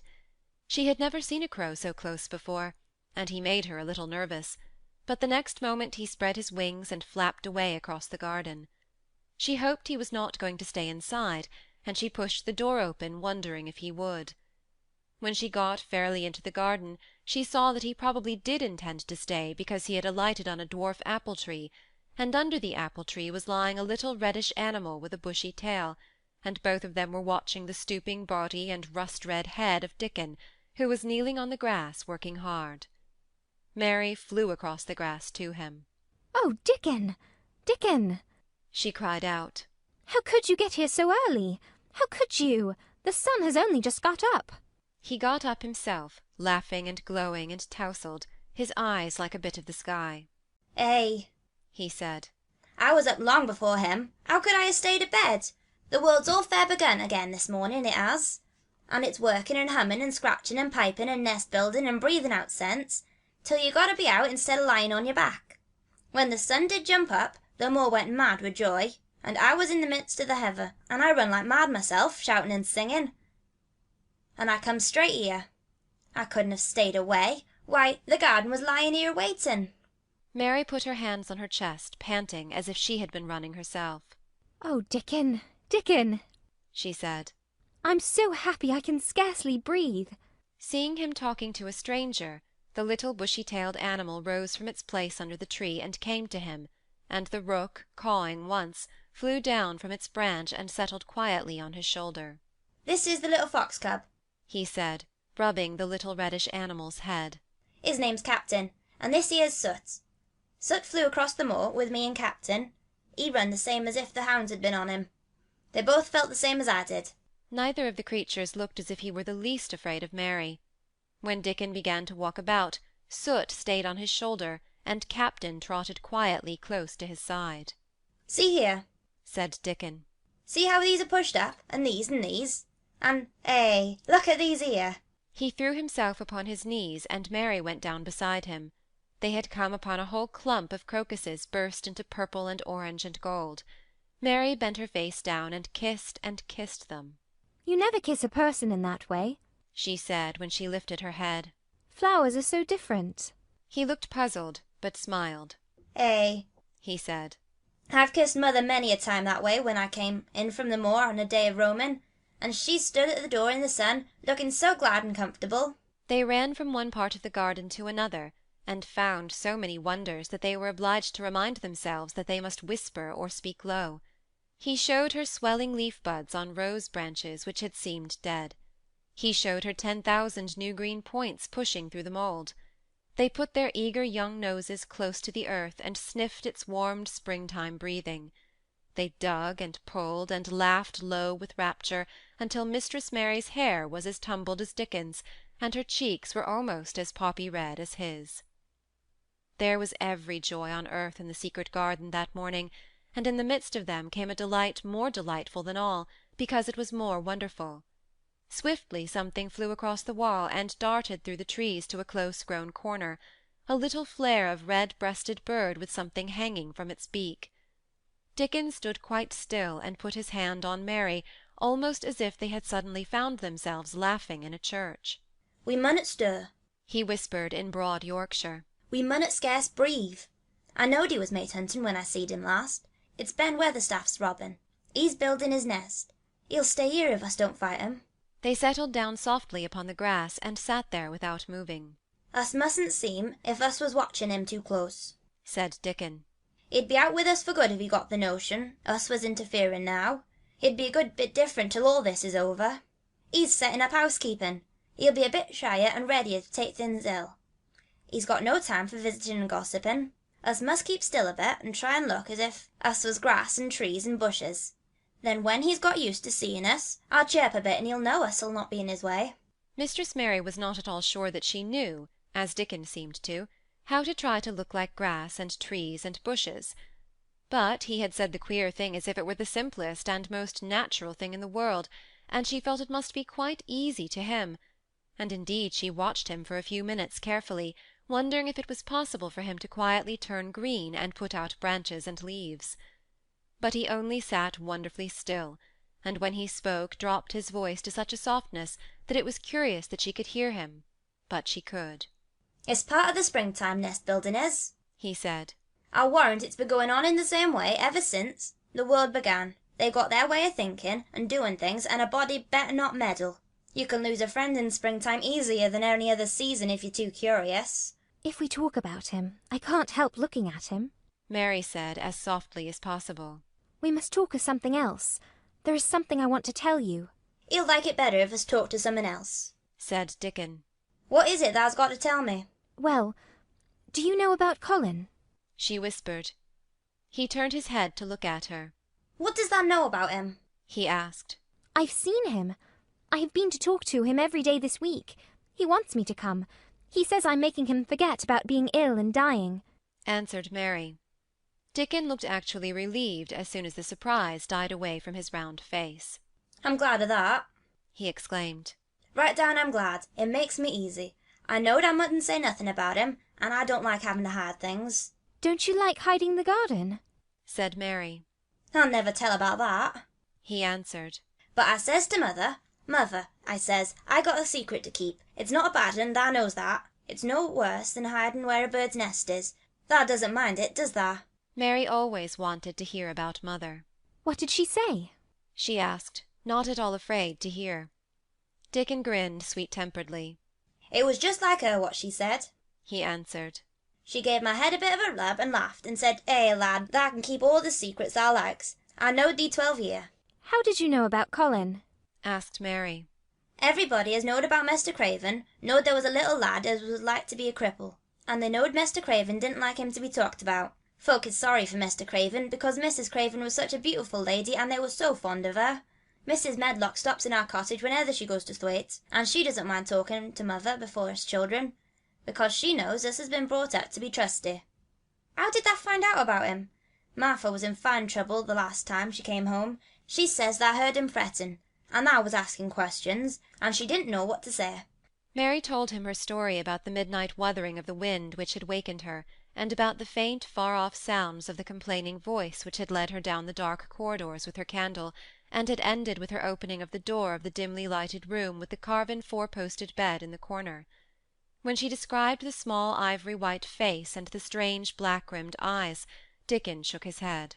Him's just like his mother's eyes, only hers were always laughing, they say, he said. They say as Mr. Craven can't bear to see him when he's awake, his eyes is so like his mother's, and yet so different on his miserable bit of face. Do you think he wants to die? whispered Mary. No, but he wishes he'd never been born. Mother says that's the worst thing on earth for a child. Them as is not wanted scarce ever thrives. Mr. Craven, he'd buy anything as money could buy for the poor lad, but he'd like to forget he was on earth. For one thing, he's afraid he'll look at him some day and find he's growed hunchback. Colin's so afraid of it himself that he won't sit up, said Mary. He says he's always thinking that if he should feel a lump coming, he should go crazy and scream himself to death. Hey, you oughtn't to lie about thinking things like that, said Dickon. No lad could get well as thought them sort of things. The fox was lying on the grass close by him, looking up to ask for a pat now and then, and Dickon bent down and rubbed his neck softly, and thought a few minutes in silence. Presently he lifted his head and looked round the garden. When first we got here, he said, it seemed like everything was grey. And now look around and tell me that doesn't see a difference. Mary looked and caught her breath a little. Why? She cried. The grey wall is changing. It is as if a green mist were creeping over it. It's almost like a green gauze veil. Aye, said Dickon. And it'll be greener and greener till all the grey's gone. Can thou guess what I was thinking? I know it was something nice, said Mary eagerly. I believe it was something about Colin. I was thinking that if he was out here he wouldn't be watching for lumps growing on his back. He'd be watching for the buds to break in the rose bushes, and he'd likely be healthier, explained Dickon. I was wondering if us could ever get him in the humour, coming out here and lie under the tree under his carriage. I've been wondering that myself. I've thought of it almost every time I've talked to him, said Mary. I've wondered if he could keep a secret, and I've wondered if we could bring him here without anyone seeing us. I thought perhaps you could push his carriage. The doctor said he must have fresh air, and if he wants us to take him out, no one dare disobey him. He won't go out for other people, and perhaps they will be glad if he will go out with us. He could order the gardeners to keep away so they wouldn't find out. Dickon was thinking very hard as he scratched Captain's back. It'll be good for him, I'll warrant, he said. Us not be thinking he'd be better never been born. Us to be just 2 children watching a garden grow, and he'd be another. 2 lads and a little lass just looking on at the springtime. I warrant it'll be better than doctor stuff. He's been lying in his room so long, and he's always been so afraid of his back that it has made him queer, said Mary. He knows a good many things out of books, but he doesn't know anything else. He says he has been too ill to notice things, and he hates going out of doors, and hates gardens and gardeners. But he likes to hear about this garden because it is a secret. I daren't tell him much, but he said he wanted to see it. Us have him out here sometime for sure, said Dickon. I could push his carriage well enough. Has thou noticed how the robin and his mate has been working while we've been sitting here? Look at him perch on that branch, wondering where it'd be best to put that twig he's got in his beak. He made one of his low whistling calls, and the robin turned his head and looked at him inquiringly, still holding his twig. Dickon spoke to him as Ben Weatherstaff did, but Dickon's tone was one of friendly advice. Wherever thou puts it, he said, it'll be all right. Thou knew how to build a nest before thou came out of that egg. Get on with you, lad, thou's got no time to lose. Oh, I do like to hear you talk to him, Mary said, laughing delightedly. Ben Weatherstaff scolds him and makes fun of him, and he hops about and looks as if he understood every word, and I know he likes it. Ben Weatherstaff says he is so conceited he would rather have stones thrown at him than not be noticed. Dickon laughed too, and went on talking. Thou knows us won't trouble thee, he said to the robin. Us is near being wild things ourselves. Us is nest building too, bless thee. Look out thou doesn't tell on us. And though the robin did not answer, because his beak was occupied, Mary knew that when he flew away with his twig to his own corner of the garden, the darkness of his dew-bright eye meant that he would not tell their secret for the world. End of chapter 15. Chapter 16. I won't, said Mary. They found a great deal to do that morning, and Mary was late in returning to the house, and was also in such a hurry to get back to her work that she quite forgot Colin until the last moment. Tell Colin that I can't come and see him yet, she said to Martha. I'm very busy in the garden. Martha looked rather frightened. Miss Mary, she said, it may put him all out of humour when I tell him that. But Mary was not as afraid of him as other people were, and she was not a self-sacrificing person. I can't stay, she answered. Dickon's waiting for me. And she ran away. The afternoon was even lovelier and busier than the morning had been. Already nearly all the weeds were cleared out of the garden, and most of the roses and trees had been pruned or dug about. Dickon had brought a spade of his own, and he had taught Mary to use all her tools, so that by this time it was plain that though the lovely wild place was not likely to become a gardener's garden, it would be a wilderness of growing things before the springtime was over. There'll be apple blossoms and cherry blossoms overheads, Dickon said, working away with all his might. And there'll be peach and plum trees in bloom against the walls, and the grass'll be a carpet of flowers. The little fox and the rook were as happy and busy as they were, and the robin and his mate flew backward and forward like tiny streaks of lightning. Sometimes the rook flapped his black wings and soared away over the tree-tops in the park. Each time he came back and perched near Dickon, and cawed several times as if he were relating his adventures, and Dickon talked to him just as he had talked to the robin. Once, when Dickon was so busy that he did not answer him at first, Soot flew on to his shoulders and gently tweaked his ear with his large beak. When Mary wanted to rest a little, Dickon sat down with her under a tree, and once he took his pipe out of his pocket and played the soft, strange little notes, and two squirrels appeared on the wall and looked and listened. That's a good bit stronger than I was, Dickon said, looking at her as she was digging. That's beginning to look different for sure. Mary was glowing with exercise and good spirits. I'm getting fatter and fatter every day, she said quite exultantly. Mrs. Medlock will have to get me some bigger dresses. Martha says my hair is growing thicker. It isn't so flat and stringy. The sun was beginning to set and sending deep gold-coloured rays slanting under the trees when they parted. It'll be fine tomorrow, said Dickon. I'll be at work by sunrise. So will I, said Mary. She ran back to the house as quickly as her feet would carry her. She wanted to tell Colin about Dickon's fox-cub and the rook, and about what the springtime had been doing. She felt sure he would like to hear. So it was not very pleasant when she opened the door of her room to see Martha standing waiting for her with a doleful face. What is the matter? she asked. What did Colin say when you told him I couldn't come? Said Martha. I wish they'd gone. He was now going into one of his tantrums. There's been a nice to-do all afternoon to keep him quiet. He would watch the clock all the time. Mary's lips pinched themselves together. She was no more used to considering other people than Colin was, and she saw no reason why an ill-tempered boy should interfere with the things she liked best. She knew nothing about the pitifulness of people who had been ill and nervous, and who did not know that they could control their tempers, and need not make other people ill and nervous too. When she had had a headache in India, she had done her best to see that everybody else also had a headache or something quite as bad, and she felt she was quite right, but of course now she felt that Colin was quite wrong. He was not on his sofa when she went into his room. He was lying flat on his back in bed, and he did not turn his head toward her as she came in. This was a bad beginning, and Mary marched up to him with her stiff manner. Why didn't you get up? she said. I did get up this morning, when I thought you were coming, he answered without looking at her. I made them put me back in bed this afternoon. My back ached, and my head ached, and I was tired. Why didn't you come? I was working in the garden with Dickon, said Mary. Colin frowned and condescended to look at her. I won't let that boy come here, if you go and stay with him, instead of coming to talk to me, he said. Mary flew into a fine passion. She could fly into a passion without making a noise.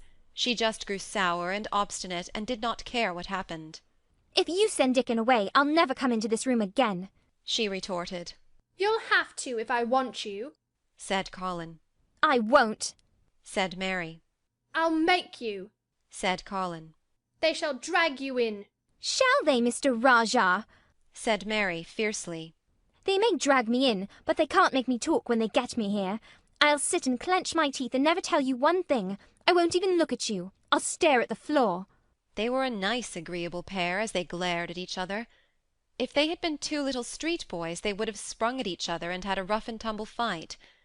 As it was, they did the next thing to it. You are a selfish thing, cried Colin. What are you? said Mary.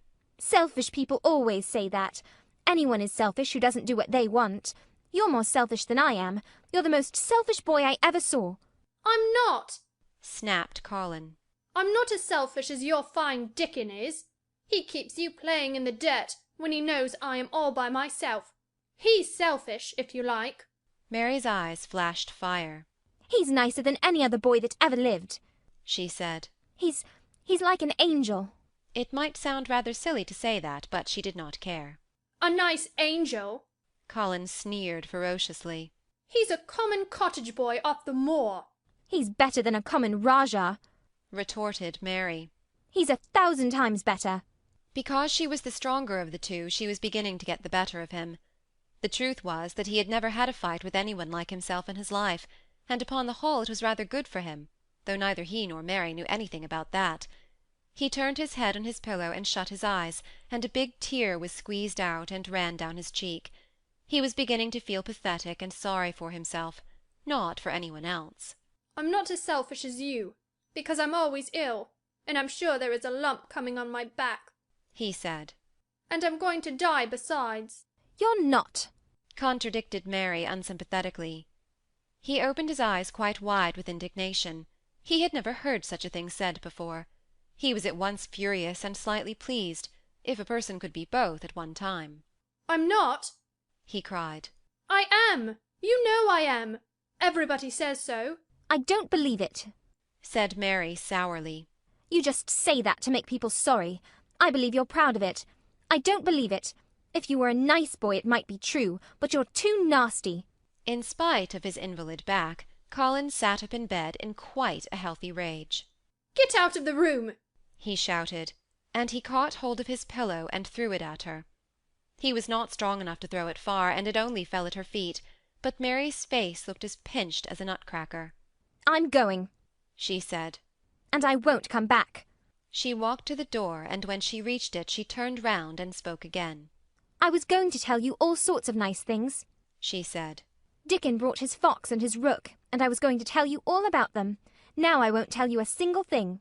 She marched out of the door and closed it behind her, and there, to her great astonishment, she found the trained nurse standing as if she had been listening, and more amazing still, she was laughing. She was a big, handsome young woman who ought not to have been a trained nurse at all, as she could not bear invalids, and she was always making excuses to leave Colin to Martha or any one else who would take her place. Mary had never liked her, and she simply stood and gazed up at her as she stood giggling into her handkerchief. What are you laughing at? she asked her. At you two young ones, said the nurse. It's the best thing that could happen to the sickly, pampered thing, to have someone to stand up to him that's as spoiled as himself. And she laughed again into her handkerchief. If he'd had a young vixen of a sister to fight with, it would have been the saving of him. Is he going to die? I don't know, and I don't care, said the nurse. Hysterics and temper are half what ails him. What are hysterics? asked Mary. You'll find out if you work him into a tantrum after this. But at any rate, you've given him something to have hysterics about, and I'm glad of it. Mary went back to her room, not feeling at all as she had felt when she had come in from the garden. She was cross and disappointed, but not at all sorry for Colin. She had looked forward to telling him a great many things, and she had meant to try to make up her mind whether it would be safe to trust him with the great secret. She had been beginning to think it would be, but now she had changed her mind entirely. She would never tell him, and he could stay in his room and never get any fresh air, and die if he liked. It would serve him right.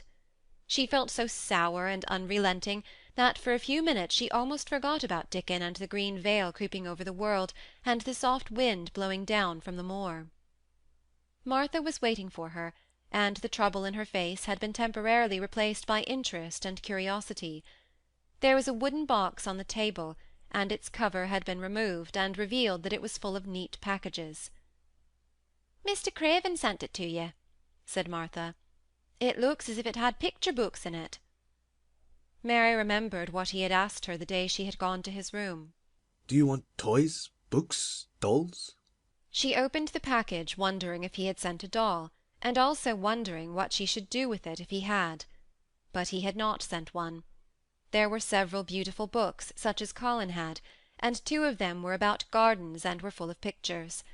There were 2 or 3 games, and there was a beautiful little writing case with a gold monogram on it, and a gold pen and inkstand. Everything was so nice that her pleasure began to crowd her anger out of her mind. She had not expected him to remember her at all, and her hard little heart grew quite warm. I can write better than I can print, she said. And the first thing I shall write with that pen will be a letter to tell him I am much obliged. If she had been friends with Colin, she would have run to show him her presents at once, and they would have looked at the pictures and read some of the gardening books, and perhaps tried playing the games, and he would have enjoyed himself so much he would never once have thought he was going to die, or have put his hand on his spine to see if there was a lump coming. He had a way of doing that which she could not bear. It gave her an uncomfortable, frightened feeling, because he always looked so frightened himself. He said that if he felt even quite a little lump some day, he should know his hunch had begun to grow. Something he had heard Mrs. Medlock whispering to the nurse had given him the idea, and he had thought it over in secret until he was quite firmly fixed in his mind. Mrs. Medlock had said his father's back had begun to show its crookedness in that way when he was a child. He had never told anyone but Mary that most of his tantrums, as they called them, grew out of his hysterical hidden fear. Mary had been sorry for him when he had told her. He always began to think about it when he was cross or tired, she said to herself. And he has been cross today. Perhaps he has been thinking about it all afternoon. She stood still, looking down at the carpet and thinking. I said I would never go back again. She hesitated, knitting her brows. But perhaps, just perhaps, I will go and see, if he wants me, in the morning. Perhaps he'll try to throw his pillow at me again, but I think I'll go. End of chapter 16. Chapter 17. A Tantrum. She had got up very early in the morning, and had worked hard in the garden, and she was tired and sleepy. So, as soon as Martha had brought her supper and she had eaten it, she was glad to go to bed. As she laid her head on the pillow, she murmured to herself, I'll go out before breakfast and work with Dickon, and then afterward, I believe, I'll go to see him. She thought that it was the middle of the night when she was awakened by such dreadful sounds that she jumped out of bed in an instant. What was it? What was it? The next minute she felt quite sure she knew. Doors were opened and shut, and there were hurrying feet in the corridors, and someone was crying and screaming at the same time, screaming and crying in a horrible way. It's Colin, she said. He's having one of those tantrums the nurse called hysterics. How awful it sounds. As she listened to the sobbing screams, she did not wonder that people were so frightened that they gave him his own way in everything rather than hear them. She put her hands over her ears and felt sick and shivering. I don't know what to do. I don't know what to do, she kept saying. I can't bear it. Once she wondered if he would stop if she dared go to him, and then she remembered how he had driven her out of the room, and thought that perhaps the sight of her might make him worse. Even when she pressed her hands more tightly over her ears, she could not keep the awful sounds out. She hated them so, and was so terrified by them, that suddenly they began to make her angry, and she felt as if she should like to fly into a tantrum herself and frighten him as he was frightening her. She was not used to anyone's tempers but her own. She took her hands from her ears and sprang up and stamped her foot. He ought to be stopped. Somebody ought to make him stop. Somebody ought to beat him, she cried out. Just then she heard feet almost running down the corridor, and her door opened, and the nurse came in. She was not laughing now, by any means. She even looked rather pale. He's worked himself into hysterics, she said in a great hurry. He'll do himself harm. No one can do anything with him. You come and try, like a good child. He likes you. He turned me out of the room this morning, said Mary, stamping her foot with excitement. The stamp rather pleased the nurse. The truth was that she had been afraid she might find Mary crying and hiding her head under the bedclothes. That's right, she said. You're in the right humour. You go and scold him. Give him something new to think of. Do go, child, as quick as ever you can. It was not until afterward that Mary realized that the thing had been funny as well as dreadful, that it was funny that all the grown-up people were so frightened that they came to a little girl just because they guessed she was almost as bad as Colin himself. She flew along the corridor, and the nearer she got to the screams, the higher her temper mounted. She felt quite wicked by the time she reached the door. She slapped it open with her hand, and ran across the room to the four-poster bed. You stop, she almost shouted. You stop! I hate you! Everybody hates you! I wish everybody would run out of the house and let you scream yourself to death. You will scream yourself to death in a minute, and I wish you would. A nice, sympathetic child could neither have thought nor said such things, but it just happened that the shock of hearing them was the best possible thing for this hysterical boy, whom no one had ever dared to restrain or contradict. He had been lying on his face, beating his pillow with his hands, and he actually almost jumped around, he turned so quickly at the sound of the furious little voice. His face looked dreadful, white and red and swollen, and he was gasping and choking, but savage little Mary did not care an atom. If you scream another scream, she said, I'll scream too, and I can scream louder than you can, and I'll frighten you. He actually had stopped screaming because she had startled him so. The scream which had been coming almost choked him. The tears were streaming down his face, and he shook all over. I can't stop! He gasped and sobbed. I can't! I can't! You can. Shouted Mary. Half that ails you is hysterics and temper. Just hysterics, hysterics, hysterics. And she stamped each time she said it. I felt the lump! I felt it! Choked out Colin. I knew I should. I shall have a hunch on my back, and then I shall die. And he began to writhe again, and turned on his face and sobbed and wailed, but he didn't scream. You didn't feel a lump. Contradicted Mary fiercely. If you did, it was only a hysterical lump. Hysterics makes lumps. There's nothing the matter with your horrid back. Nothing but hysterics. Turn over and let me look at it. She liked the word hysterics, and felt somehow as if it had an effect on him. He was probably like herself, and had never heard it before. Nurse, she commanded. Come here and show me his back this minute. The nurse, Mrs. Medlock, and Martha had been standing huddled together near the door, staring at her, their mouths half open. All three had gasped with fright more than once. The nurse came forward as if she were half afraid. Colin was heaving with great breathless sobs. Perhaps he won't let me. She hesitated in a low voice. Colin heard her, however, and he gasped out between two sobs. Show her. She'll see then. It was a poor thin back to look at when it was bared. Every rib could be counted, and every joint of the spine, though Mistress Mary did not count them as she bent over and examined them with a solemn, savage little face. She looked so sour and old-fashioned that the nurse turned her head aside to hide the twitching of her mouth. There was just a minute's silence, for even Colin tried to hold his breath while Mary looked up and down his spine, and down and up, as intently as if she had been the great doctor from London. There's not a single lump there, she said at last. There's not a lump as big as a pin, except backbone lumps, and you can only feel them because you're thin. I've got backbone lumps myself, and they used to stick out as much as yours do, until I began to get fatter, and I am not fat enough yet to hide them. There's not a lump as big as a pin. If you ever say there is again, I shall laugh. No one but Colin himself knew what effect those crossly spoken childish words had on him. If he had ever had any one to talk to about his secret terrors, if he had ever dared to let himself ask questions, if he had had childish companions, and had not lain on his back in the huge closed house, breathing an atmosphere heavy with the fears of people who were most of them ignorant and tired of him, he would have found out that most of his fright and illness was created by himself. But he had lain and thought of himself and his aches and weariness for hours and days and months and years.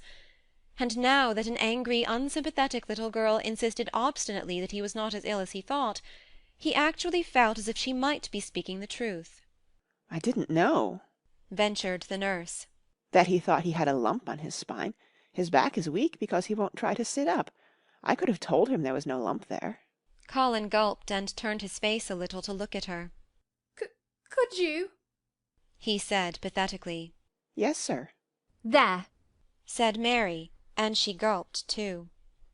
Colin turned on his face again, and but for his long-drawn broken breaths, which were the dying down of his storm of sobbing, he lay still for a minute, though great tears streamed down his face and wet the pillow.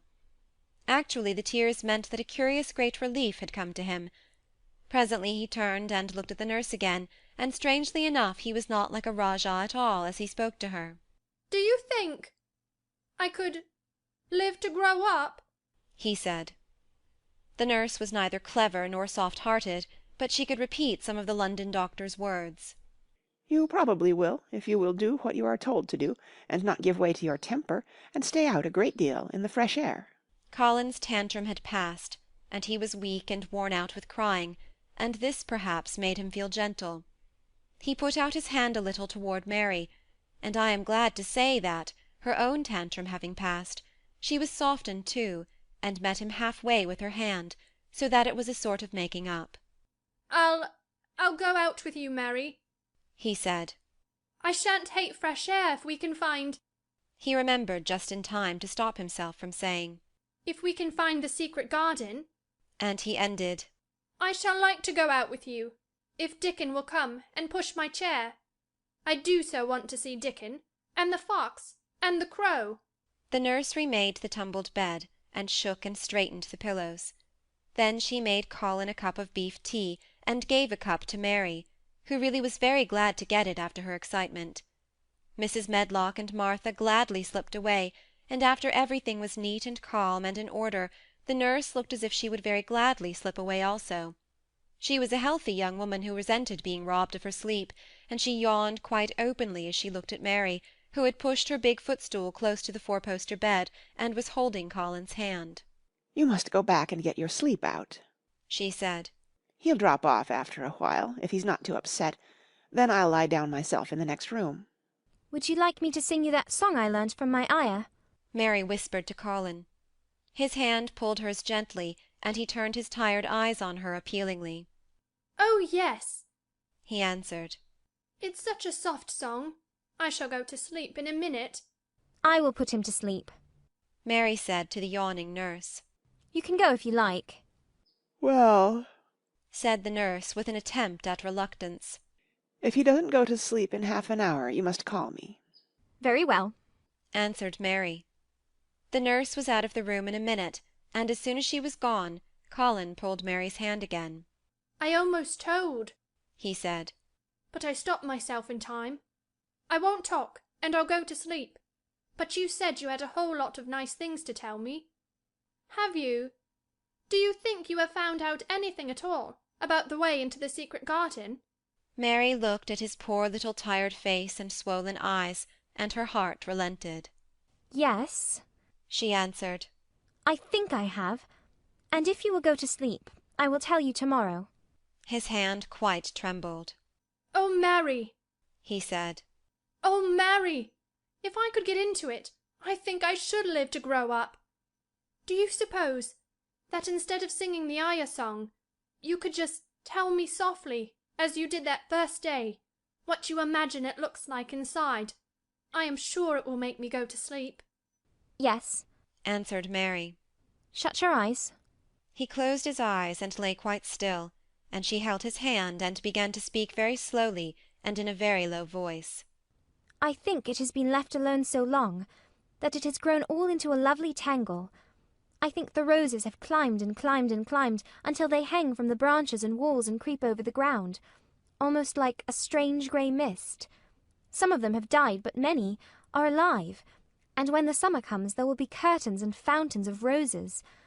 I think the ground is full of daffodils and snowdrops and lilies and iris working their way out of the dark.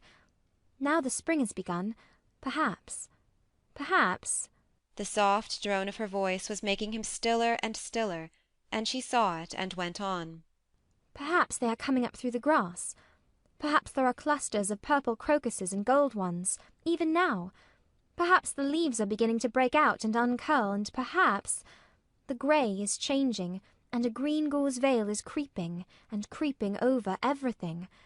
And the birds are coming to look at it, because it is so safe and still. And perhaps, very softly and slowly indeed, the robin has found a mate, and is building a nest. And Colin was asleep. End of chapter 17. Chapter 18. The Munnot Waste No Time. Of course Mary did not waken early the next morning. She slept late because she was tired, and when Martha brought her breakfast, she told her that though Colin was quite quiet, he was ill and feverish, as he always was after he had worn himself out with a fit of crying. Mary ate her breakfast slowly as she listened. "He says he wishes they would go, please, and see him as soon as they can," Martha said. "It's queer what a fancy he's took to thee. They did give it him last night, for sure. Didn't they? Nobody else would have dared to do it. Ah, poor lad! He's been so spoiled, till salt won't save him. Mother says is the worst two things can happen to a child is to never have his own way, or always to have it. She doesn't know which is the worst. Thou was in a fine temper thyself, too. But he says to me when I went into his room, 'Please ask Miss Mary if she'll please come and talk to me.' Think o' him saying please. Will you go, miss?" I'll run and see Dickon first, said Mary. No, I'll go and see Colin first and tell him. I know what I'll tell him, with a sudden inspiration. She had her hat on when she appeared in Colin's room, and for a second he looked disappointed. He was in bed. His face was pitifully white, and there were dark circles round his eyes. I'm glad you came, he said. My head aches, and I ache all over, because I'm so tired. Are you going somewhere? Mary went and leaned against his bed. I won't be long, she said. I'm going to Dickon, but I'll come back. Colin, it's something about the garden. His whole face brightened, and a little colour came into it. Oh, is it? He cried out. I dreamed about it all night. I heard you say something about grey changing into green, and I dreamed I was standing in a place all filled with trembling little green leaves, and there were birds on nests everywhere, and they looked so soft and still. I'll lie and think about it until you come back. In 5 minutes Mary was with Dickon in their garden. The fox and the crow were with him again, and this time he had brought 2 tame squirrels. I came over on the pony this morning, he said. He's a good little chap, Jump is. I brought these 2 in my pockets. This here one's called Nut, and this other one's called Shell. When he said Nut, one squirrel leaped on to his right shoulder, and when he said Shell, the other one leaped on to his left shoulder. When they sat down on the grass with Captain curled at their feet, Soot solemnly leaning on a tree, and Nut and Shell nosing about close to them, it seemed to Mary that it would be scarcely bearable to leave such delightfulness. But when she began to tell her story, somehow the look in Dickon's funny face gradually changed her mind. She could see he felt sorrier for Colin than she did. He looked up at the sky and all about him. Just listen to them birds. The world seems full of them, all whistling and piping, he said. Look at them darting about and harking at them to call each other. Come springtime seems as if the world's calling. The leaves is uncurling so you can see 'em. And, my word, the nice smells there is about. And that poor lad's lying shut up, and seeing so little, that he gets on thinking about things and sets him screaming.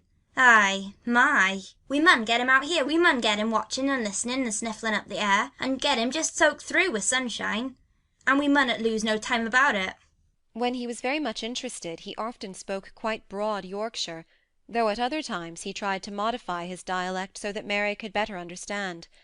But she loved his broad Yorkshire, and had in fact been trying to learn to speak it herself. So she spoke a little now. Aye, that we mun, she said, which meant, yes, indeed, we must. I'll tell thee what us'll do first.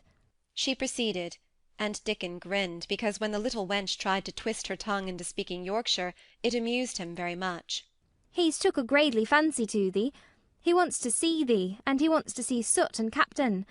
When I go back to the house to talk to him, I'll ax him if they canna come and see him tomorrow morning, and bring the creatures wi' thee.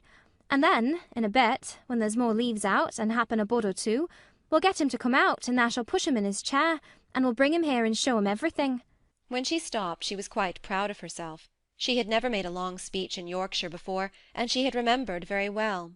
Thou mun talk a bit of Yorkshire like that to Mester Colin. Dickon chuckled. Thou'll make him laugh, and there's nowt as good for ill folk as laughing is. Mother says she believes as half an hour of good laugh every morning could cure a chap that was making ready for typhus fever. I'm going to talk Yorkshire to him this very day, said Mary, chuckling herself.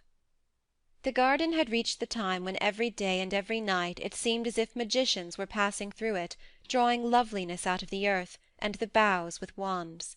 It was hard to go away and leave it all, particularly as Nut had actually crept on to her dress, and Shell had scrambled down the trunk of the apple-tree they sat under, and stayed there looking at her with inquiring eyes. But she went back to the house, and when she sat down close to Colin's bed, he began to sniff as Dickon did, though not in such an experienced way. You smell like flowers, and fresh things, he cried out quite joyously. What is it you smell of? It's cool, and warm, and sweet, all at the same time. It's the wind from the moor, said Mary. It comes a-sitting on the grass, under a tree with Dickon and with Captain, and Soot and Nut and Shell. It's the springtime, and out of doors and sunshine as smells so greatly. She said it as broadly as she could, and you do not know how broadly Yorkshire sounds until you have heard someone speak it. Colin began to laugh. "What are you doing?" he said. "I never heard you talk like that before. How funny it sounds." "I am giving thee a bit of Yorkshire," answered Mary triumphantly. "I canna talk as gradely as Dickon and Martha can, but the seas I can shape a bit. Doesn't thou understand a bit of Yorkshire when thou hears it? And thou's a Yorkshire lad thyself, bred and born. Eh? I wonder thou'rt not ashamed of thy face." And then she began to laugh too, and they both laughed until they could not stop themselves, and they laughed until the room echoed, and Mrs. Medlock, opening the door to come in, drew back into the corridor and stood listening amazed. "Well, upon my word," she said, speaking rather broad Yorkshire herself, because there was no one to hear her, and she was so astonished. "Who ever heard the like? Who on earth would have thought it?" There was so much to talk about. It seemed as if Colin would never hear enough of Dickon and Captain and Soot and Nut and Shell and the pony whose name was Jump. Mary had run round into the wood with Dickon to see Jump. He was a tiny little shaggy moor pony with thick locks hanging over his eyes, and a pretty face and a nuzzling velvet nose. He was rather thin with living on moor grass, but he was as tough and wiry as if the muscle in his little legs had been made of steel springs. He had lifted his head and whinnied softly the moment he saw Dickon, and he had trotted up to him and put his head across his shoulder, and then Dickon had talked into his ear, and Jump had talked back in odd little whinnies and puffs and snorts.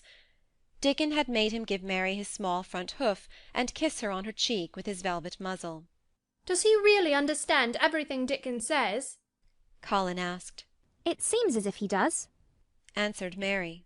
"Dickon says anything will understand you're friends with it for sure, but you have to be friends for sure." Colin lay a little quiet, and his strange eyes seemed to be staring at the wall, but Mary saw he was thinking. "I wish I was friends with things," he said at last. "But I'm not. I never had anything to be friends with, and I can't bear people." "Can't you bear me?" asked Mary. "Yes, I can," he answered. "It's funny, but I even like you." "Ben Weatherstaff said I was like him," said Mary. "He said he'd warrant we'd both got the same nasty tempers. I think you are like him too. We are all three alike, you and I and Ben Weatherstaff. He said we were neither of us much to look at, and we were as sour as we looked. But I don't feel as sour as I used to before I knew the Robin and Dickon." "Did you feel as if you hated people?" "Yes," answered Mary without any affectation. "I should have detested you, if I had seen you before I saw the Robin and Dickon." Colin put out his thin hand and touched her. "Mary," he said, "I wish I hadn't said what I did about sending Dickon away. I hated you when you said he was like an angel, and I laughed at you, but perhaps he is." "Well, it was rather funny to say it," she admitted frankly. "because his nose does turn up, and he has a big mouth, and his clothes have patches all over them, and he talks broad Yorkshire, but if an angel did come to Yorkshire and live on the moor, if there was a Yorkshire angel, I believe he'd understand the green things and know how to make them grow, and he would know how to talk to the wild creatures as Dickon does, and they'd know he was friends for sure." "I shouldn't mind Dickon looking at me," said Colin. "I want to see him." "I'm glad you said that," answered Mary. Because... Quite suddenly it came into her mind that this was the minute to tell him. Colin knew something was coming. "Because what?" he cried eagerly. Mary was so anxious that she got up from her stool and came to him and caught hold of both his hands. "Can I trust you? I trusted Dickon because birds trusted him. Can I trust you, for sure, for sure?" she implored. Her face was so solemn that he almost whispered his answer. "Yes, yes!"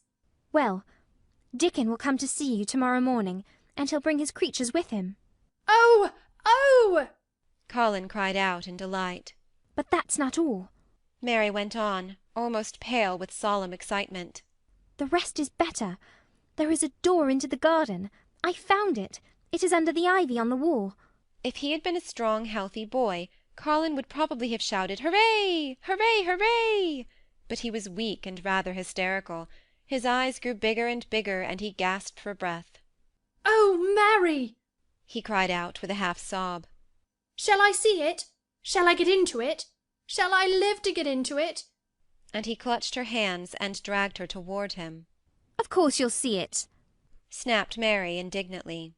Of course you'll live to get into it. Don't be silly. And she was so unhysterical and natural and childish that she brought him to his senses, and he began to laugh at himself, and a few minutes afterwards she was sitting on her stool again, telling him not what she imagined the secret garden to be like, but what it really was, and Colin's aches and tiredness were forgotten, and he was listening enraptured. "It is just what you thought it would be," he said at last. "It sounds just as if you had really seen it. You know I said that when you told me first." Mary hesitated about 2 minutes, and then boldly spoke the truth. I had seen it, and I had been in, she said. I found the key and got in weeks ago, but I daren't tell you. I daren't because I was so afraid I couldn't trust you, for sure. End of chapter 18. Chapter 19. It has come. Of course Dr. Craven had been sent for the morning after Colin had had his tantrum. He was always sent for at once when such a thing occurred, and he always found, when he arrived, a white shaken boy lying on his bed, sulky and still, so hysterical that he was ready to break into fresh sobbing at the least word. In fact, Dr. Craven dreaded and detested the difficulties of these visits. On this occasion he was away from Misselthwaite Manor until afternoon. How is he? He asked Mrs. Medlock rather irritably when he arrived. He will break a blood vessel in one of those fits some day. The boy is half insane with hysteria and self-indulgence. "Well, sir," answered Mrs. Medlock, "you'll scarcely believe your eyes when you see him. That plain, sour-faced child that's almost as bad as himself has just bewitched him. How she's done it there's no telling. The Lord knows she's nothing to look at, and you scarcely ever hear her speak. But she did what none of us dare do. She just flew at him like a little cat last night, and stamped her feet and ordered him to stop screaming. And somehow she startled him enough so that he actually did stop. And this afternoon, well, just come up and see, sir, it's past crediting." The scene which Dr. Craven beheld when he entered his patient's room was indeed rather astonishing to him.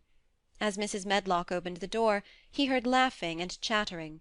Colin was on his sofa in his dressing-gown, and he was sitting up quite straight looking at a picture in one of the garden books, and talking to the plain child, who at that moment could scarcely be called plain at all, because her face was so glowing with enjoyment. "Those long spires of blue ones, we'll have a lot of those," Colin was announcing. "They're called delphiniums." Dickon says they're larkspurs made big and grand, cried Mistress Mary. There are clumps there already. Then they saw Dr. Craven and stopped. Mary became quite still, and Colin looked fretful. I am sorry to hear that you were ill last night, my boy, Dr. Craven said, a trifle nervously. He was rather a nervous man. "I'm better now, much better," Colin answered, rather like a Rajah. "I'm going out in my chair in a day or two, if it is fine. I want some fresh air." Dr. Craven sat down by him and felt his pulse and looked at him curiously. It must be a very fine day, he said, and you must be very careful not to tire yourself. "Fresh air won't tire me," said the young Rajah. As there had been occasions when this same young gentleman had shrieked aloud with rage and had insisted that fresh air would give him cold and kill him, it is not to be wondered at that his doctor felt somewhat startled. I thought you did not like fresh air, he said.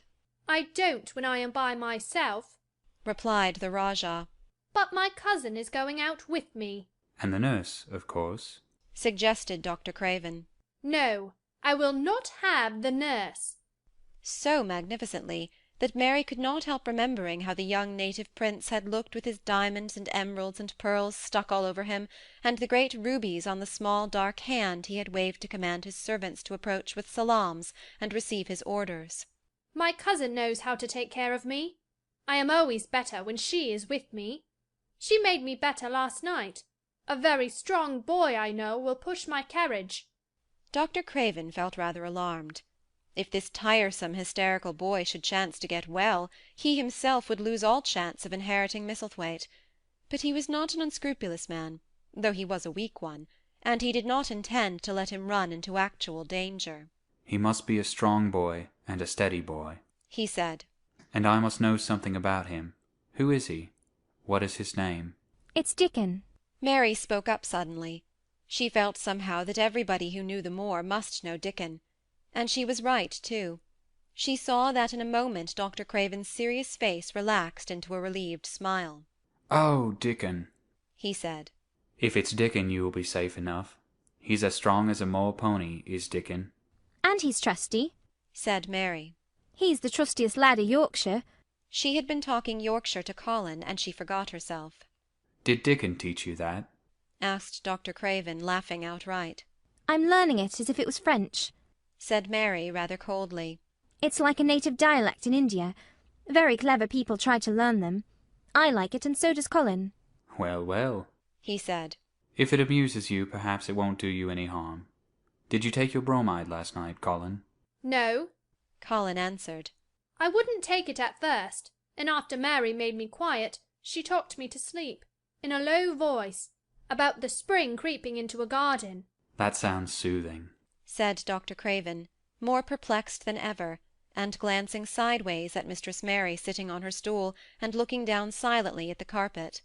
"You are evidently better, but you must remember—" I don't want to remember, interrupted the Rajah, appearing again. When I lie by myself and remember, I begin to have pains everywhere, and I think of things that make me begin to scream because I hate them so. If there was a doctor anywhere who could make you forget you were ill instead of remembering it, I would have him brought here." And he waved a thin hand, which ought really to have been covered with royal signet rings made of rubies. "It is because my cousin makes me forget that she makes me better." Dr. Craven had never made such a short stay after a tantrum.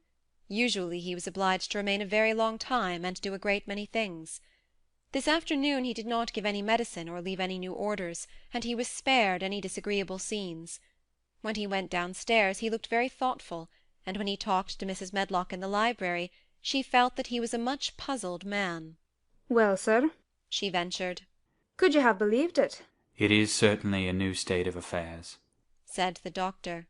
"and there's no denying it's better than the old one." "I believe Susan Sowerby's right, I do that," said Mrs. Medlock.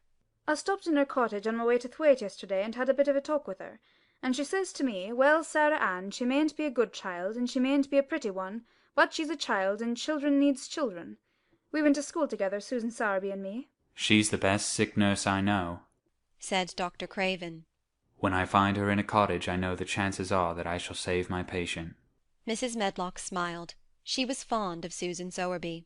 "She's got a way with her, has Susan," she went on quite volubly. "I've been thinking all morning of one thing she said yesterday. She says, 'Once when I was giving the children a bit of a preach after they had been fighting, I says to them all, when I was at school my geography told us the world was shaped like an orange, and I found out before I was 10 that the whole orange doesn't belong to nobody. No one owns more than his bit of a quarter, and there's times it seems like there's not enough quarters to go around. But don't you, none of you, think as though you own the whole orange, or you'll find out you're mistaken, and you won't find it out without hard knocks. What children learns from children,' she says, 'is that there's no sense at grabbing at the whole orange, peel and all. If you do, you'll likely not even get the pips, and them's too bitter to eat.'" "She's a shrewd woman," said Dr. Craven, putting on his coat. "Well, she's got a way of saying things," ended Mrs. Medlock, much pleased. "Sometimes I've said to her, 'Susan, if you was a different woman and didn't talk in such broad Yorkshire, I've seen the times when I would have said you was clever.'" That night Colin slept without once awakening, and when he opened his eyes in the morning he lay still and smiled without knowing it, smiled because he felt so curiously comfortable. It was actually nice to be awake, and he turned over and stretched his limbs luxuriously. He felt as if tight strings which had held him had loosened themselves and let him go. He did not know that Dr. Craven would have said that his nerves had relaxed and rested themselves. Instead of lying and staring at the wall and wishing he had not awakened, his mind was full of the plans he and Mary had made yesterday, of pictures of the garden and of Dickon and his wild creatures. It was so nice to have things to think about. And he had not been awake more than 10 minutes when he heard feet running along the corridor, and Mary was at the door. The next minute she was in the room and had run across to his bed, bringing with her a waft of fresh air full of the scent of the morning. "You've been out! You've been out! There's that nice smell of leaves!" She had been running, and her hair was loose and blown, and she was bright with the air and pink-cheeked, though he could not see it. "It's so beautiful," she said, a little breathless with her speed. "You never saw anything so beautiful. It has come. I thought it had come that other morning, but it was only coming. It is here now. It has come, the spring. Dickon says so. Has it? cried Colin, and though he really knew nothing about it, he felt his heart beat. He actually sat up in bed. Open the window, he added, laughing half with joyful excitement and half at his own fancy. Perhaps we may hear golden trumpets. And though he laughed, Mary was at the window in a moment, and in a moment more it was opened wide, and freshness and softness and scents and bird-songs were pouring through. That's fresh air, she said. Lie on your back and draw in long breaths of it. That's what Dickon does when he's lying on the moor. He says he feels it in his veins, and it makes him strong, and he feels as if he could live for ever and ever. Breathe it and breathe it. She was only repeating what Dickon had told her, but she caught Colin's fancy. For ever and ever. Does it make him feel like that? he said, and he did as she told him, drawing in long, deep breaths over and over again, until he felt that something quite new and delightful was happening to him. Mary was at his bedside again. Things are crowding up out of the earth, she ran on in a hurry. And there are flowers uncurling, and buds on everything, and the green veil has covered nearly all the grey, and the birds are in such a hurry about their nests, for fear they may be too late, that some of them are even fighting for places in the secret garden. And the rose bushes look as wick can be, and there are primroses in the lanes and woods, and the seeds we planted are up, and Dickon has brought the fox and the crow and the squirrels and a newborn lamb. And then she paused for breath. The newborn lamb Dickon had found 3 days before lying by its dead mother among the gorse bushes on the moor. It was not the first motherless lamb he had found, and he knew what to do with it. He had taken it to the cottage wrapped in his jacket, and he had let it lie near the fire, and had fed it with warm milk. It was a soft thing with a darling, silly baby face, and legs rather long for its body. Dickon had carried it over the moor in his arms, and its feeding bottle was in his pocket with a squirrel, and when Mary had sat under a tree with its limp warmness huddled on her lap, she had felt as if she were too full of strange joy to speak. A lamb, a lamb, a living lamb who lay on your lap like a baby. She was describing it with great joy, and Colin was listening and drawing in long breaths of air when the nurse entered. She started a little at the sight of the open window. She had sat stifling in the room many a warm day, because her patient was sure that open windows gave people cold. "Are you sure you are not chilly, Master Colin?" she inquired. No, was the answer. I am breathing long breaths of fresh air. It makes you strong. I'm going to get up to the sofa for breakfast. My cousin will have breakfast with me. The nurse went away, concealing a smile, to give the order for 2 breakfasts. She found the servants' hall a more amusing place than the invalid's chamber, and just now everybody wanted to hear the news from upstairs. There was a great deal of joking about the unpopular young recluse, who, as the cook said, had found his master and good for him. The servants' hall had been very tired of the tantrums, and the butler, who was a man with a family, had more than once expressed his opinion that the invalid would be all the better for a good hiding. When Colin was on his sofa and the breakfast for 2 was put upon the table, he made an announcement to the nurse in his most Rajah-like manner. A boy, and a fox, and a crow, and 2 squirrels, and a new-born lamb are coming to see me this morning. I want them brought upstairs as soon as they come, he said. You are not to begin playing with the animals in the servants' hall and keep them there. I want them here. The nurse gave a slight gasp, and tried to conceal it with a cough. Yes, sir, she answered. I'll tell you what you can do, added Colin, waving his hand. You can tell Martha to bring them here. The boy is Martha's brother.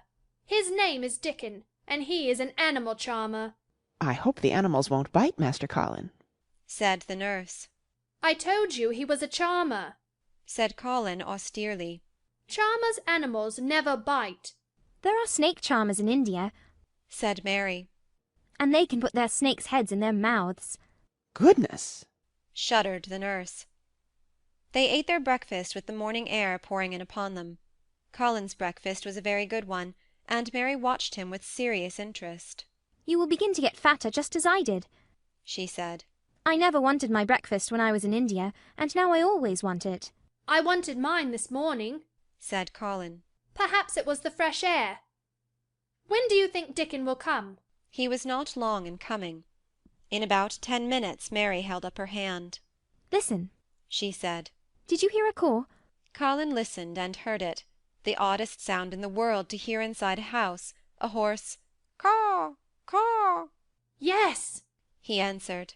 That's soot, said Mary. Listen again. Do you hear a bleat, a tiny one? Oh, yes, said Colin, quite flushing. That's the newborn lamb, said Mary. He's coming. Dickon's moorland boots were thick and clumsy, and though he tried to walk quietly, they made a clumping sound as he walked through the long corridors. Mary and Colin heard him marching, until he passed through the tapestry door on to the soft carpet of Colin's own passage. "If you please, sir," announced Martha, opening the door. "If you please, sir, here's Dickon and his creatures." Dickon came in smiling his nicest wide smile. The newborn lamb was in his arms, and the little red fox trotted by his side. Nut sat on his left shoulder and Soot on his right, and Shell's head and paws peeped out of his coat pocket.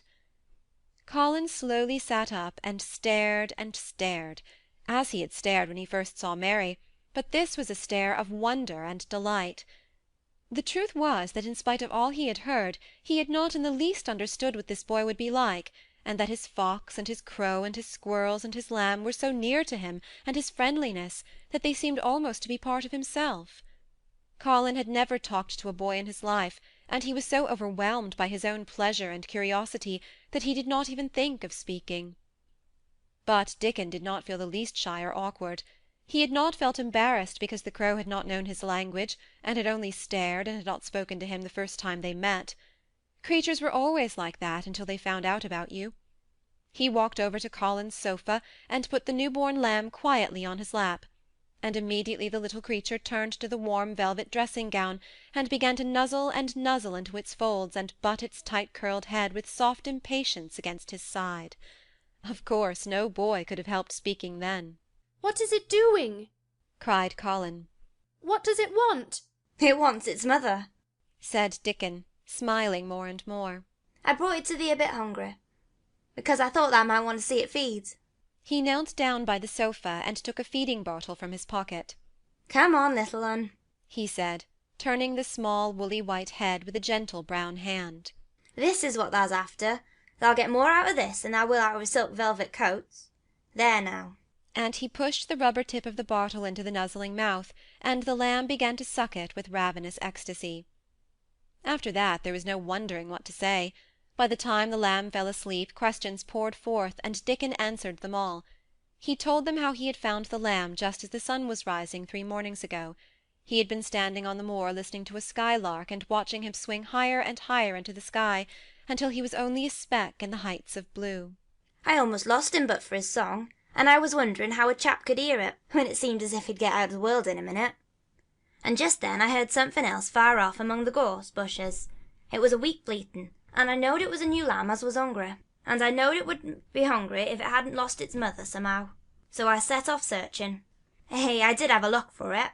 I went in and out among the gorse bushes and round, and always seemed to take the wrong turning. But at last I could see a bit of white on the rocks on top of the moor, and I climbed up and found the little one half dead with a cold and clemming." While he talked, Soot flew solemnly in and out of the open window, and cawed remarks about the scenery, while Nut and Shell made excursions into the big trees outside, and ran up and down trunks and explored branches. Captain curled up near Dickon, who sat on the hearth-rug from preference. They looked at the pictures in the gardening books, and Dickon knew all the flowers by their country names, and knew exactly which ones were already growing in the secret garden. "I couldna say that their name," he said, pointing to one under which was written Aquilegia. "but us calls that one there Columbine, and that one there's a snapdragon, and they both grow in the wild in the hedges. But these is garden ones, and they're bigger and grander. There's some big clumps of Columbine in the garden. They'll look like a bed of blue and white butterflies when they're out." "I'm going to see them," cried Colin. "I am going to see them." "Aye, that the mun," said Mary quite seriously. "And I munnot lose no time about it." End of chapter 19. Chapter 20. I shall live forever, and ever and ever. But they were obliged to wait more than a week, because first there came some very windy days, and then Colin was threatened with a cold, which two things happening one after the other would no doubt have thrown him into a rage, but that there was so much careful and mysterious planning to do, and almost every day Dickon came in, if only for a few minutes, to talk about what was happening on the moor, and in the lanes and hedges, and on the borders of streams. The things he had to tell about otters and badgers and water-rats' houses, not to mention birds' nests and field mice and their burrows, were enough to make you almost tremble with excitement, when you heard all the intimate details from an animal charmer, and realized with what thrilling eagerness and anxiety the whole busy world was working. "They're same as us," said Dickon. "only they have to build their homes every year, and it keeps them so busy they fair scuffle to get them done." The most absorbing thing, however, was the preparations to be made before Colin could be transported with sufficient secrecy to the garden. No one must see the chair-carriage and Dickon and Mary after they turned a certain corner of the shrubbery, and entered upon the walk outside the ivied walls. As each day passed, Colin had become more and more fixed in his feeling that the mystery surrounding the garden was one of its greatest charms. Nothing must spoil that. No one must ever suspect that they had a secret. People must think that he was simply going out with Mary and Dickon because he liked them and did not object to their looking at him. They had long and quite delightful talks about their route. They would go up this path and down that one, and cross the others, and go round among the fountain flower-beds as if they were looking at the bedding-out plants the head gardener, Mr. Roach, had been having arranged. That would seem such a rational thing to do that no one would think it at all mysterious. They would turn into the shrubbery walks and lose themselves until they came to the long walls. It was almost as serious and elaborately thought out as the plans of march made by the generals in great times of war. Rumours of the new and curious things which were occurring in the invalids' apartments had of course filtered through the servants' hall into the stable-yards and out among the gardeners, but notwithstanding, Mr. Roach was startled one day when he received orders from Master Colin's room to the effect that he must report himself in the apartment no outsider had ever seen, as the invalid himself desired to speak to him. "Well, well," he said to himself as he hurriedly changed his coat. "What's to do now? His Royal Highness that wasn't to be looked at calling up a man he's never set eyes on." Mr. Roach was not without curiosity. He had never caught even a glimpse of the boy, and had heard a dozen exaggerated stories about his uncanny looks and ways, and his insane tempers. The thing he had heard oftenest was that he might die at any moment, and there had been numerous fanciful descriptions of a humped back and helpless limbs, given by people who had never seen him. "Things are changing in this house, Mr. Roach," said Mrs. Medlock, as she led him up the back staircase to the corridor on to which opened the hitherto mysterious chamber. "Let's hope they're changing for the better, Mrs. Medlock," he answered. "They couldn't well change for the worse," she continued. "And queer as it all is, there's them that finds their duties made a lot easier to stand up under. Don't you be surprised, Mr. Roach, if you find yourself in the middle of a menagerie, and Martha Sowerby's Dickon more at home than you or me could ever be." There really was a sort of magic about Dickon, as Mary always privately believed. When Mr. Roach heard his name he smiled quite leniently. "He'd be at home in Buckingham Palace or at the bottom of a coal mine," he said. "And yet it's not impudence either. He's just fine, is that lad." It was perhaps well he had been prepared, or he might have been startled. When the bedroom door was opened, a large crow, which seemed quite at home perched on the high back of a carven chair, announced the entrance of a visitor by saying "Caw! Caw!" quite loudly. In spite of Mrs. Medlock's warning, Mr. Roach only just escaped being sufficiently undignified to jump backward. The young Rajah was neither in bed nor on his sofa. He was sitting in an armchair, and a young lamb was standing by him, shaking its tail in a feeding-lamb fashion as Dickon knelt giving it milk from its bottle. A squirrel was perched on Dickon's bent back, attentively nibbling a nut. The little girl from India was sitting on a big footstool looking on. "Here is Mr. Roach, Master Colin," said Mrs. Medlock. The young Rajah turned and looked his servitor over. At least that was what the head gardener felt happened. "Oh, You are Roach, are you? he said. I sent for you to give you some very important orders. Very good, sir, answered Roach, wondering if he was to receive instructions to fell all the oaks in the park, or to transform the orchards into water gardens. I am going out in my chair this afternoon, said Colin. If the fresh air agrees with me, I may go out every day. When I go, none of the gardeners are to be anywhere near the long walk by the garden walls. No one is to be there. I shall go out about 2 o'clock, and everyone must keep away until I send word that they may go back to their work. very good, sir, replied Mr. Roach, much relieved to hear that the oaks might remain and that the orchards were safe. Mary, said Colin, turning to her, what is that thing you say in India when you have finished talking and want people to go? You say, "You have my permission to go," answered Mary. The Rajah waved his hand. You have my permission to go, Roach, he said. But remember, this is very important. Caw, caw, remarked the crow hoarsely, but not impolitely. very good, sir, thank you, sir, said Mr. Roach, and Mrs. Medlock took him out of the room. Outside in the corridor, being a rather good-natured man, he smiled until he almost laughed. My word, he said. He's got a fine lordly way with him, hasn't he? You'd think he was a whole royal family rolled into one, prince, consort, and all. Eh, protested Mrs. Medlock. we've had to let him trample all over every one of us since he had feet, and he thinks that's what folks was born for. Perhaps he'll grow out of it, if he lives, suggested Mr. Roach. Well, there's one thing for sure, said Mrs. Medlock. if he does live and that Indian child stays here, I warrant she teaches him that the whole orange does not belong to him, as Susan Sowerby says, and he'll be likely to find out the size of his own quarter. Inside the room, Colin was leaning back on his cushions.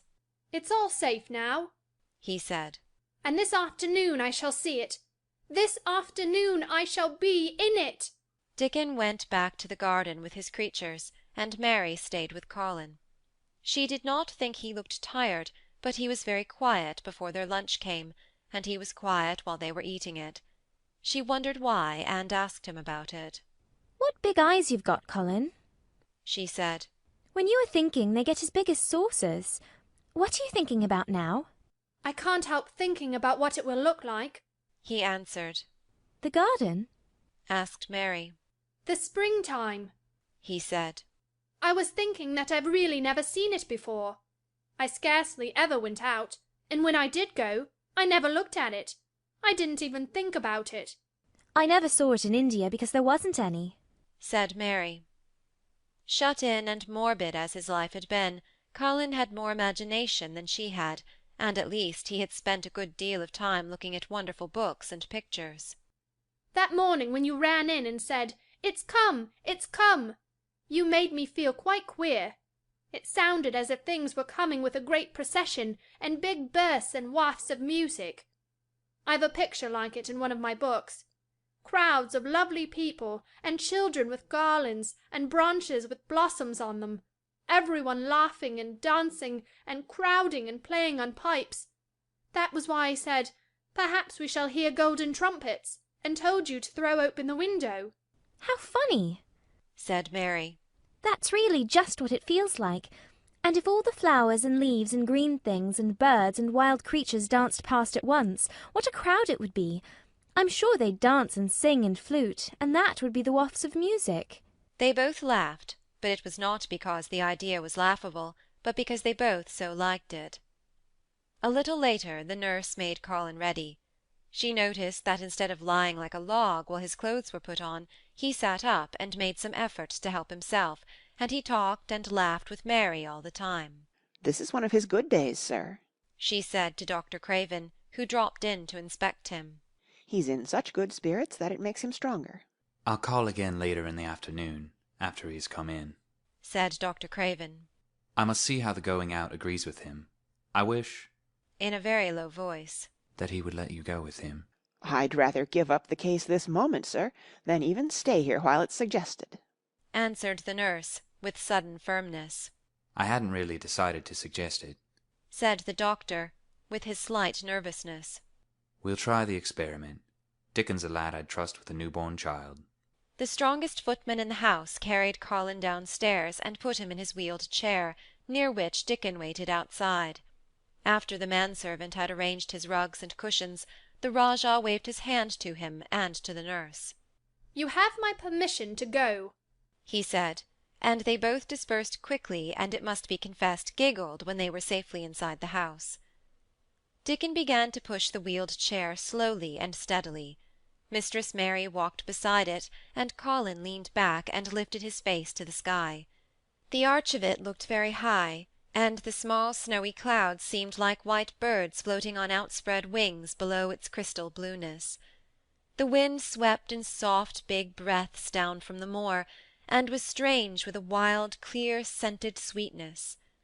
Colin kept lifting his thin chest to draw it in, and his big eyes looked as if it were they which were listening instead of his ears.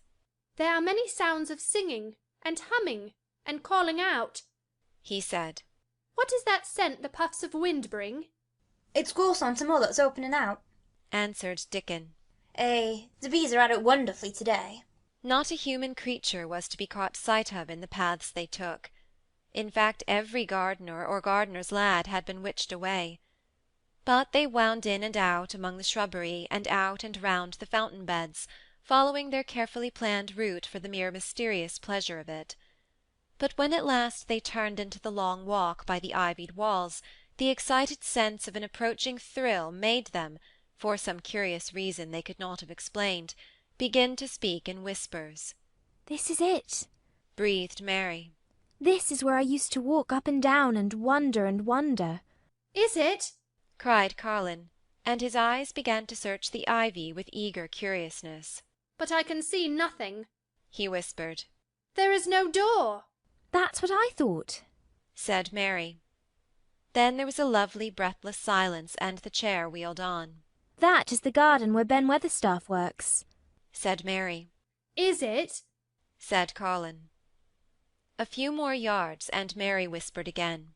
"This is where the robin flew over the wall," she said. "Is it?" cried Colin. "Oh, I wish he'd come again." "And that," said Mary with solemn delight, pointing under a big lilac bush, "is where he perched on the little heap of earth and showed me the key." Then Colin sat up. "Where? Where? There?" he cried, and his eyes were as big as the wolf's in Red Riding Hood, when Red Riding Hood felt called upon to remark on them.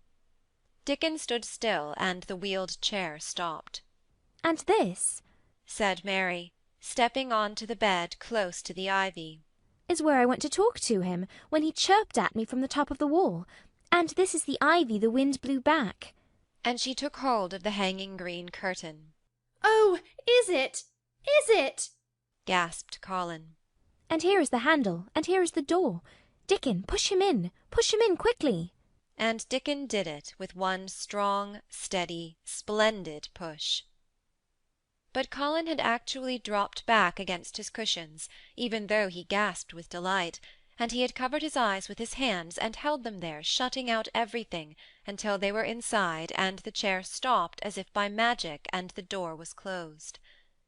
Not till then did he take them away, and look round and round and round, as Dickon and Mary had done.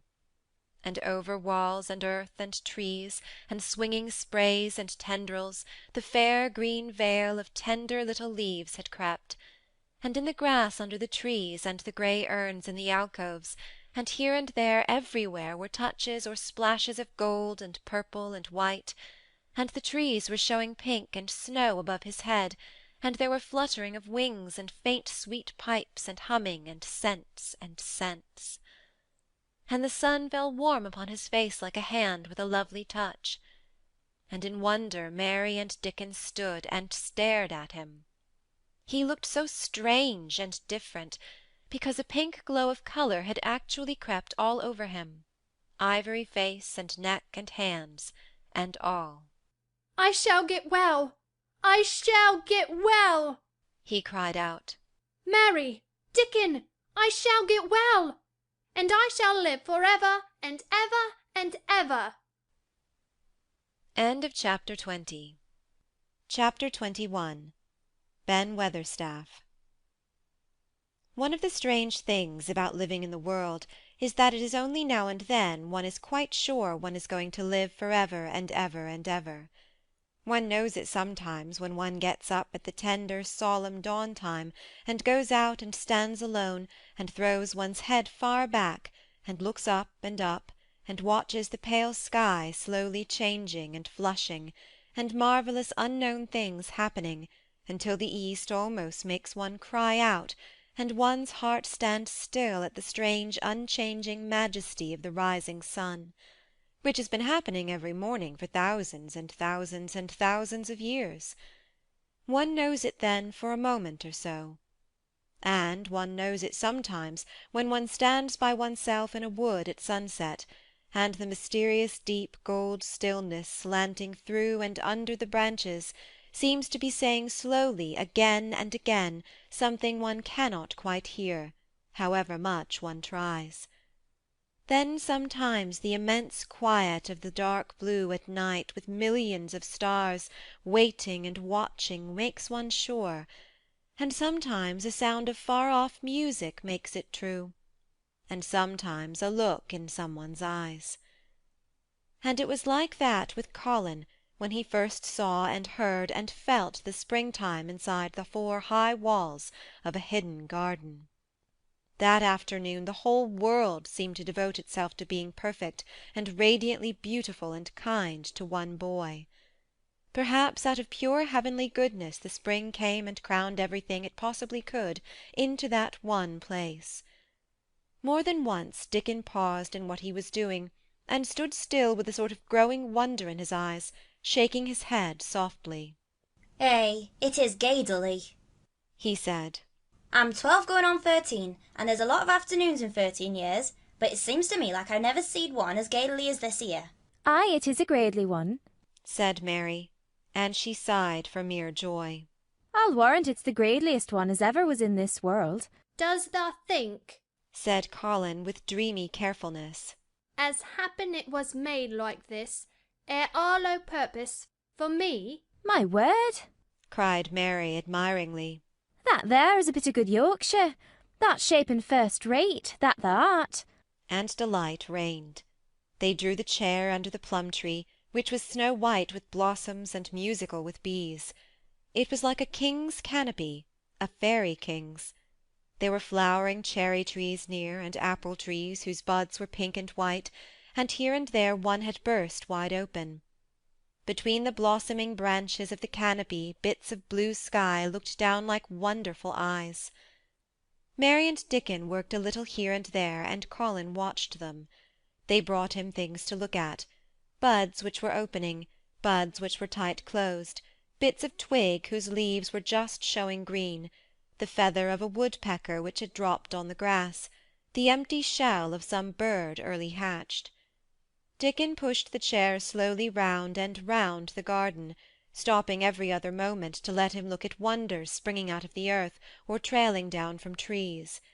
It was like being taken in state round the country of a magic king and queen, and shown all the mysterious riches it contained. I wonder if we shall see the robin, said Colin. They'll see him oftener now after a bit, answered Dickon. When the eggs hatch and out the little chap hops, he'll be kept so busy he'll make his head swim. They'll see him flying backwards and forwards, and carrying worms nigh as big as himself, and that much noise going in the nest, when he gets there in fair flusters, him so as scarce knows which big mouth drops the first piece in, and gaping beaks and squawks on every side. Mother says that when she sees the work a robin has to keep him gaping beaks filled, she feels like she's a lady and nothing to do. She says she's seen the little chaps, when it seems like the sweat must be dropping off them, though folks can't see it. This made them giggle so delightedly that they were obliged to cover their mouths with their hands, remembering that they must not be heard. Colin had been instructed as to the law of whispers and low voices several days before. He liked the mysteriousness of it, and did his best, but in the midst of excited enjoyment it is rather difficult never to laugh above a whisper. Every moment of the afternoon was full of new things, and every hour the sunshine grew more golden. The wheeled chair had been drawn back under the canopy, and Dickon had sat down on the grass, and had just drawn out his pipe, when Colin saw something he had not had time to notice before. "That's a very old tree over there, isn't it?" he said. Dickon looked across the grass at the tree, and Mary looked, and there was a brief moment of stillness. "Yes," answered Dickon, after it, and his low voice had a very gentle sound. Mary gazed at the tree and thought. "The branches are quite grey, and there's not a single leaf anywhere." Colin went on. "It's quite dead, isn't it?" "Aye," admitted Dickon. "but them roses has climbed all over it, and it'll near hide every bit of dead wood when they're full of leaves and flowers. It won't look dead then. It'll be the prettiest thing of all." Mary still gazed at the tree and thought. "It looks as if a big branch had been broken off," said Colin. "I wonder how it was done." "It's been done many a year," answered Dickon. "Eh," with a sudden relieved start, and laying his hand on Colin. "look at that robin. There he is. He's been foraging for his mate." Colin was almost too late, but just caught the sight of him, the flash of red-breasted bird with something in his beak. He darted through the greenness and into the close-grown corner, and was out of sight. Colin leaned back on his cushion again, laughing a little. "He's taking her tea to her. Perhaps it's 5 o'clock. I think I'd like some tea myself." And so they were safe. "It was magic which sent the robin," said Mary secretly to Dickon afterward. "I know it was magic." For both she and Dickon had been afraid Colin might ask something about the tree whose branch had broken off 10 years ago, and they had talked it over together, and Dickon had stood and rubbed his head in a troubled way. "We mun look as if there was no difference between other trees," he had said. "We couldn't never tell him how it broke, poor lad. If he says anything about it, we mun try to look cheerful." "Aye, that we mun," had answered Mary. But she had not felt as if she looked cheerful when she gazed at the tree. She wondered and wondered in those few moments if there was any reality in that other thing Dickon had said. He had gone on rubbing his rust-red hair in a puzzled way, but a nice comforted look had begun to grow in his blue eyes. "Mrs. Craven was a very lovely young lady," he had gone on rather hesitatingly. "and mother thinks maybe she's about Misselthwaite many a time looking after Mester Craven, same as all mothers do when they're taken out of the world. They have to come back, thou sees. Happen she's been in the garden, and happen it was her who set us to work, and told us to bring him here." Mary had thought that he meant something about magic. She was a great believer in magic. Secretly she quite believed that Dickon worked magic, of course good magic, on everything near him, and that was why people liked him so much, and wild creatures knew he was their friend. She wondered indeed if it were not possible that his gift had brought the robin just at the right moment when Colin asked that dangerous question. She felt that his magic was working all the afternoon, and making Colin look like an entirely different boy. It did not seem possible that he could be the crazy creature who had screamed and beaten and bitten his pillow. Even his ivory whiteness seemed to change. The faint glow of colour which had shone on his face and neck and hands when he first got inside the garden never really quite died away. He looked as if he were made of flesh instead of ivory or of wax. They saw the robin carry food to his mate 2 or 3 times, and it was so suggestive of afternoon tea that Colin felt they must have some. "Go and make one of the men servants bring some in a basket to the rhododendron walk," he said, "and then you and Dickon can bring it here." It was an agreeable idea, easily carried out, and when the white cloth was spread upon the grass, with hot tea and buttered toast and crumpets, a delightfully hungry meal was eaten, and several birds on domestic errands paused to inquire what was going on, and were led into investigating crumbs with great activity. Nut and Shell whisked up trees with pieces of cake, and Soot took the entire half of a buttered crumpet into a corner, and pecked at and examined and turned it over, and made hoarse remarks about it, until he decided to swallow it all joyfully in one gulp. The afternoon was dragging towards its mellow hour. The sun was deepening the gold of its lances, the bees were going home, and the birds were flying past less often. Dickon and Mary were sitting on the grass, The tea-basket was repacked ready to be taken back to the house, and Colin was lying against his cushions with his heavy locks pushed back from his forehead, and his face looking quite a natural colour. "I don't want this afternoon to go," he said. "but I shall come back to-morrow, and the day after, and the day after, and the day after." "You'll get plenty of fresh air, won't you?" said Mary. "I'm going to get nothing else," he answered. "I've seen the spring now, and I'm going to see the summer. I'm going to see everything grow here. I'm going to grow here myself." "That thou will," said Dickon. "Us'll have thee walking about and digging same as other folk before long." Colin flushed tremendously. "Walk?" he said. "Dig? Shall I?" Dickon's glance at him was delicately cautious. Neither he nor Mary had ever asked if anything was the matter with his legs. "For sure thou will," he said stoutly. "Thou's got legs of thy own, same as other folks." Mary was rather frightened until she heard Colin's answer. "Nothing really ails them," he said. "but they are so thin and weak. They shake so that I'm afraid to try to stand on them." Both Mary and Dickon drew a relieved breath. "When thou stops being afraid, thou'll stand on them," Dickon said with renewed cheer. "And thou'll stop being afraid in a bit."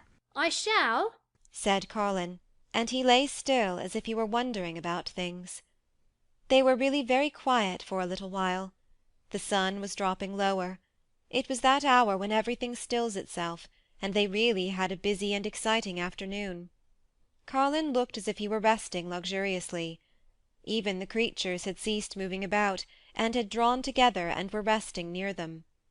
Soot had perched on a low branch, and drawn up one leg, and dropped the grey film drowsily over his eyes.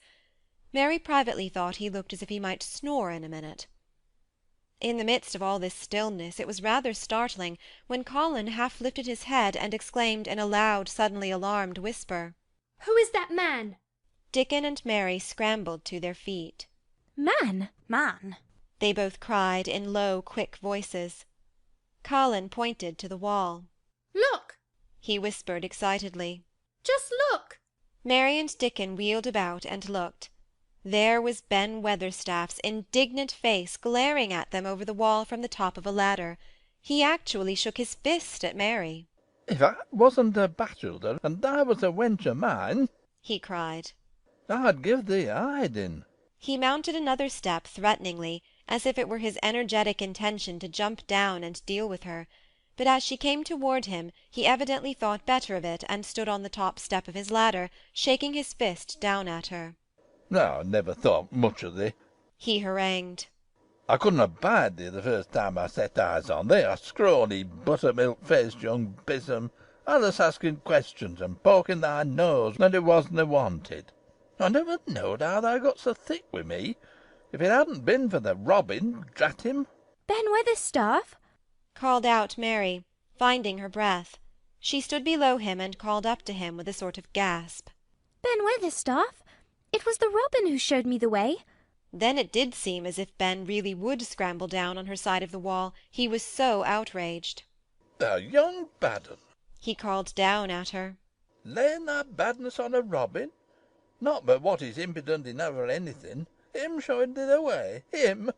Hey, thou young nowt." She could see his next words burst out because he was overpowered by curiosity. "However in this world did thou get in?"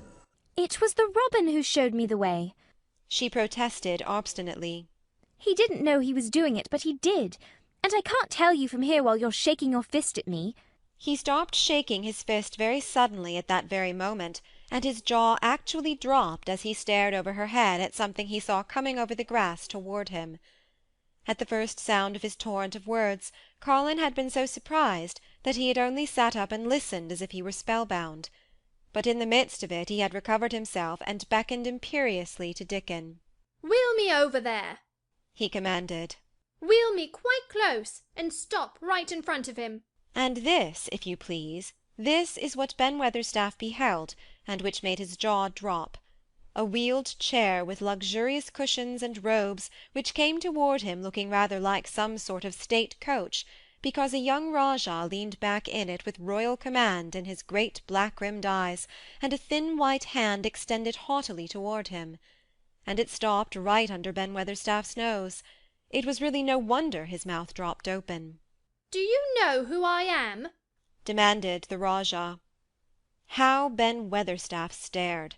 His red old eyes fixed themselves on what was before him as if he were seeing a ghost. He gazed and gazed, and gulped a lump down his throat, and did not say a word. "Do you know who I am?" demanded Colin, still more imperiously.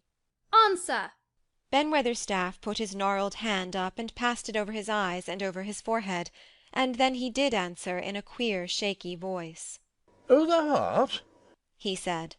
"Aye, that I do. With thy mother's eyes staring at me out of thy face, Lord knows how thou come here. But thou art the poor cripple." Colin forgot that he ever had a back. His face flushed scarlet, and he sat bolt upright. "I'm not a cripple!" he cried out furiously. "I'm not!" "He's not!" cried Mary, almost shouting up the wall in her fierce indignation. "He's not got a lump as big as a pin. I looked and there was none there, not one." Ben Weatherstaff passed his hand over his forehead again, and gazed as if he could never gaze enough. His hand shook, and his mouth shook, and his voice shook. He was an ignorant old man, and a tactless old man, and he could only remember the things he had heard. Thou hasn't got a crooked back?" he said hoarsely. "No!" shouted Colin. "Thou hasn't got crooked legs?" quavered Ben more hoarsely yet. It was too much. The strength which Colin usually threw into his tantrums rushed through him now in a new way. Never yet had he been accused of crooked legs, even in whispers, and the perfectly simple belief in their existence which was revealed by Ben Weatherstaff's voice was more than Rajah flesh and blood could endure. His anger and insulted pride made him forget everything but this one moment, and filled him with a power he had never known before, an almost unnatural strength. "Come here!"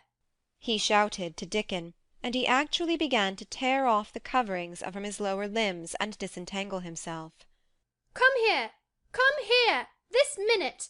Dickon was by his side in a minute. Mary caught her breath in a short gasp and felt herself turn pale. "He can do it! He can do it! He can do it! He can!"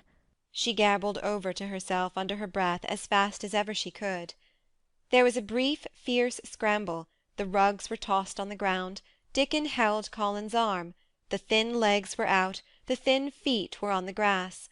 Colin was standing upright, as straight as an arrow, and looking strangely tall, his head thrown back and his strange eyes flashing lightning. "Look at me!" he flung up at Ben Weatherstaff. "Just look at me, you!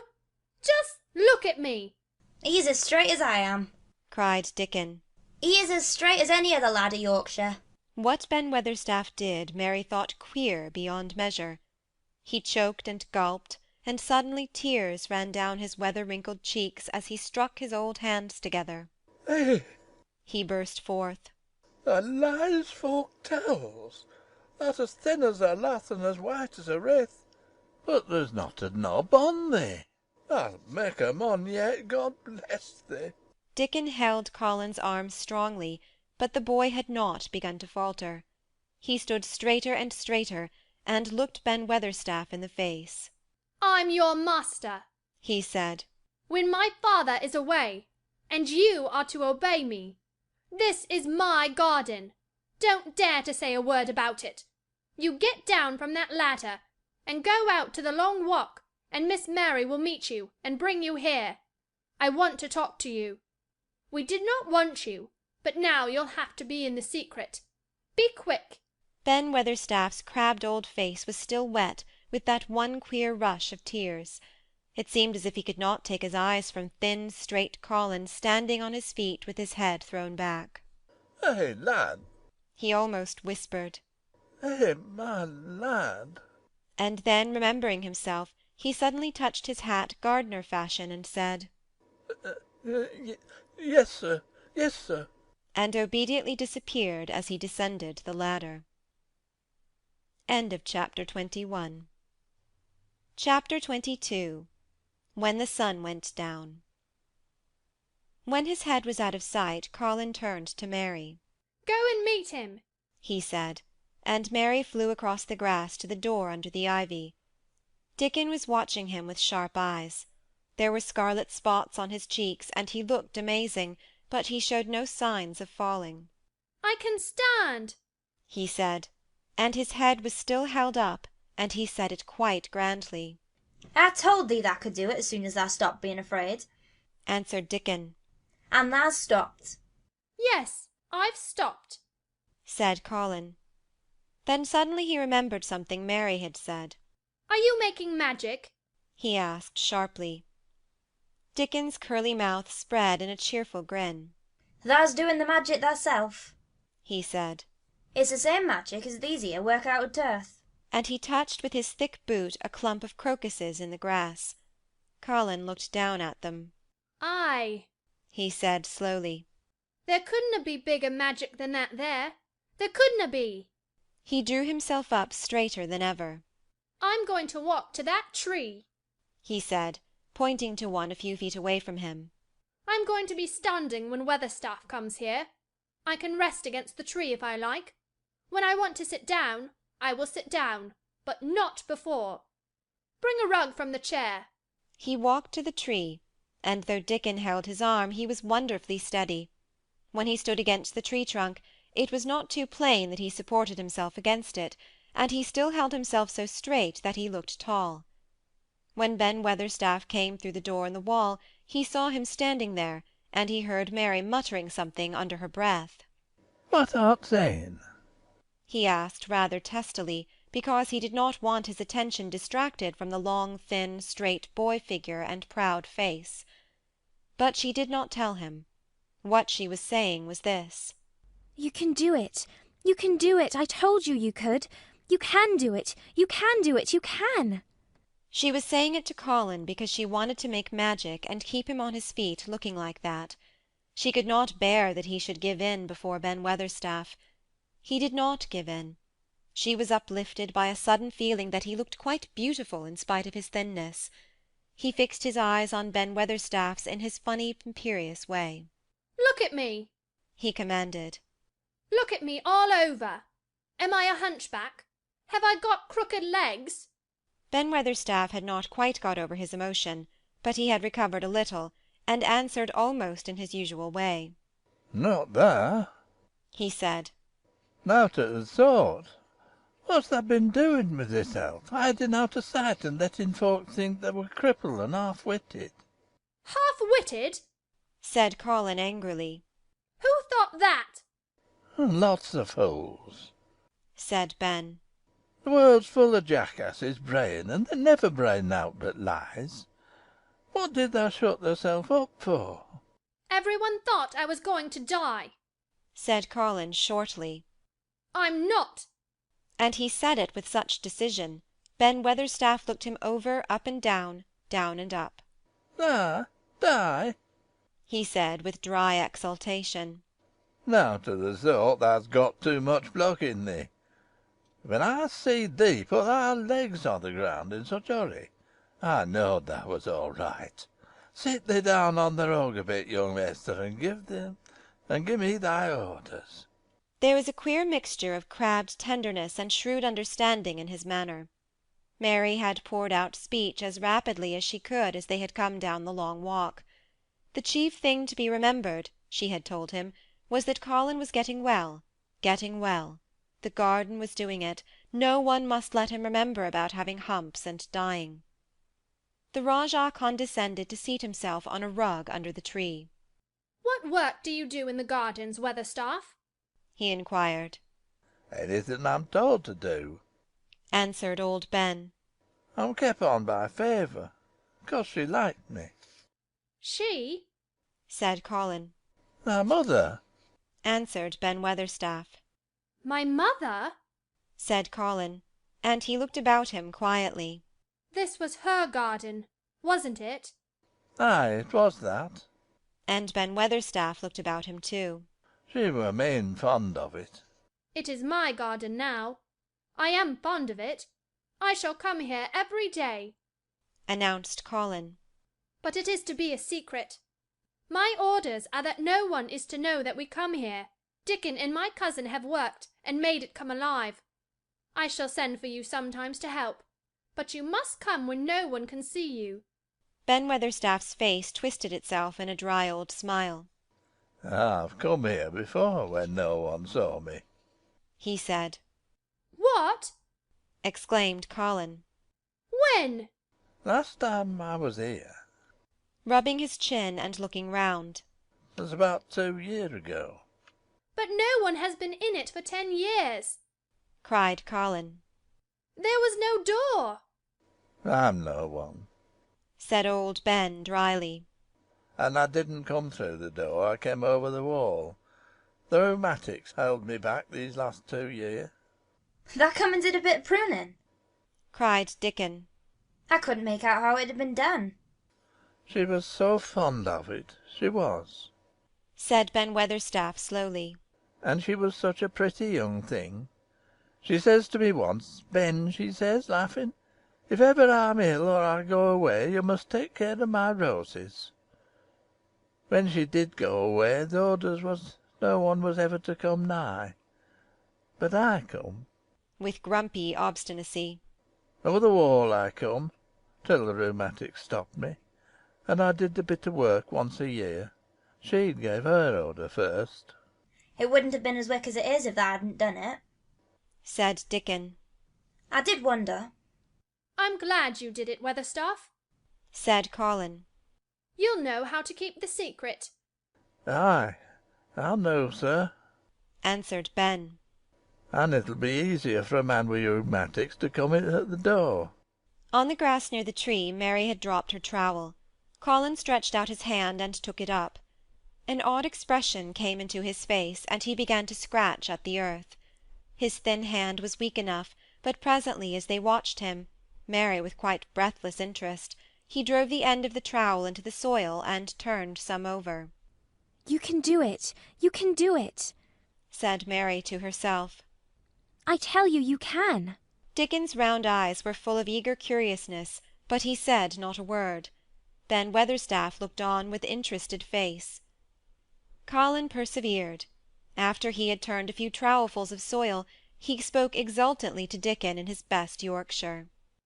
Thus said as they'd have me walking about here, same as other folk, and thus said that have me digging. I thought thou was just leeing to please me. This is only the first day, and I've walked, and here I am digging. Ben Weatherstaff's mouth fell open again when he heard him, but he ended by chuckling. Hey, he said. That sounds as if tha'd got wits enow. That's a Yorkshire lad for sure, and thou'rt digging too. How'd thou like to plant a bit of something? I can get thee a rose in the pot. Go and get it, said Colin, digging excitedly. Quick, quick! It was done quickly enough. Ben Weatherstaff went his way, forgetting rheumatics. Dickon took his spade and dug the hole deeper and wider than a new digger with thin white hands could make it. Mary slipped out to run and bring back a watering-can. When Dickon had deepened the hole, Colin went on turning the soft earth over and over. He looked up at the sky, flushed and glowing with the strange new exercise, slight as it was. I want to do it before the sun goes quite down, he said. Mary thought that perhaps the sun held back a few minutes just on purpose. Ben Weatherstaff brought the rose in its pot from the greenhouse. He hobbled over the grass as fast as he could. He had begun to be excited too. He knelt down by the hole and broke the pot from the mould. Here, lad, he said, handing the plant to Colin. Set it in the earth thyself, same as the king does when he goes to a new place. The thin white hand shook a little, and Colin's flush grew deeper as he set the rose in the mould, and held it while old Ben made firm the earth. It was filled in and pressed down and made steady. Mary was leaning forward on her hands and knees. Soot had flown down and marched forward to see what was being done. Nut and shell chattered about it from a cherry-tree. It's planted, said Colin at last. And the sun is only slipping over the edge. Help me up, Dickon. I want to be standing when it goes. That's part of the magic.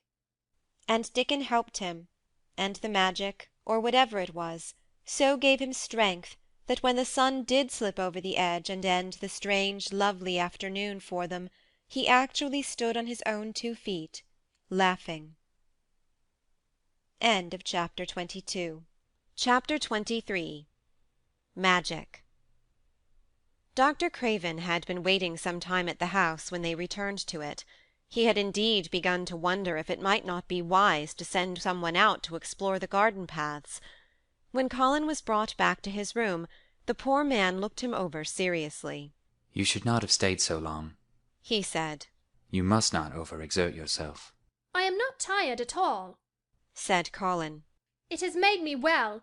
Tomorrow I'm going out in the morning as well as in the afternoon. I am not sure that I can allow it, answered Dr. Craven. I am afraid it would not be wise. It would not be wise to try to stop me, said Colin quite seriously. I am going. Even Mary had found out that one of Colin's chief peculiarities was that he did not know in the least what a rude little brute he was with his way of ordering people about. He had lived on a sort of desert island all his life, and as he had been the king of it, he had made his own manners and had had no one to compare himself with. Mary had indeed been rather like him herself, and since she had been at Misselthwaite, had gradually discovered that her own manners had not been of the kind which is usual or popular. Having made this discovery, she naturally thought it of enough interest to communicate to Colin. So she sat and looked at him curiously for a few minutes after Dr. Craven had gone. She wanted to make him ask her why she was doing it, and of course she did. What are you looking at me for? he said. I'm thinking that I am rather sorry for Dr. Craven. So am I, said Colin calmly, but not without an air of some satisfaction. He won't get Misselthwaite at all now I'm not going to die. I'm sorry for him because of that, of course, said Mary. But I was thinking just then that it must have been very horrid to have had to be polite for 10 years to a boy who was always rude. I would never have done it. Am I rude? Colin inquired undisturbedly. If you had been his own boy, and he had been a slapping sort of man, said Mary, he would have slapped you. But he daren't, said Colin. No, he daren't, answered Mistress Mary, thinking the thing out quite without prejudice. Nobody ever dared to do anything you didn't like, because you were going to die and things like that. You were such a poor thing. But, announced Colin stubbornly, I am not going to be a poor thing. I won't let people think I'm one. I stood on my feet this afternoon. It is always having your own way that has made you so queer, Mary went on, thinking aloud. Colin turned his head, frowning. Am I queer? he demanded. Yes, answered Mary. Very. But you needn't be cross, she added impartially, because so am I queer, and so is Ben Weatherstaff. But I am not as queer as I was before I began to like people and before I found the garden. I don't want to be queer, said Colin. I am not going to be. And he frowned again with determination. He was a very proud boy. He lay thinking for a while, and then Mary saw his beautiful smile begin and gradually change his whole face. I shall stop being queer, he said, if I go every day to the garden. There is magic in there. Good magic, you know, Mary. I am sure there is. So am I, said Mary. Even if it isn't real magic, Colin said, we can pretend it is.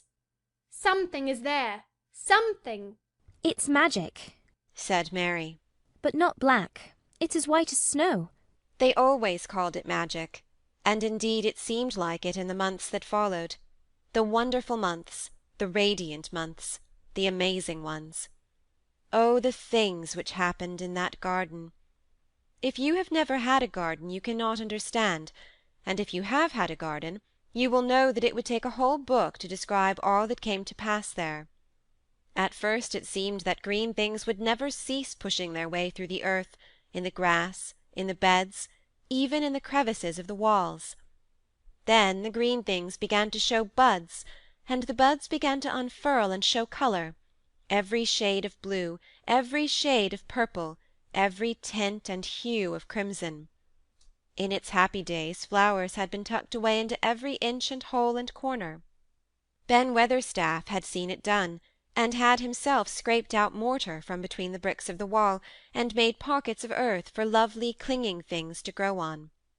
Iris and white lilies rose out of the grass in sheaves, and the green alcoves filled themselves with amazing armies of the blue and white flower lances of tall delphiniums, or columbines, or campanulas.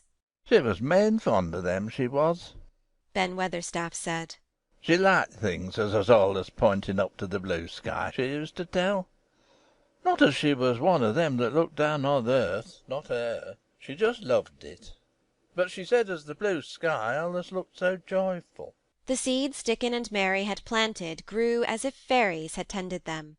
Satiny poppies of all tints danced in the breeze by the score, gaily defying flowers which had lived in the garden for years, and which, it might be confessed, seemed rather to wonder how such new people had got there. And the roses, rising out of the grass, tangled round the sundial, wreathing the tree trunks and hanging from their branches, climbing up the walls and spreading over them with long garlands falling in cascades. They came alive day by day, hour by hour. Fair fresh leaves, and buds, tiny at first, but swelling and working magic until they burst and uncurled into cups of scent, delicately spilling themselves over their brims and filling the garden air. Colin saw it all, watching each change as it took place. Every morning he was brought out, and every hour of each day when it didn't rain he spent in the garden. Even grey days pleased him. He would lie on the grass. "Watching things growing," he said. If you watched long enough, he declared, you could see buds unsheathe themselves. Also, if you could make the acquaintance of strange, busy insect things running on about various unknown but evidently serious errands, sometimes carrying tiny scraps of straw or feather or food, or climbing blades of grass as if they were trees, from whose tops one could look out to explore the country. A mole throwing up its mound at the end of its burrow and making its way out at last with the long nailed paws which looked so like elfish hands, had absorbed him one whole morning. Ants' ways, beetles' ways, bees' ways, frogs' ways, birds' ways, plants' ways, gave him a new world to explore, and when Dickon revealed them all, and added foxes' ways, otters' ways, ferrets' ways, squirrels' ways, and trout and water-rats and badgers' ways, there was no end to the things to talk about and think over. And this was not half the magic. The fact that he had really once stood on his feet and had set Colin thinking tremendously, and when Mary told him of the spell she had worked, he was excited and approved of it greatly. He talked of it constantly. "Of course, there must be lots of magic in the world," he said wisely one day. "but people don't know what it is like, or how to make it. Perhaps the beginning is just to say nice things are going to happen, until you make them happen. I am going to try an experiment." The next morning, when they went to the secret garden, he sent at once for Ben Weatherstaff. Ben came as quickly as he could, and found the Rajah standing on his feet under a tree, and looking very grand, but also very beautifully smiling. "Good morning, Ben Weatherstaff," he said. "I want you and Dickon and Miss Mary to stand in a row and listen to me, because I am going to tell you something very important." "Aye, aye, sir," answered Ben Weatherstaff, touching his forehead. One of the long-concealed charms of Ben Weatherstaff was that in his boyhood he had once run away to sea and had made voyages, so he could reply like a sailor. "I am going to try a scientific experiment," explained the Rajah. "When I grow up, I am going to make great scientific discoveries, and I'm going to begin now with this experiment." "Aye, aye, sir," said Ben Weatherstaff promptly, though this was the first time he had heard of great scientific discoveries. It was the first time Mary had heard of them either, but even at this stage she had begun to realize that, queer as he was, Colin had read about a great many singular things, and was somehow a very convincing sort of boy. When he held up his head and fixed his strange eyes on you, it seemed as if you believed him almost in spite of yourself, though he was only 10 years old, going on 11. At this moment he was especially convincing, because he suddenly felt the fascination of actually making a sort of speech like a grown-up person. "The great scientific discoveries I am going to make," he went on, will be about magic. Magic is a great thing, and scarcely anyone knows anything about it, except a few people in old books, and Mary a little, because she was born in India, where there are fakirs. I believe Dickon knows some magic, but perhaps he doesn't know he knows it. He charms animals and people. I would never have let him come to see me if he had not been an animal charmer, which is a boy charmer too, because a boy is an animal. I am sure there is magic in everything, only we have not sense enough to get hold of it and make it do things for us, like electricity and horses and steam. This sounded so imposing that Ben Weatherstaff became quite excited, and really could not keep still. Aye, aye, sir, he said, and he began to stand up quite straight. When Mary found this garden, it looked quite dead. The orator proceeded. Then something began pushing things up out of the soil and making things out of nothing. One day things weren't there, and another they were. I had never watched things before, and it made me feel very curious. Scientific people are always curious, and I am going to be scientific. I keep saying to myself, what is it? What is it? It's something. It can't be nothing. I don't know its name, so I call it magic. I have never seen the sun rise, but Mary and Dickon have, and from what they tell me, I am sure that is magic too. Something pushes it up and draws it. Sometimes since I've been in the garden, I've looked up through the trees at the sky, and I have had a strange feeling of being happy, as if something were pushing and drawing in my chest and making me breathe fast. Magic is always pushing and drawing and making things out of nothing.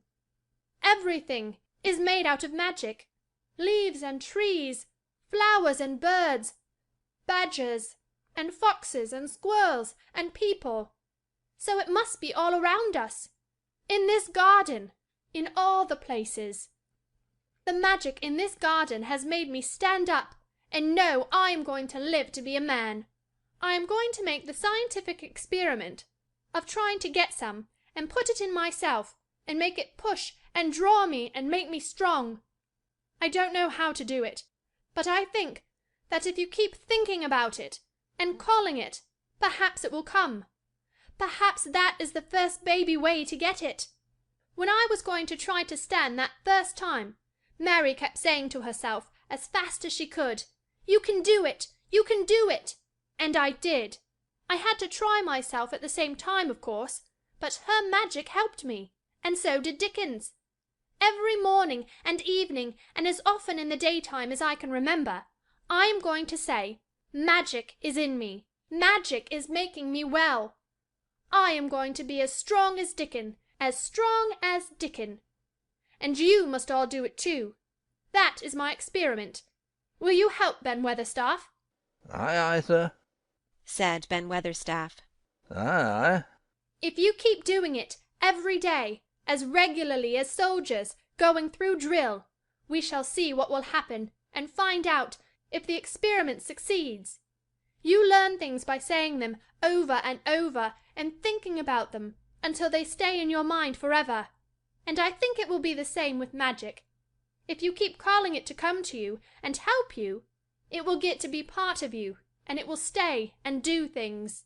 I once heard an officer in India tell my mother that there were fakirs who said words over and over thousands of times, said Mary. I've heard Jem Fettleworth's wife say the same thing over thousands of times, calling Jem a drunken brute, said Ben Weatherstaff dryly. Somewhat all has come of that, sure enough. He gave her a good hiding and went to the Blue Line and got drunk as a lord. Colin drew his brows together and thought a few minutes. Then he cheered up. Well, he said, you see something did come of it. She used the wrong magic until she made him beat her. If she'd used the right magic and had said something nice, perhaps he wouldn't have got as drunk as a lord, and perhaps he might have bought her a new bonnet. Ben Weatherstaff chuckled, and there was shrewd admiration in his little old eyes. Thou'rt a clever lad as well as a straight-legged one, Mr. Colin, he said. Next time I see Bess Fiddleworth, I'll give her a bit of a hint of what magic'll do for her. She'd be rare pleased, and pleased if the scientific experiment worked. And so did Jem. Dickon had stood listening to the lecture, his round eyes shining with curious delight. Nut and Shell were on his shoulders, and he held a long-eared white rabbit in his arm, and stroked it softly, while it laid its ears along its back and enjoyed itself. Do you think the experiment will work? Colin asked him, wondering what he was thinking. He so often wondered what Dickon was thinking when he saw him looking at him or at one of his creatures with his happy wide smile. He smiled now, and his smile was wider than usual. Aye, he answered. That I do. It'll work same as the seeds opening when the sun comes out to shine on 'em. It'll work for sure. Shall us begin it now? Colin was delighted, and so was Mary. Fired by recollections of fakirs and devotees and illustrations, Colin suggested that they should all sit cross-legged under the tree which made a canopy. It will be like sitting in a sort of temple, said Colin. I'm rather tired, and I want to sit down. Hey, said Dickon. Thou mustn't begin by saying that tired. Thou might spoil t' magic. Colin turned and looked at him, into his innocent round eyes. That's true, he said slowly. I must only think of the magic. It all seemed most majestic and mysterious when they sat down in their circle. Ben Weatherstaff felt as if he had somehow been led into appearing at a prayer-meeting. Ordinarily he was very fixed in being what he called again prayer-meetings. But this being the Rajah's affair, he did not resent it, and was indeed inclined to be gratified at being called upon to assist. Mistress Mary felt solemnly enraptured. Dickon held his rabbit in his arm, and perhaps he made some charmer's signal no one heard, for when he sat down, cross-legged like the rest, the crow, the fox, the squirrels, and the lamb slowly drew near and made part of the circle, settling each into a place of rest, as if of their own desire. The creatures have come, said Colin gravely. They want to help us. Colin really looked quite beautiful, Mary thought. He held his head high as if he felt like a sort of priest, and his strange eyes had a wonderful look in them. The light shone on him through the tree canopy. Now we will begin, he said. Shall we sway backward and forward, Mary, as if we were dervishes? I cannot do no swaying backward and forward, said Ben Weatherstaff. I got the rheumatics. The magic will take them away, said Colin in a high priest tone. But we won't sway until it has done it. We will only chant. I cannot do no chanting, said Ben Weatherstaff a trifle testily. They turned me out of the church choir the only time I ever tried it. No one smiled. They were all too much in earnest. Colin's face was not even crossed by a shadow. He was thinking only of the magic. Then I will chant, he said. And he began, looking like a strange boy spirit. The sun is shining. The sun is shining. That is the magic. The flowers are growing. The roots are stirring. That is the magic. Being alive is the magic. Being strong is the magic.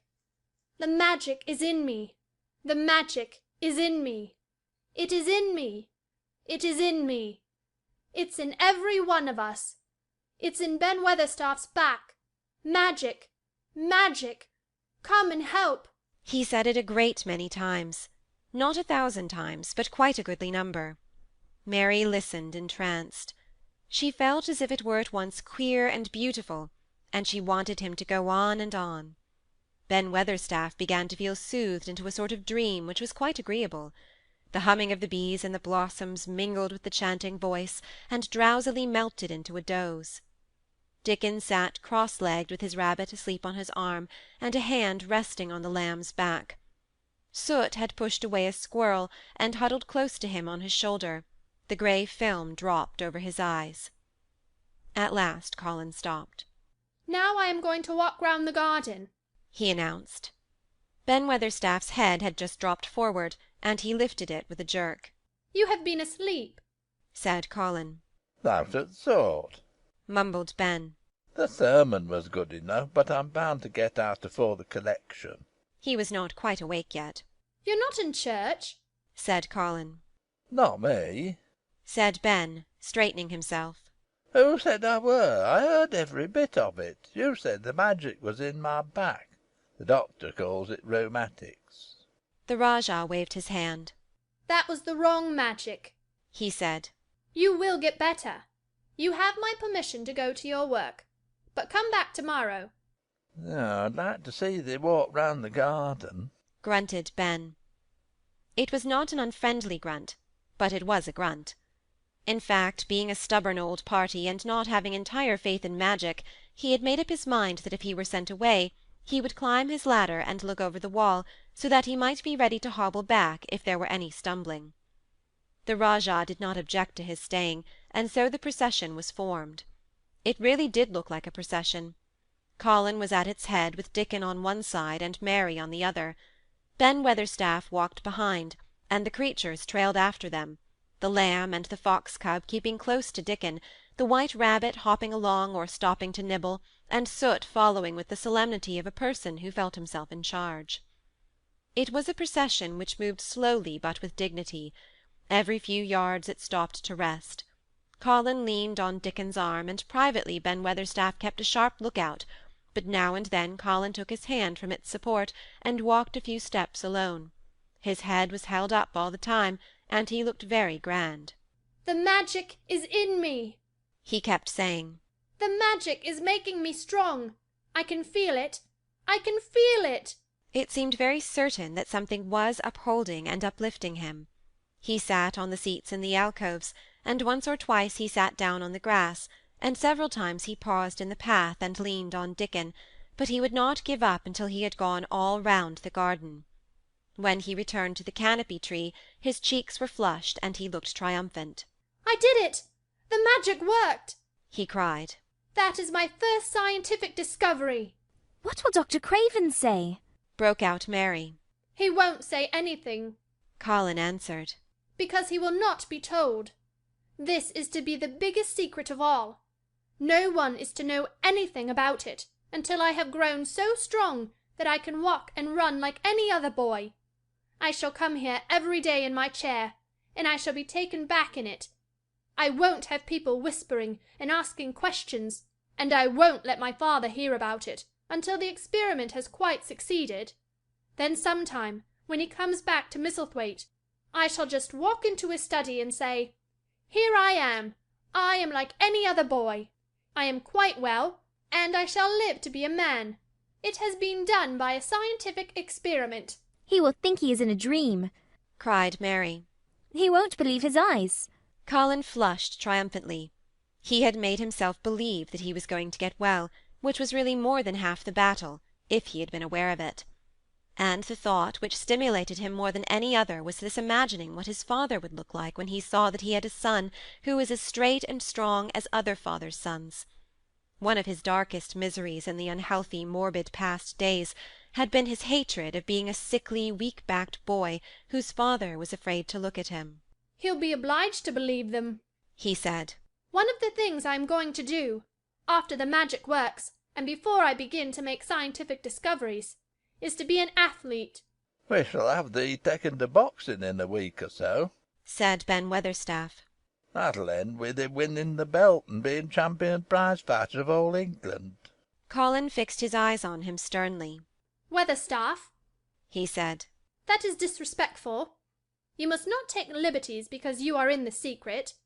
However much the magic works, I shall not be a prize fighter. I shall be a scientific discoverer. I ask pardon, sir, answered Ben, touching his forehead in salute. I ought to have seen it wasn't a joking matter. But his eyes twinkled, and secretly he was immensely pleased. He really did not mind being snubbed, since the snubbing meant that the lad was gaining strength and spirit. End of chapter 23. Chapter 24. Let them laugh. The secret garden was not the only one Dickon worked in.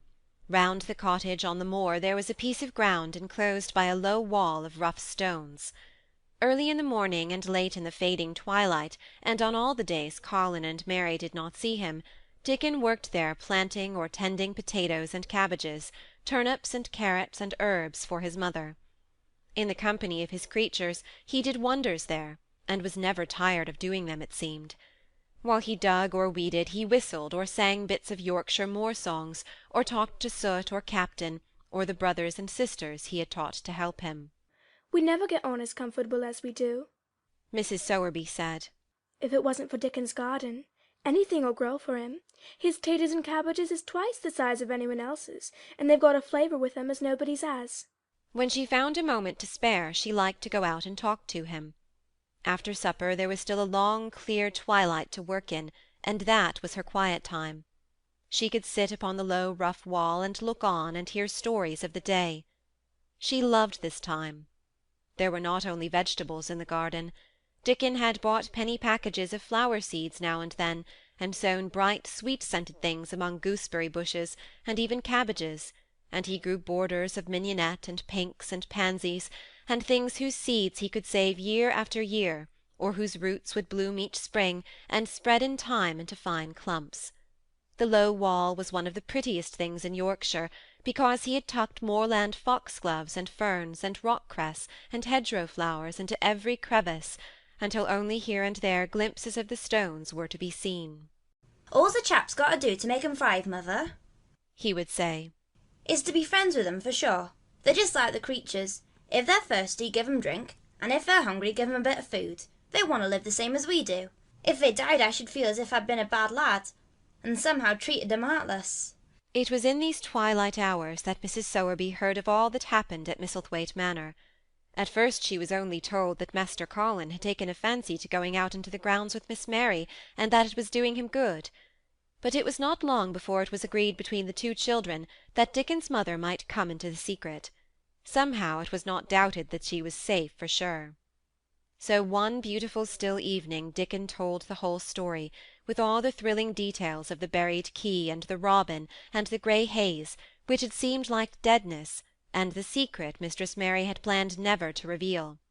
The coming of Dickon, and how it had been told to him, the doubt of Master Colin, and the final drama of his introduction to the hidden domain, combined with the incident of Ben Weatherstaff's angry face peering over the wall, and Master Colin's sudden indignant strength, made Mrs. Sowerby's nice-looking face change colour several times. "My word," she said, "it was a good thing that little lass came to the manor. It's been the making of her and the saving of him, standing on his feet, and us all thinking it was a poor half-witted lad with not a straight bone in him."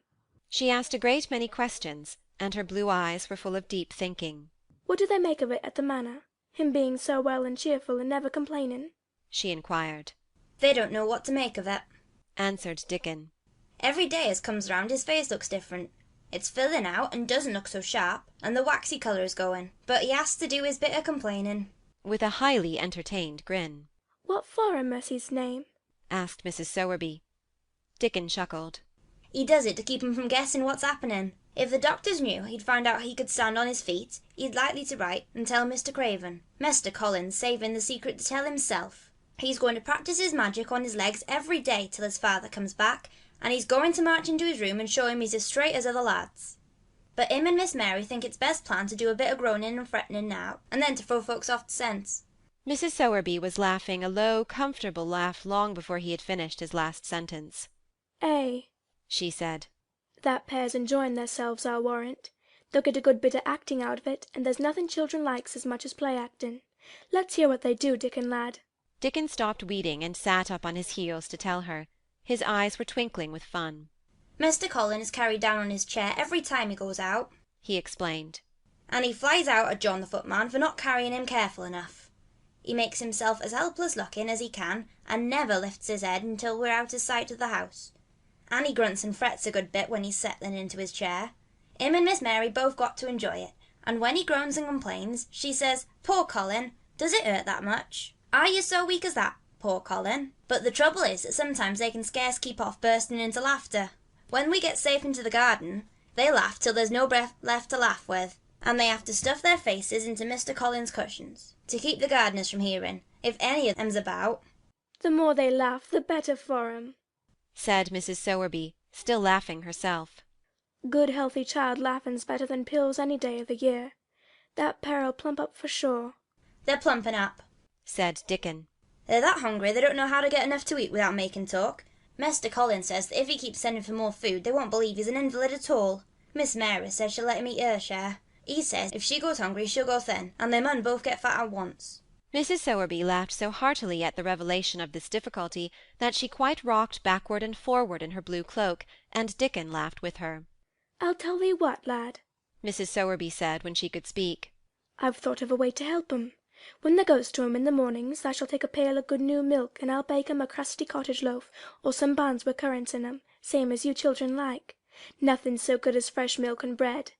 Then they could take off the edge of their hunger while they were in the garden, and the fine food they get indoors 'ud polish off the corners. Hey, mother, said Dickon admiringly. What a wonder that! Thou always sees the way out of things. They was quite in a pother yesterday. They didn't see how they was to manage without ordering up more food. They felt that empty inside. They're two young uns growing fast, and health's coming back to both of 'em. Children like that feels like young wolves, and food's flesh and blood to 'em, said Mrs. Sowerby. Then she smiled Dickon's own curving smile. Ay, but they're enjoying theirselves for sure, she said. She was quite right, the comfortable, wonderful mother creature, and she had never been more so than when she said their play-acting would be their joy. Colin and Mary found it one of their most thrilling sources of entertainment. The idea of protecting themselves from suspicion had been unconsciously suggested to them, first by the puzzled nurse, and then by Dr. Craven himself. Your appetite is improving very much, Master Colin, the nurse had said one day. You used to eat nothing, and so many things disagreed with you. Nothing disagrees with me now, replied Colin. And then, seeing the nurse looking at him curiously, he suddenly remembered that perhaps he ought not to appear too well just yet. At least, things don't so often disagree with me. It's the fresh air. Perhaps it is, said the nurse, still looking at him with a mystified expression. But I must talk to Dr. Craven about it. How she stared at you, said Mary when she went away. As if she thought there must be something to find out. I won't have her finding out things, said Colin. No one must begin to find out yet. When Dr. Craven came that morning he seemed puzzled also. He asked a number of questions, to Colin's great annoyance. You stay out in the garden a great deal, he suggested. Where do you go? Colin put on his favourite air of dignified indifference to opinion. I will not let anyone know where I go, he answered. I go to a place I like. Everyone has orders to keep out of the way. I won't be watched and stared at. You know that. You seem to be out all day, but I do not think it has done you harm. I do not think so. The nurse says that you eat much more than you have ever done before. Perhaps, said Colin, prompted by a sudden inspiration. Perhaps it is an unnatural appetite. I do not think so, as your food seems to agree with you, said Dr. Craven. You are gaining flesh rapidly, and your colour is better. Perhaps I am bloated and feverish, said Colin, assuming a discouraging air of gloom. People who are not going to live are often different. Dr. Craven shook his head. He was holding Colin's wrist, and he pushed up his sleeve and felt his arm. You are not feverish, he said thoughtfully. And such flesh as you have gained is healthy. If you can keep this up, my boy, we need not talk of dying. Your father will be happy to hear of this remarkable improvement. I won't have him told, Colin broke forth fiercely. It will only disappoint him if I get worse again. And I may get worse this very night. I might have a raging fever. I feel as if I might be beginning to have one now. I won't have any letters written to my father. I won't. I won't. You are making me angry, and you know that is bad for me. I feel hot already. I hate being written about and being talked over as much as I hate being stared at. Hush, my boy. Dr. Craven soothed him. Nothing shall be written without your permission. You are too sensitive about things. You must not undo the good which has been done. He said no more about writing to Mr. Craven, and when he saw the nurse he privately warned her that such a possibility must not be mentioned to the patient. The boy is extraordinarily better, he said. His advance seems almost abnormal, but of course he is doing now of his own free will what we could not make him do before.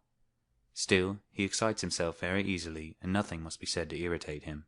Mary and Colin were much alarmed, and talked together anxiously. From this time dated their plan of play-acting. I may be obliged to have a tantrum, said Colin regretfully. I don't want to have one, and I'm not miserable enough now to work myself into a big one. Perhaps I couldn't have one at all. That lump doesn't come in my throat now, and I keep thinking of nice things instead of horrible ones. But if they talk about writing to my father, I shall have to do something." He made up his mind to eat less, but unfortunately it was not possible to carry out this brilliant idea when he wakened each morning with an amazing appetite, and the table near his sofa was set with a breakfast of home-made bread and fresh butter, snow-white eggs, raspberry jam, and clotted cream. Mary always breakfasted with him, and when they found themselves at the table, particularly if there were delicate slices of sizzling ham sending forth tempting odours from under a hot silver cover, they would look into each other's eyes in desperation. "I think we shall have to eat it all this morning, Mary," Colin always ended by saying. "We can send away some of the lunch, and a great deal of the dinner." But they never found they could send away anything, and the highly polished condition of the empty plates returned to the pantry awakened much comment. "I do wish," Colin would say also, "I do wish the slices of ham were thicker, and one muffin each is not enough for any one." "It's enough for a person who is going to die," answered Mary when first she heard this. "But it's not enough for a person who's going to live. I sometimes feel as if I could eat 3 when those nice fresh heather and gorse smells from the moor come pouring in at the open window." The morning that Dickon, after they had been enjoying themselves in the garden for about 2 hours, went behind a big rose-bush and brought forth 2 tin pails and revealed that one was full of rich new milk with cream on the top of it, and that the other held cottage-made currant buns folded in a clean blue and white napkin, buns so carefully tucked in that they were still hot, there was a riot of suppressed joyfulness. What a wonderful thing for Mrs. Sowerby to think of! What a kind, clever woman she must be! How good the buns were, and what delicious fresh milk! "Magic is in her, just as it is in Dickon," said Colin. "It makes her think of ways to do things, nice things. She is a magic person. Tell her we are grateful, Dickon, extremely grateful." He was given to using rather grown-up phrases at times. He enjoyed them. He liked this so much that he improved upon it. "Tell her she has been most bounteous, and our gratitude is extreme." And then, forgetting his grandeur, he fell to and stuffed himself with buns and drank milk out of the pail in copious draughts, in the manner of any hungry little boy who had been taking unusual exercise and breathing in moorland air, and whose breakfast was more than 2 hours behind him. This was the beginning of many agreeable incidents of the same kind. They actually awoke to the fact that as Mrs. Sowerby had 14 people to provide food for, she might not have enough to satisfy 2 extra appetites every day. So they asked her to let them lend some of their shillings to buy things.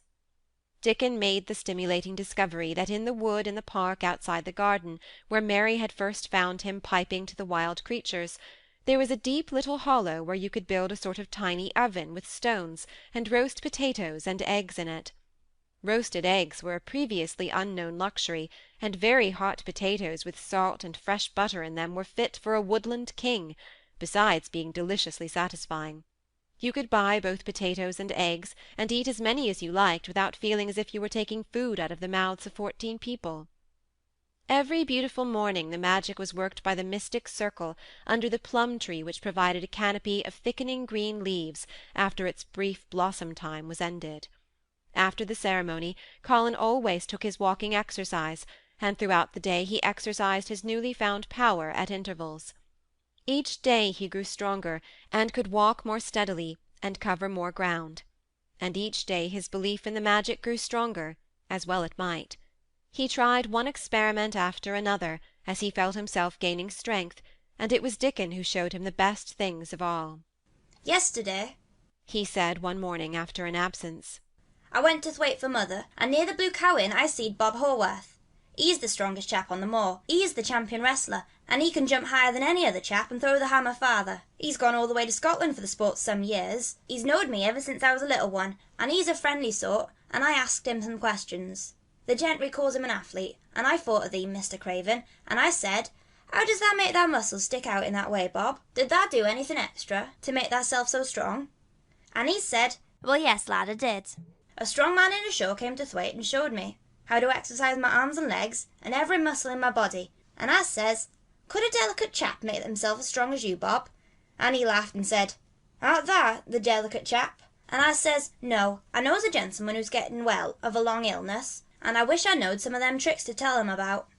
I didn't say no names, and he didn't ask none. He was friendly, same as I said, and he stood up and showed me good-natured like, and I imitated what he did till I knowed it by heart. Colin had been listening excitedly. "Can you show me?" he cried. "Will you?" "Aye, for sure," Dickon answered, getting up. "But he said thou mun do them gentle at first, and be careful not to tire thyself. Rest between times, and take good deep breaths, and don't overdo." "I'll be careful," said Colin. "Show me! Show me! Dickon, you are the most magic boy in the world." Dickon stood on the grass and slowly went through a carefully practical but simple series of muscle exercises. Colin watched them with widening eyes. He could do a few while he was sitting down. Presently he did a few gently while he stood upon his already steadied feet. Mary began to do them also.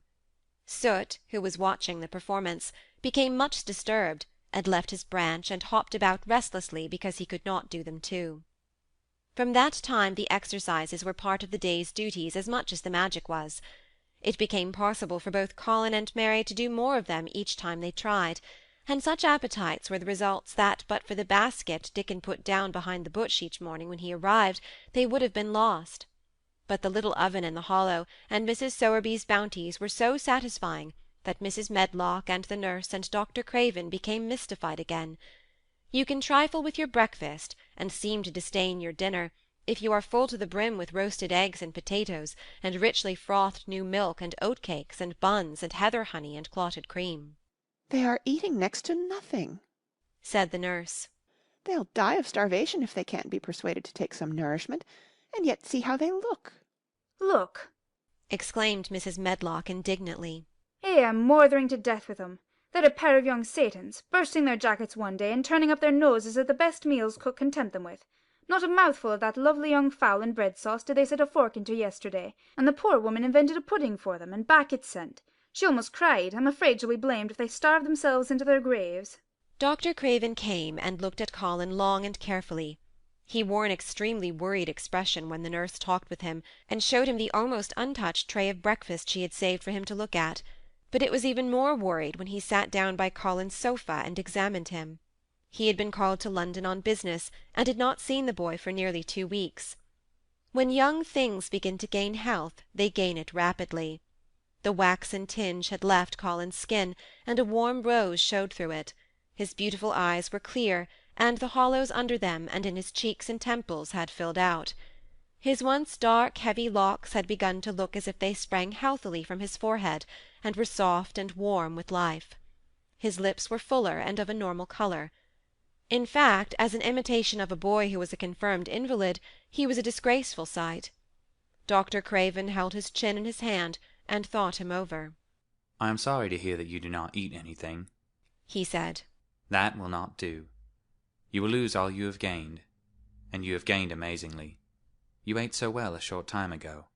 "I told you it was an unnatural appetite," answered Colin.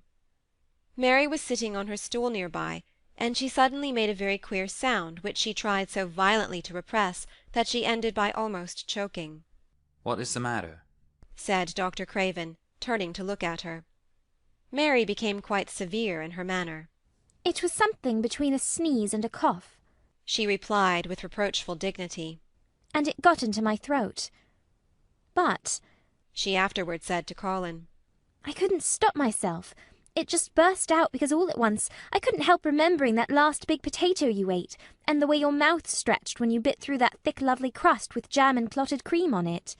"Is there any way in which those children can get food secretly?" Dr. Craven inquired of Mrs. Medlock. "There's no way, unless they dig it out of the earth or pick it off the trees," Mrs. Medlock answered. "They stay out in the grounds all day and see no one but each other, and if they want anything different to eat from what's sent up to them, they need only ask for it." "Well," said Dr. Craven, "so long as going without food agrees with them, we need not disturb ourselves. The boy is a new creature." "So is the girl," said Mrs. Medlock. "She's begun to be downright pretty since she filled out and lost her ugly little sour look. Her hair's grown thick and healthy looking, and she's got a bright colour, the glummest ill-natured little thing she used to be, and now her and Master Colin laugh together like a crazy pair of young ones. Perhaps they're growing fat on that. Perhaps they are, said Dr. Craven. Let them laugh. End of chapter 24. Chapter 25. The Curtain. And the secret garden bloomed and bloomed, and every morning revealed new miracles. In the robin's nest there were eggs, and the robin's mate sat upon them, keeping them warm with her feathery little breast and careful wings. At first she was very nervous, and the robin himself was indignantly watchful. Even Dickon did not go near the close-grown corner in those days, but waited until, by the quiet working of some mysterious spell, he seemed to have conveyed to the soul of the little pair that in the garden there was nothing which was not quite like themselves, nothing which did not understand the wonderfulness of what was happening to them, the immense, tender, terrible, heart-breaking beauty and solemnity of eggs. If there had been one person in that garden who had not known through all his or her innermost being that if an egg were taken away or hurt, the whole world would whirl around and crash through space and come to an end, if there had been even one who did not feel it and act accordingly, there could have been no happiness even in that golden springtime air. But they all knew it and felt it, and the robin and his mate knew they knew it. At first the robin watched Mary and Colin with sharp anxiety. For some mysterious reason he knew he need not watch Dickon. The first moment he set his dew-bright black eye on Dickon, he knew he was not a stranger, but a sort of robin without beak or feathers.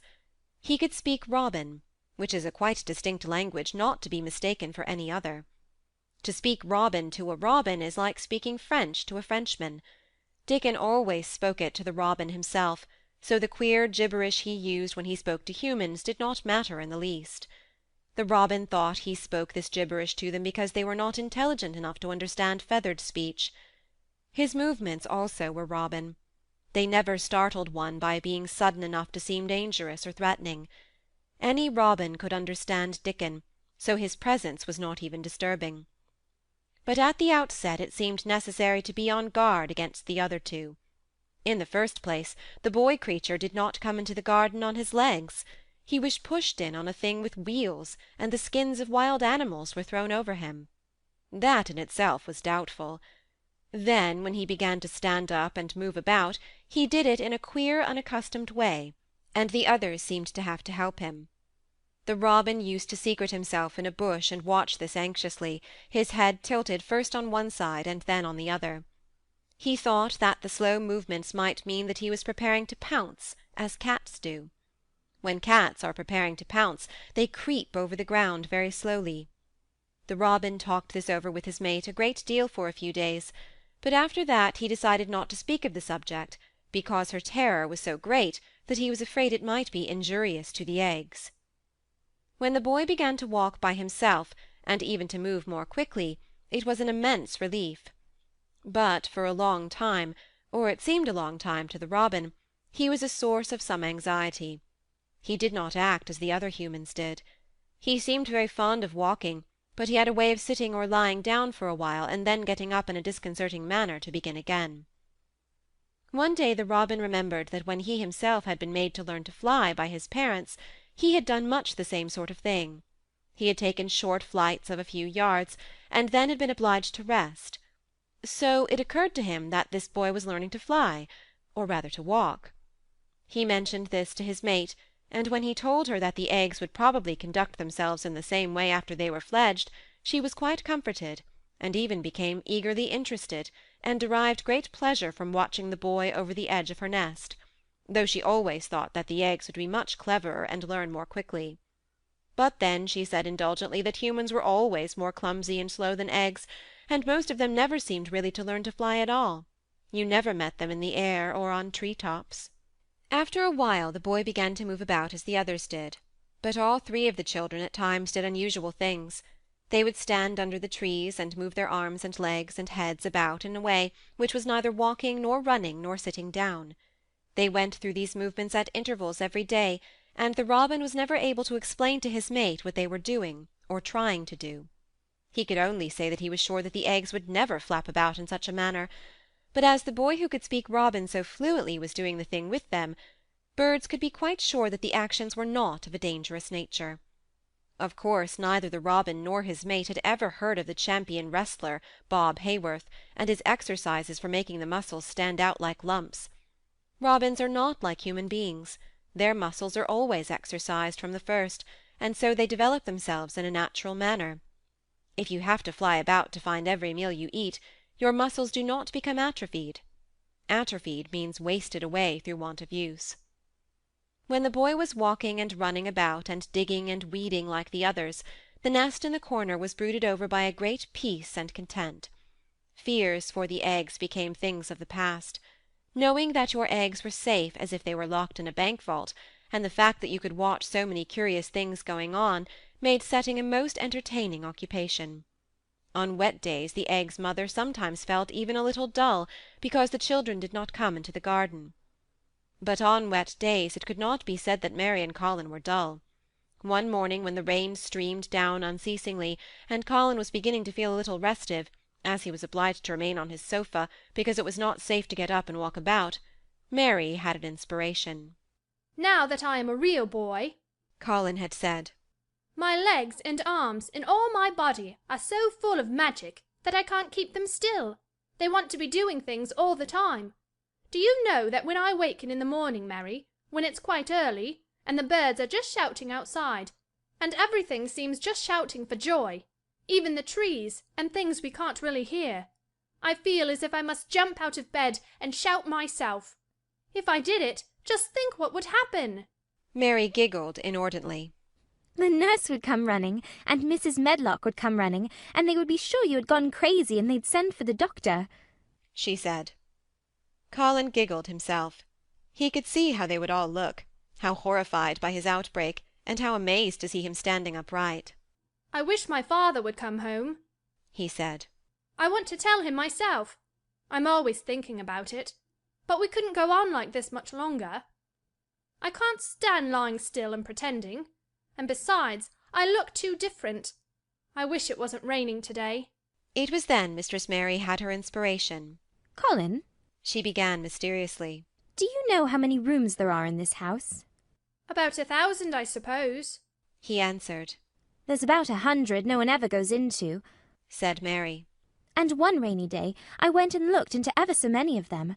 No one ever knew, though Mrs. Medlock nearly found me out. I lost my way when I was coming back, and I stopped at the end of your corridor. That was the second time I heard you crying." Colin started up on his sofa.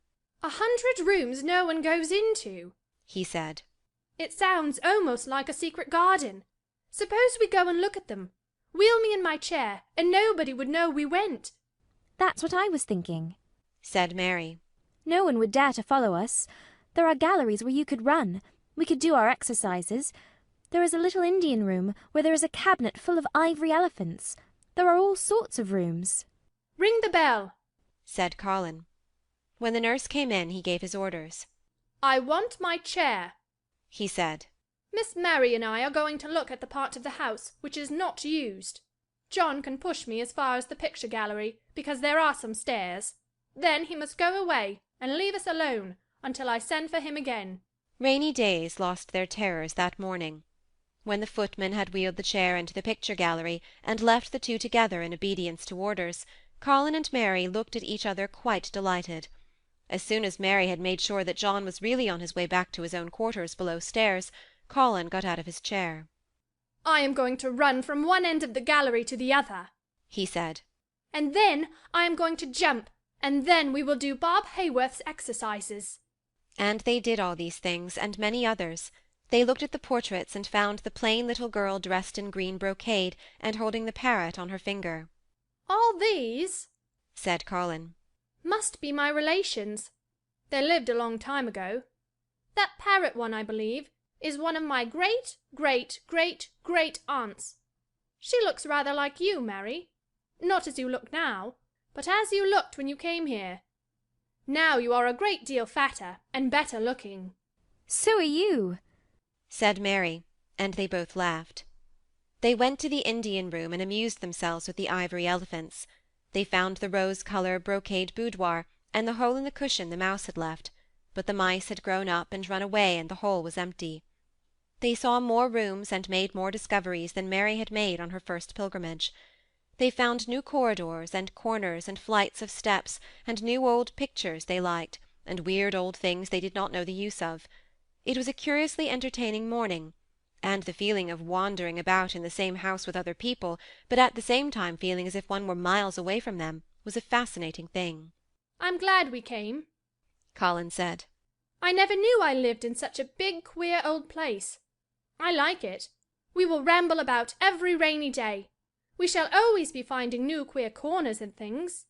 That morning they had found among other things such good appetites that when they returned to Colin's room it was not possible to send the luncheon away untouched. When the nurse carried the tray downstairs she slapped it down on the kitchen dresser, so that Mrs. Loomis the cook could see the highly polished dishes and plates. "Look at that," she said. "This is a house of mystery, and those two children are the greatest mysteries in it." "If they keep that up every day," said the strong young footman John, "there'd be small wonder that he weighs twice as much to-day as he did a month ago. I should have to give up my place in time, for fear of doing my muscles an injury." That afternoon Mary noticed that something new had happened in Colin's room. She had noticed it the day before, but had said nothing because she thought the change might have been made by chance. She said nothing to-day, but she sat and looked fixedly at the picture over the mantel. She could look at it because the curtain had been drawn aside. That was the change she noticed.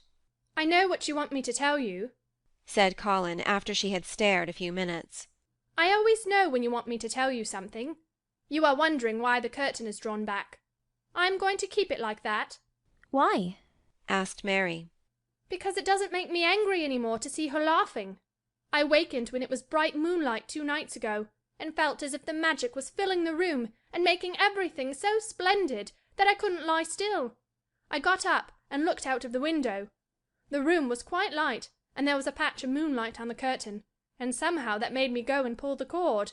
She looked right down at me, as if she were laughing, because she was glad I was standing there. It made me like to look at her.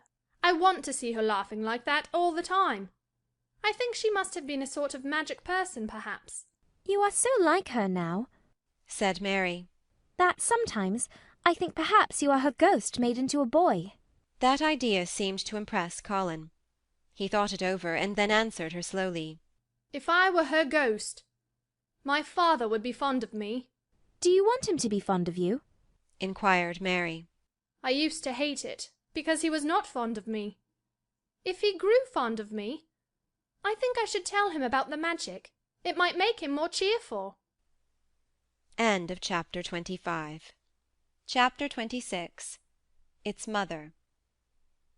Their belief in the magic was an abiding thing. After the morning's incantations, Colin sometimes gave them magic lectures. I like to do it, he explained, because when I grow up and make great scientific discoveries, I shall be obliged to lecture about them, and so this is practice. I can only give short lectures now, because I am very young, and besides, Ben Weatherstaff would feel as if he were in church, and he would go to sleep. The best thing about lecturing, said Ben, is that a chap can get up and say aught he pleases, and no other chap can answer him back. I wouldn't be again lecturing a bit myself sometimes. But when Colin held forth under his tree, old Ben fixed devouring eyes on him and kept them there. He looked him over with critical affection. It was not so much the lecture which interested him as the legs which looked straighter and stronger each day, the boyish head which held itself up so well, the once sharp chin and hollow cheeks which had filled and rounded out, and the eyes which had begun to hold the light he remembered in another pair. Sometimes, when Colin felt Ben's earnest gaze meant that he was much impressed, he wondered what he was reflecting on, and once, when he seemed quite entranced, he questioned him. What are you thinking about, Ben Weatherstaff? he asked. I was thinking, answered Ben, as I'd warrant thou's gone up 3 or 4 pound this week. I was looking at thy calves and thy shoulders. I should like to get thee on a pair of scales. It's the magic, and Mrs. Sowerby's buns and milk and things, said Colin. You see, the scientific experiment has succeeded.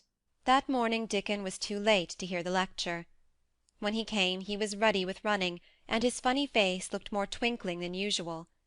As they had a good deal of weeding to do after the rains, they fell to work. They always had plenty to do after a warm, deep, sinking rain. The moisture, which was good for the flowers, was also good for the weeds which thrust up tiny blades of grass and points of leaves which must be pulled up before their roots took too firm hold. Colin was as good at weeding as any one in those days, and he could lecture when he was doing it. The magic works best when you work yourself, he said this morning. You can feel it in your bones and muscles.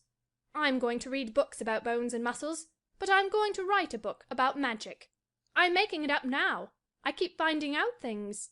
It was not very long after he had said this that he laid down his trowel and stood up on his feet. He had been silent for several minutes, and they had seen that he was thinking out lectures, as he often did. When he dropped his trowel and stood upright, it seemed to Mary and Dickon as if a sudden strong thought had made him do it. He stretched himself out to his tallest height, and he threw out his arms exultantly. Colour glowed in his face, and his strange eyes widened with joyfulness. All at once he had realized something to the full. Mary! Dickon! he cried. Just look at me! They stopped their weeding and looked at him. Do you remember that first morning you brought me in here? he demanded. Dickon was looking at him very hard. Being an animal charmer, he could see more things than most people could, and many of them were things he never talked about. He saw some of them now in this boy. Aye, that we do, he answered. Mary looked hard too, but she said nothing. Just this minute, said Colin. All at once I remembered it myself, when I looked at my hand digging with the trowel, and I had to stand up on my feet to see if it was real. And it is real! I'm well! I'm well! Aye, that, said Dickon. I'm well! I'm well! said Colin again, and his face went quite red all over.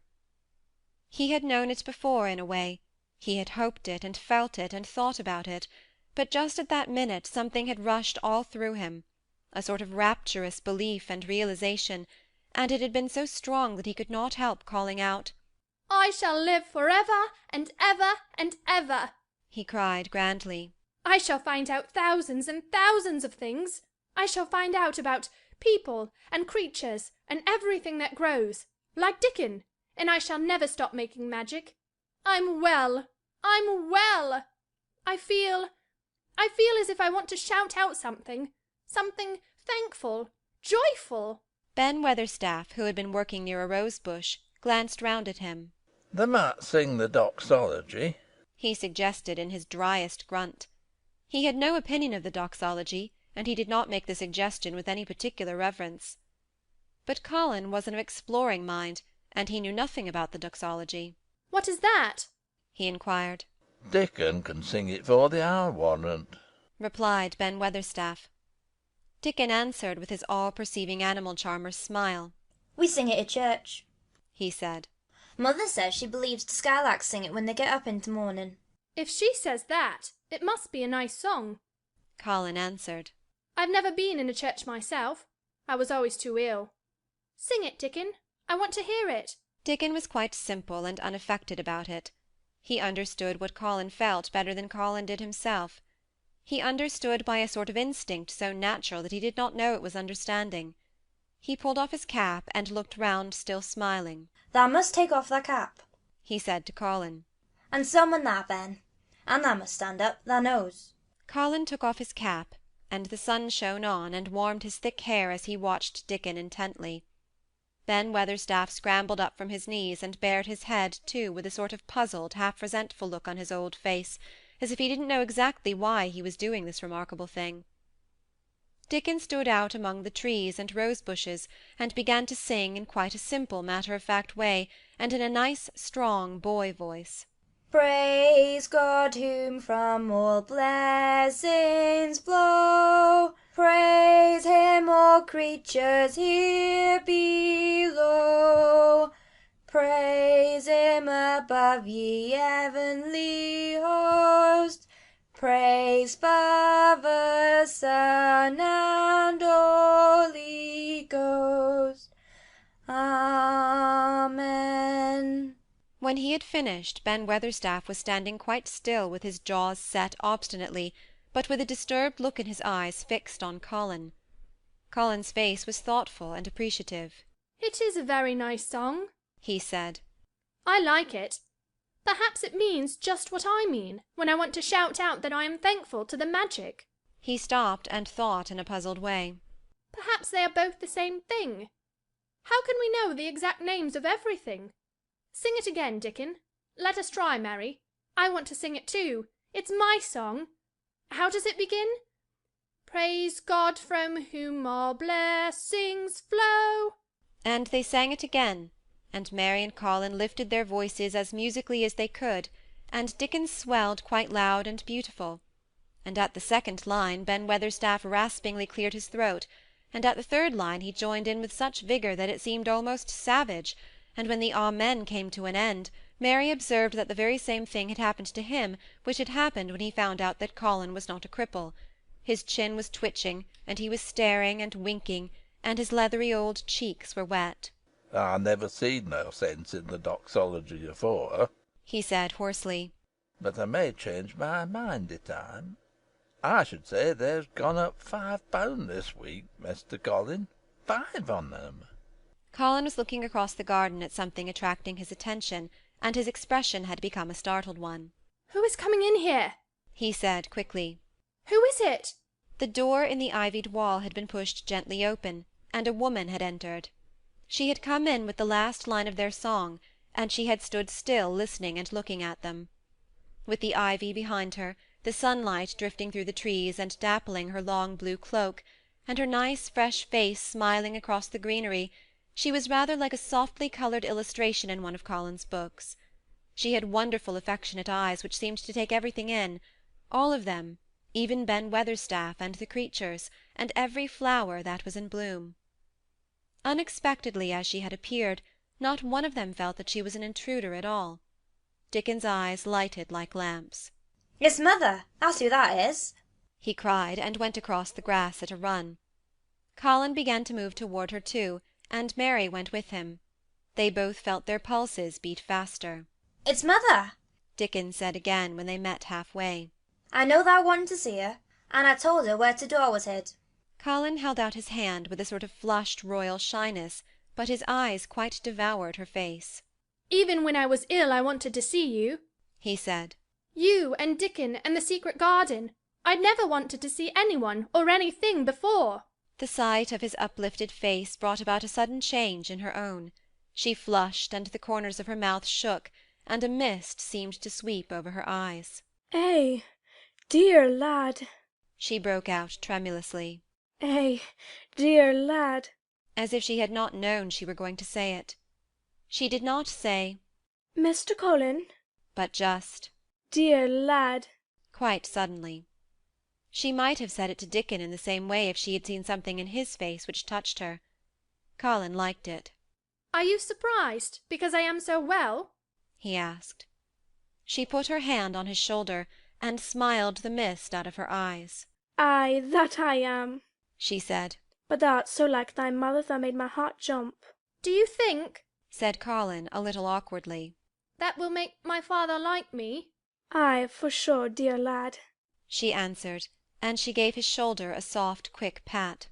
"He mun come home, he mun come home." "Susan Sowerby," said Ben Weatherstaff, getting close to her. "Look at the lad's legs, will they? They was like drumsticks i' stocking 2 months ago. And I heard folk tell as there was bandy and knock kneed both at the same time. Look at them now." Susan Sowerby laughed a comfortable laugh. "They're going to be fine strong lads' legs in a bit," she said. "Let him go on playing and working in the garden, and eating hearty, and drinking plenty of good sweet milk, and there'll not be a finer pair of Yorkshire, thank God for it." She put both hands on Mistress Mary's shoulders, and looked her little face over in a motherly fashion. "And thee too," she said. "Thou'rt grown near as hearty as our Elizabeth Ellen. I'll warrant thou'rt like thy mother too. Our Martha told me as Mrs. Medlock heard she was a pretty woman. Thou'lt be like a blush rose when thou grows up, my little lass, bless thee." She did not mention that when Martha came home on her day out and described the plain sallow child, she had said that she had no confidence whatever in what Mrs. Medlock had heard. "It doesn't stand to reason that a pretty woman could be the mother of such a foul little lass," she had added obstinately. Mary had not had time to pay much attention to her changing face. She had only known that she looked different, and seemed to have a great deal more hair, and that it was growing very fast. But remembering her pleasure in looking at the Mem Sahib in the past, she was glad to hear that she might some day look like her. Susan Sowerby went round their garden with them, and was told the whole story of it, and shown every bush and tree which had come alive. Colin walked on one side of her, and Mary on the other. Each of them kept looking up at her comfortable rosy face, secretly curious about the delightful feeling she gave them, a sort of warm, supported feeling. It seemed as if she understood them as Dickon understood his creatures. She stooped over the flowers and talked about them as if they were children. Soot followed her, and once or twice cawed at her, and flew upon her shoulder as if it were Dickon's. When they told her about the robin and the first flight of the young ones, she laughed a motherly little mellow laugh in her throat. I suppose learning in fly is like learning children to walk, but I'm feared I should be all in a wort if mine had wings instead of legs, she said.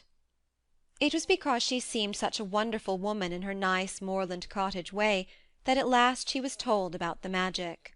Do you believe in magic? Asked Colin, after he had explained about Indian fakirs. I do hope you do. That I do, lad, she answered. I never knowed it by that name, but what does the name matter? I warrant they call it a different name in France and a different one in Germany. The same thing as set the seed swelling and the sun shining, made thee a well lad, and it's the good thing. It isn't like us poor fools, as think it matters if us is called out of our names. The big good thing doesn't stop to worrit, bless thee. It goes on making worlds by the millions, worlds like us. Never thee stop believing in the good thing, and knowing the world's full of it, and call it what thou likes. Thou wert singing to it when I come into the garden. I felt so joyful, said Colin, opening his beautiful strange eyes at her. Suddenly I felt how different I was, how strong my arms and legs were, you know, and how I could dig and stand, and I jumped up and wanted to shout out something to anything that would listen. The magic listened when they sung the doxology. It would have listened to anything they'd sung. It was the joy that mattered. Eh, lad, what's names to the joy-maker? And she gave his shoulders a quick soft pat again.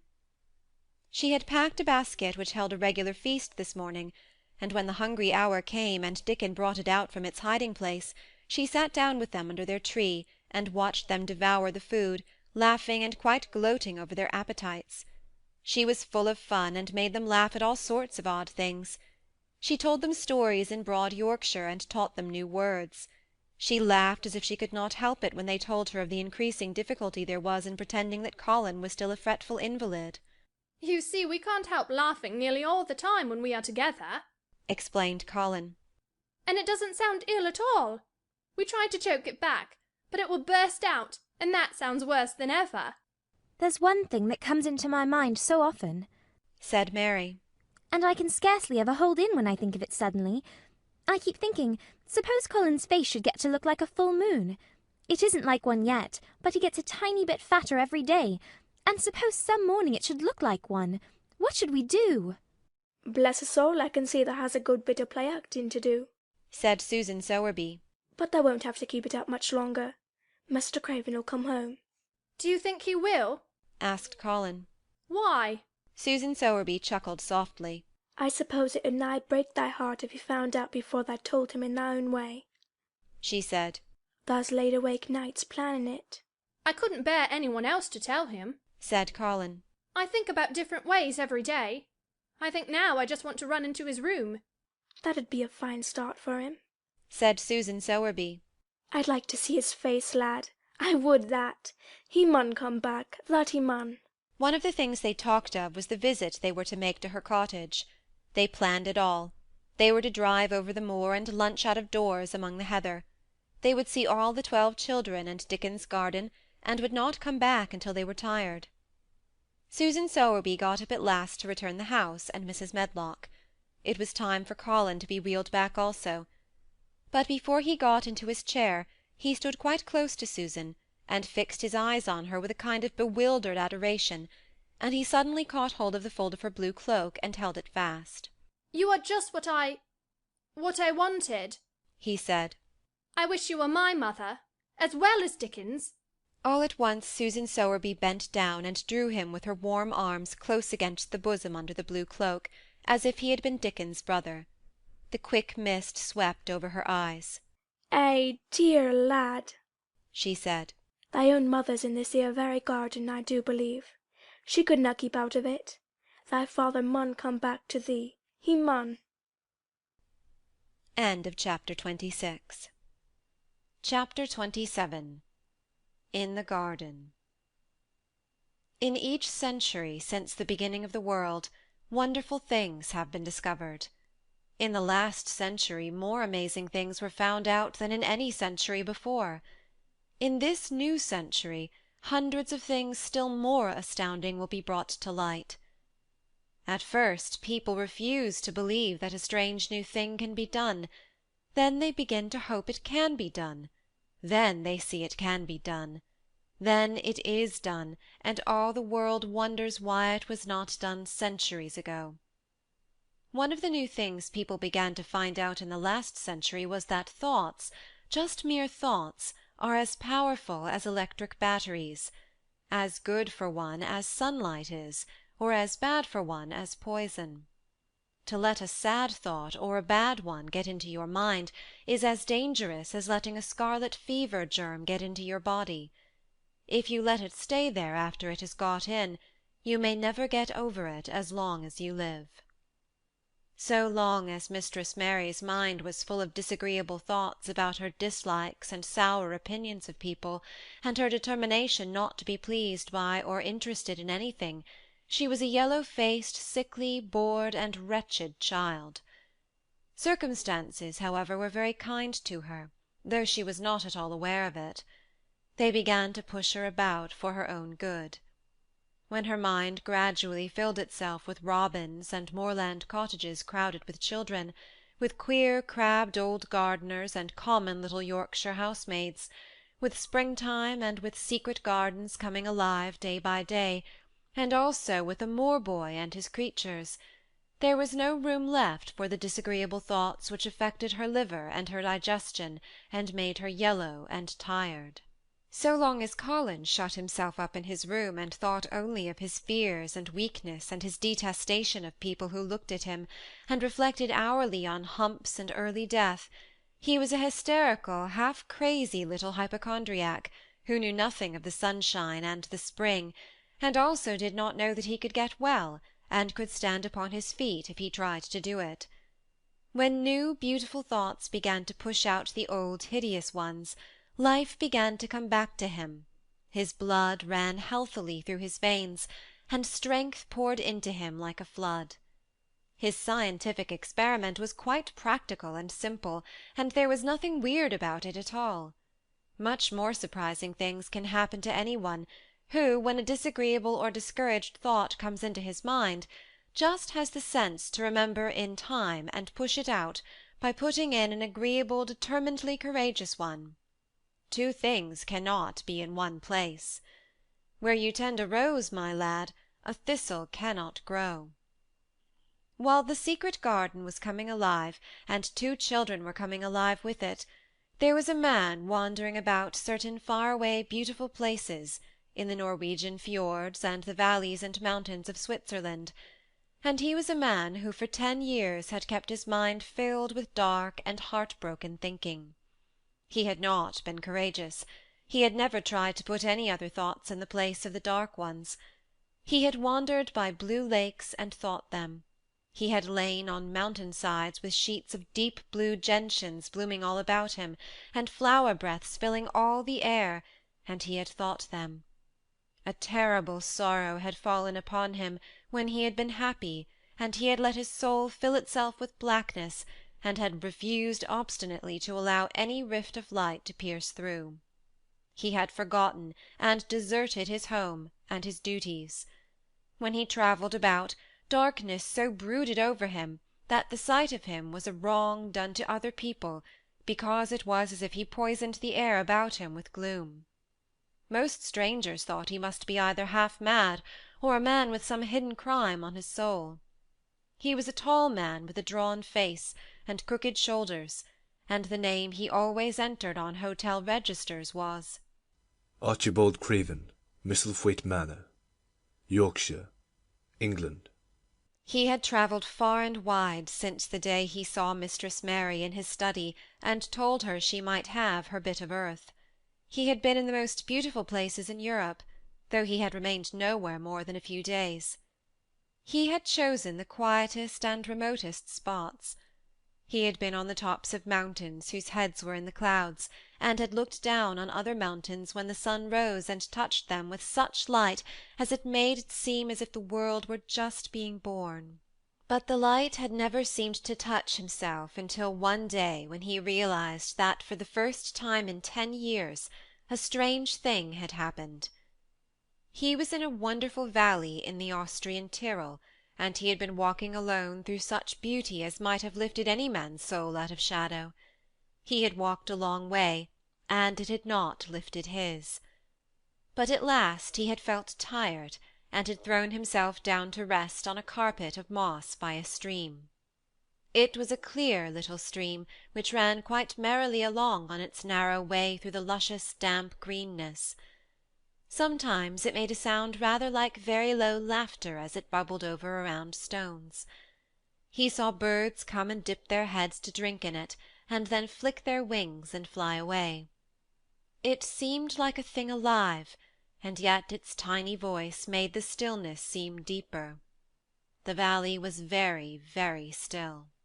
As he sat gazing into the clear running of the water, Archibald Craven gradually felt his mind and body both grow quiet as the valley itself. He wondered if he were going to sleep, but he was not. He sat and gazed at the sunlit water, and his eyes began to see things growing at its edge. There was one lovely mass of blue forget-me-nots growing so close to the stream that its leaves were wet, and at these he found himself looking as he remembered he had looked at such things years ago. He was actually thinking tenderly how lovely it was, and what wonders of blue its hundreds of little blossoms were. He did not know that just that simple thought was slowly filling his mind, filling and filling it, until other things were softly pushed aside.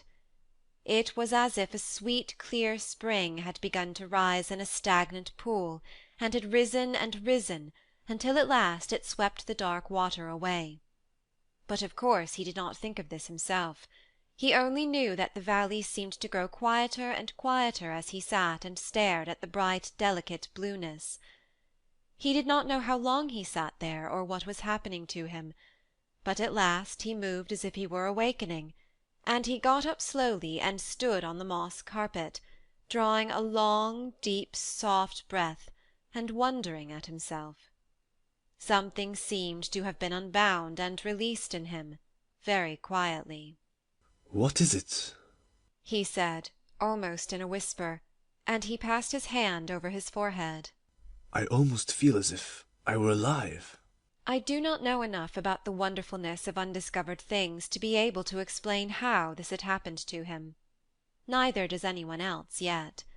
He did not understand it all himself, but he remembered this strange hour months afterward when he was at Misselthwaite again, and he found out quite by accident that on this very day Colin had cried out as he went into the secret garden, "I am going to live for ever and ever and ever." The singular calmness remained with him the rest of the evening, and he slept a new reposeful sleep, but it was not with him very long. He did not know that it could be kept. By the next night he had opened the doors wide to his dark thoughts, and they had come trooping and rushing back. He left the valley and went on his wandering way again. But strange as it seemed to him, there were minutes, sometimes half hours, when, without his knowing why, the black burden seemed to lift itself again, and he knew he was a living man and not a dead one. Slowly, slowly, for no reason that he knew of, he was coming alive with the garden. As the golden summer changed into the deep golden autumn, he went to the lake of Como. There he found the loveliness of a dream. He spent his days upon the crystal blueness of the lake, or he walked back into the soft thick verdure of the hills, and tramped until he was tired, so that he might sleep. But by this time he had begun to sleep better. He knew, and his dreams had ceased to be a terror to him. Perhaps, he thought, my body is growing stronger. It was growing stronger, but, because of the rare peaceful hours when his thoughts were changed, his soul was slowly growing stronger too. He began to think of Misselthwaite, and wonder if he should not go home. Now and then he wondered vaguely about his boy, and asked himself what he should feel when he went and stood by the carved four-posted bed again, and looked down at the sharply chiselled ivory-white face while it slept, and the black lashes rimmed so startlingly the close-shut eyes. He shrank from it. One marvel of a day he had walked so far that when he returned the moon was high and full, and all the world was purple shadow and silver. The stillness of lake and shore and wood was so wonderful that he did not go into the villa he lived in. He walked down to a little bowered terrace at the water's edge, and sat upon a seat, and breathed in all the heavenly scents of the night. He felt the strange calmness stealing over him, and it grew deeper and deeper until he fell asleep. He did not know when he fell asleep and when he began to dream. His dream was so real that he did not feel as if he were dreaming. He remembered afterward how intensely wide awake and alert he had thought he was. He thought that as he sat and breathed in the scent of the late roses, and listened to the lapping of the water at his feet, he heard a voice calling. It was a sweet and clear and happy and far away. It seemed very far, but he heard it as distinctly as if it had been at his very side. Archie! Archie! Archie! It said, and then again, sweeter and clearer than before. Archie! Archie! He thought he sprang to his feet, not even startled. It was such a real voice, and it seemed so natural that he should hear it. Lilias, Lilias, he answered. Lilias, where are you? In the garden. It came back like a sound from a golden flute. In the garden. And then the dream ended. But he did not awaken. He slept soundly and sweetly all through the lovely night. When he did awake at last, it was brilliant morning, and a servant was standing staring at him. He was an Italian servant, and was accustomed, as all the servants of the villa were, to accepting without question any strange thing his foreign master might do. No one ever knew when he would go out or come in, or where he would choose to sleep, or if he would roam about the garden or lie in the boat on the lake all night. The man held a salver with some letters on it, and he waited quietly until Mr. Craven took them. When he had gone away, Mr. Craven sat a few moments holding them in his hand and looking at the lake. His strange calm was still upon him, and something more, a lightness, as if the cruel thing which had been done had not happened as he thought, as if something had been changed. He was remembering the dream, the real, real dream. In the garden? He said, wondering at himself. In the garden? But the door is locked and the key is buried deep. When he glanced at the letters a few minutes later, he saw that the one lying at the top of the rest was an English letter and came from Yorkshire. It was directed in a plain woman's hand, but it was not a hand he knew. He opened it, scarcely thinking of the writer, but the first words attracted his attention at once. Dear Sir, I am Susan Sowerby, that made bold to speak to you once on the moor. It was about Miss Mary I spoke. I will make bold to speak again. Please, sir, I would come home if I was you. I think you would be glad to come, and, if you will excuse me, sir, I think your lady would ask you to come if she was here. Your obedient servant, Susan Sowerby. Mr. Craven read the letter twice before he put it back in its envelope. He kept thinking about the dream. I will go back to Misselthwaite, he said. Yes, I'll go at once. And he went through the garden to the villa, and ordered Pitcher to prepare for his return to England. In a few days he was in Yorkshire again, and on his long railroad journey he found himself thinking of his boy as he had never thought in all the 10 years past. During those years he had only wished to forget him. Now, though he did not intend to think about him, memories of him constantly drifted into his mind. He remembered the black days when he had raved like a madman because the child was alive and the mother was dead. He had refused to see it, and when he had gone to look at it, at last it had been such a weak wretched thing that every one had been sure it would die in a few days. But, to the surprise of those who took care of it, the days passed, and it lived, and then every one believed it would be a deformed and crippled creature. He had not meant to be a bad father, but he had not felt like a father at all. He had supplied doctors and nurses and luxuries, but he had shrunk from the mere thought of the boy, and had buried himself in his own misery. The first time after a year's absence he returned to Misselthwaite, and the small miserable-looking thing languidly and indifferently lifted to his face the great grey eyes with black lashes round them, so like, and yet so horribly unlike the happy eyes he had adored. He could not bear the sight of them, and turned away pale as death. After that he scarcely ever saw him except when he was asleep, and all he knew of him was that he was a confirmed invalid, with a vicious, hysterical, half-insane temper. He could only be kept from furies dangerous to himself by being given his own way in every detail. All this was not an uplifting thing to recall, but as the train whirled him through mountain passes and golden plains, the man who was coming alive began to think in a new way, and he thought long and steadily and deeply. Perhaps I have been all wrong for 10 years, he said to himself. 10 years is a long time. It may be too late to do anything. Quite too late. What have I been thinking of? Of course this was the wrong magic, to begin by saying too late.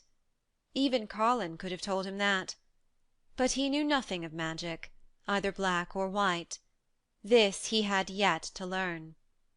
He wondered if Susan Sowerby had taken courage and written to him only because the motherly creature had realized that the boy was much worse, was fatally ill. If he had not been under the spell of the curious calmness which had taken possession of him, he would have been more wretched than ever. But the calm had brought a sort of courage and hope with it. Instead of giving way to thoughts of the worst, he actually found he was trying to believe in better things. Could it be possible that she sees that I may be able to do him good and control him? He thought.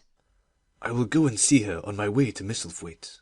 But when, on his way across the moor, he stopped the carriage at the cottage, 7 or 8 children who were playing about gathered in a group, and bobbing 7 or 8 friendly and polite curtsies, told him that their mother had gone to the other side of the moor early in the morning to help a woman who had a new baby. Our Dickon, they volunteered, was over at the manor working in one of the gardens where he went several days each week. Mr. Craven looked over the collection of sturdy little bodies and round red-cheeked faces, each one grinning in its own particular way, and he awoke to the fact that they were a healthy, likeable lot. He smiled at their friendly grins, and took a golden sovereign from his pocket, and gave it to our Elizabeth Ellen, who was the oldest. If you divide that into 8 parts, there will be half a crown for each of you, he said. Then, amidst grins and chuckles and bobbing of curtsies, he drove away, leaving ecstasy and nudging elbows and little jumps of joy behind. The drive across the wonderfulness of the moor was a soothing thing. Why did it seem to give him a sense of home-coming which he had been sure he could never feel again, that sense of the beauty of land and sky and purple bloom of distance, and a warming of the heart at drawing nearer to the great old house which had held those of his blood for 600 years? How he had driven away from it the last time, shuddering to think of its closed rooms and the boy lying in the 4-posted bed with the brocaded hangings. Was it possible that perhaps he might find him changed a little for the better, and that he might overcome his shrinking from him? How real that dream had been! How wonderful and clear the voice which called back to him. In the garden. In the garden. I will try to find a key, he said. I will try to open the door. I must, though I don't know why. When he arrived at the manor, the servants who received him with the usual ceremony noticed that he looked better, and that he did not go to the remote rooms where he usually lived attended by Pitcher. He went into the library and sent for Mrs. Medlock. She came to him somewhat excited and curious and flustered. How is Master Colin, Medlock? he inquired. Well, sir, Mrs. Medlock answered. he's different in a manner of speaking. Worse? He suggested. Mrs. Medlock really was flushed. Well, you see, sir, She tried to explain. neither Dr. Craven nor the nurse nor me can exactly make him out. Why is that? To tell the truth, sir, Master Colin might be better and he might be changing for the worse. His appetite, sir, is past understanding, and his ways— Has he become more peculiar? Her master asked, knitting his brows anxiously. That's it, sir. He's growing very peculiar. When you compare him to what he used to be, he used to eat nothing, and then suddenly he began to eat something enormous. And then he stopped again all at once, and his meals were sent back just as they used to be. You never knew, sir, perhaps, that the out of doors he would never let himself be taken. The things we've gone through to get him to go out in his chair would leave a body trembling like a leaf. He'd throw himself into such a state that Dr. Craven said he couldn't be responsible for forcing him. Well, sir, just without warning, not long after one of his worst tantrums, he suddenly insisted on being taken out every day by Miss Mary and Susan Sowerby's boy Dickon that could push his chair. He took a fancy both to Miss Mary and Dickon brought his tame animals, and if you'll credit it, sir, out of doors he will stay from morning till night. How does he look? Was the next question. If he took his food natural, sir, you'd think he was putting on flesh, but we're afraid it may be a sort of bloat. He laughs sometimes in a queer way when he's alone with Miss Mary. He never used to laugh at all. Dr. Craven is coming to see you at once, if you allow him. He was never as puzzled in his life. Where is Master Colin now? Mr. Craven asked. In the garden, sir. He's always in the garden. Not a human creature is allowed to go near for fear they'll look at him. Mr. Craven scarcely heard her last words. In the garden, he said, and after he had sent Mrs. Medlock away, he stood and repeated it again and again. In the garden! He had to make an effort to bring himself back to the place he was standing in, and when he felt he was on earth again, he turned and went out of the room. He took his way, as Mary had done, through the door in the shrubbery, and among the laurels and the fountain beds. The fountain was playing now, and was encircled by beds of brilliant autumn flowers. He crossed the lawn and turned into the long walk by the ivied walls. He did not walk quickly, but slowly, and his eyes were on the path. He felt as if he were being drawn back to the place he had so long forsaken, and he did not know why. As he drew near to it, his step became still more slow. He knew where the door was, even though the ivy hung thick over it, but he did not know exactly where it lay, that buried key. So he stopped and stood still, looking about him, and almost the moment after he had paused he started and listened, asking himself if he were walking in a dream. The ivy hung thick over the door, the key was buried under the shrubs. No human being had passed that portal for 10 lonely years. And yet inside the garden there were sounds. They were the sounds of running, scuffling feet, seeming to chase round and round under the trees. They were strange sounds of lowered, suppressed voices, exclamations and smothered, joyous cries. It seemed actually like the laughter of young things, the uncontrollable laughter of children who were trying not to be heard, but who in a moment or so, as their excitement mounted, would burst forth. What in heaven's name was he dreaming of? What in heaven's name did he hear? Was he losing his reason, and thinking he heard things which were not for human ears? Was it that the far clear voice had meant? And then the moment came, the uncontrollable moment when the sounds forgot to hush themselves. The feet ran faster and faster, they were nearing the garden door.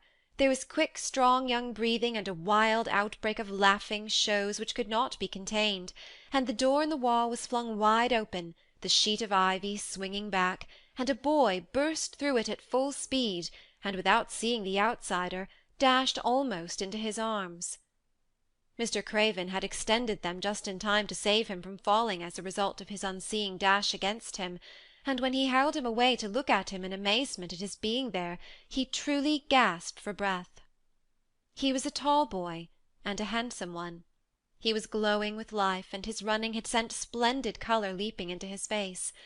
He threw the thick hair back from his forehead, and lifted a pair of strange grey eyes full of boyish laughter and rimmed with black lashes like a fringe. It was the eyes which made Mr. Craven gasp for breath. What Who? he stammered. This was not what Colin had expected. This was not what he had planned. He had never thought of such a meeting.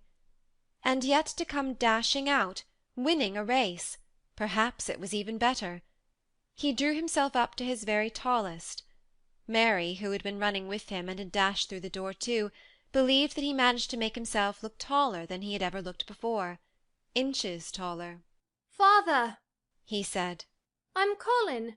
You can't believe it. I scarcely can myself. I'm Colin. Like Mrs. Medlock, he did not understand what his father meant when he said hurriedly, In the garden! In the garden!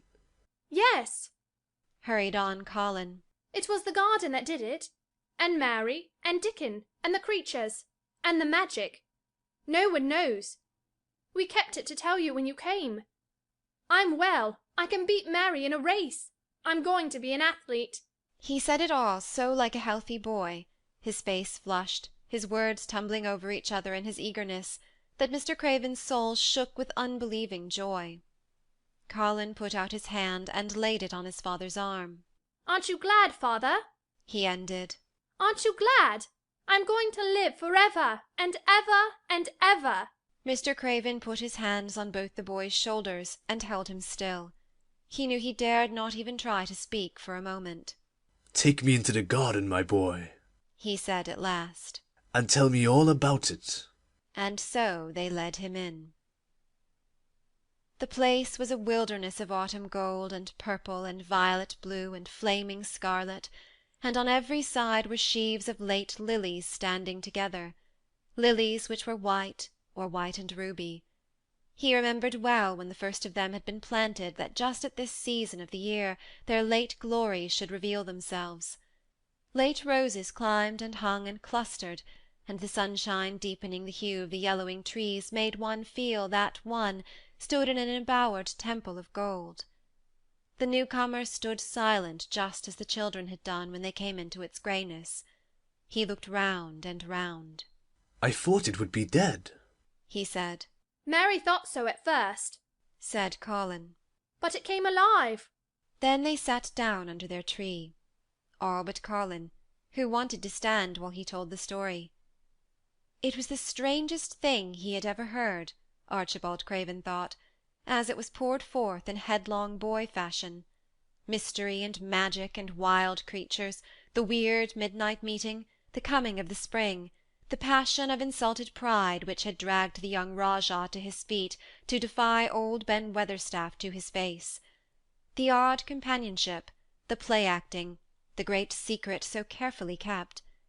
The listener laughed until tears came into his eyes, and sometimes tears came into his eyes when he was not laughing. The athlete, the lecturer, the scientific discoverer, was a laughable, lovable, healthy young human thing. Now, he said at the end of the story, it need not be a secret any more.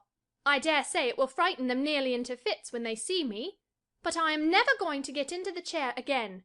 I shall walk back with you, father, to the house.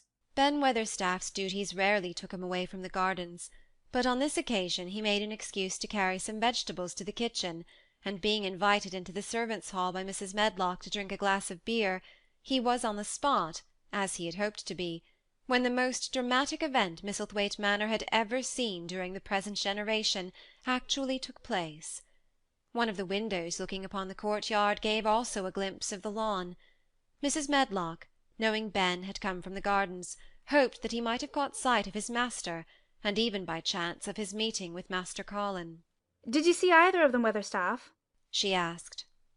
Ben took his beer-mug from his mouth and wiped his lips with the back of his hand. "Ah, that I did," he answered with a shrewdly significant air. "Both of them," suggested Mrs. Medlock. "Both of 'em," returned Ben Weatherstaff. "Thank ye kindly, ma'am. I could sup another mug of it." "Together?" said Mrs. Medlock, hastily overfilling his beer-mug in the excitement. "Together, ma'am." And Ben gulped down half of his new mug at one gulp. "Where is Master Colin? How did he look? What did they say to each other?" "I didn't hear that," said Ben. "Along I've only been on the step-ladder looking over the wall. But I tell thee this, There's been things going on outside as you house people knows nowt about. And what they'll find out soon. And it was not 2 minutes before he swallowed the last of his beer, and waved his mug solemnly toward the window which took in through the shrubbery a piece of the lawn. Look there, he said. If that's curious, look what's coming across the grass. When Mrs. Medlock looked, she threw up her hands and gave a little shriek, and every man and woman servant within hearing bolted across the servants' hall and stood looking through the window with their eyes almost starting out of their heads. Across the lawn came the master of Misselthwaite, and he looked as many of them had never seen him. And by his side, with his head up in the air and his eyes full of laughter, walked as strongly and steadily as any boy in Yorkshire, Master Colin. End of chapter 27. End of The Secret Garden by Frances Hodgson Burnett.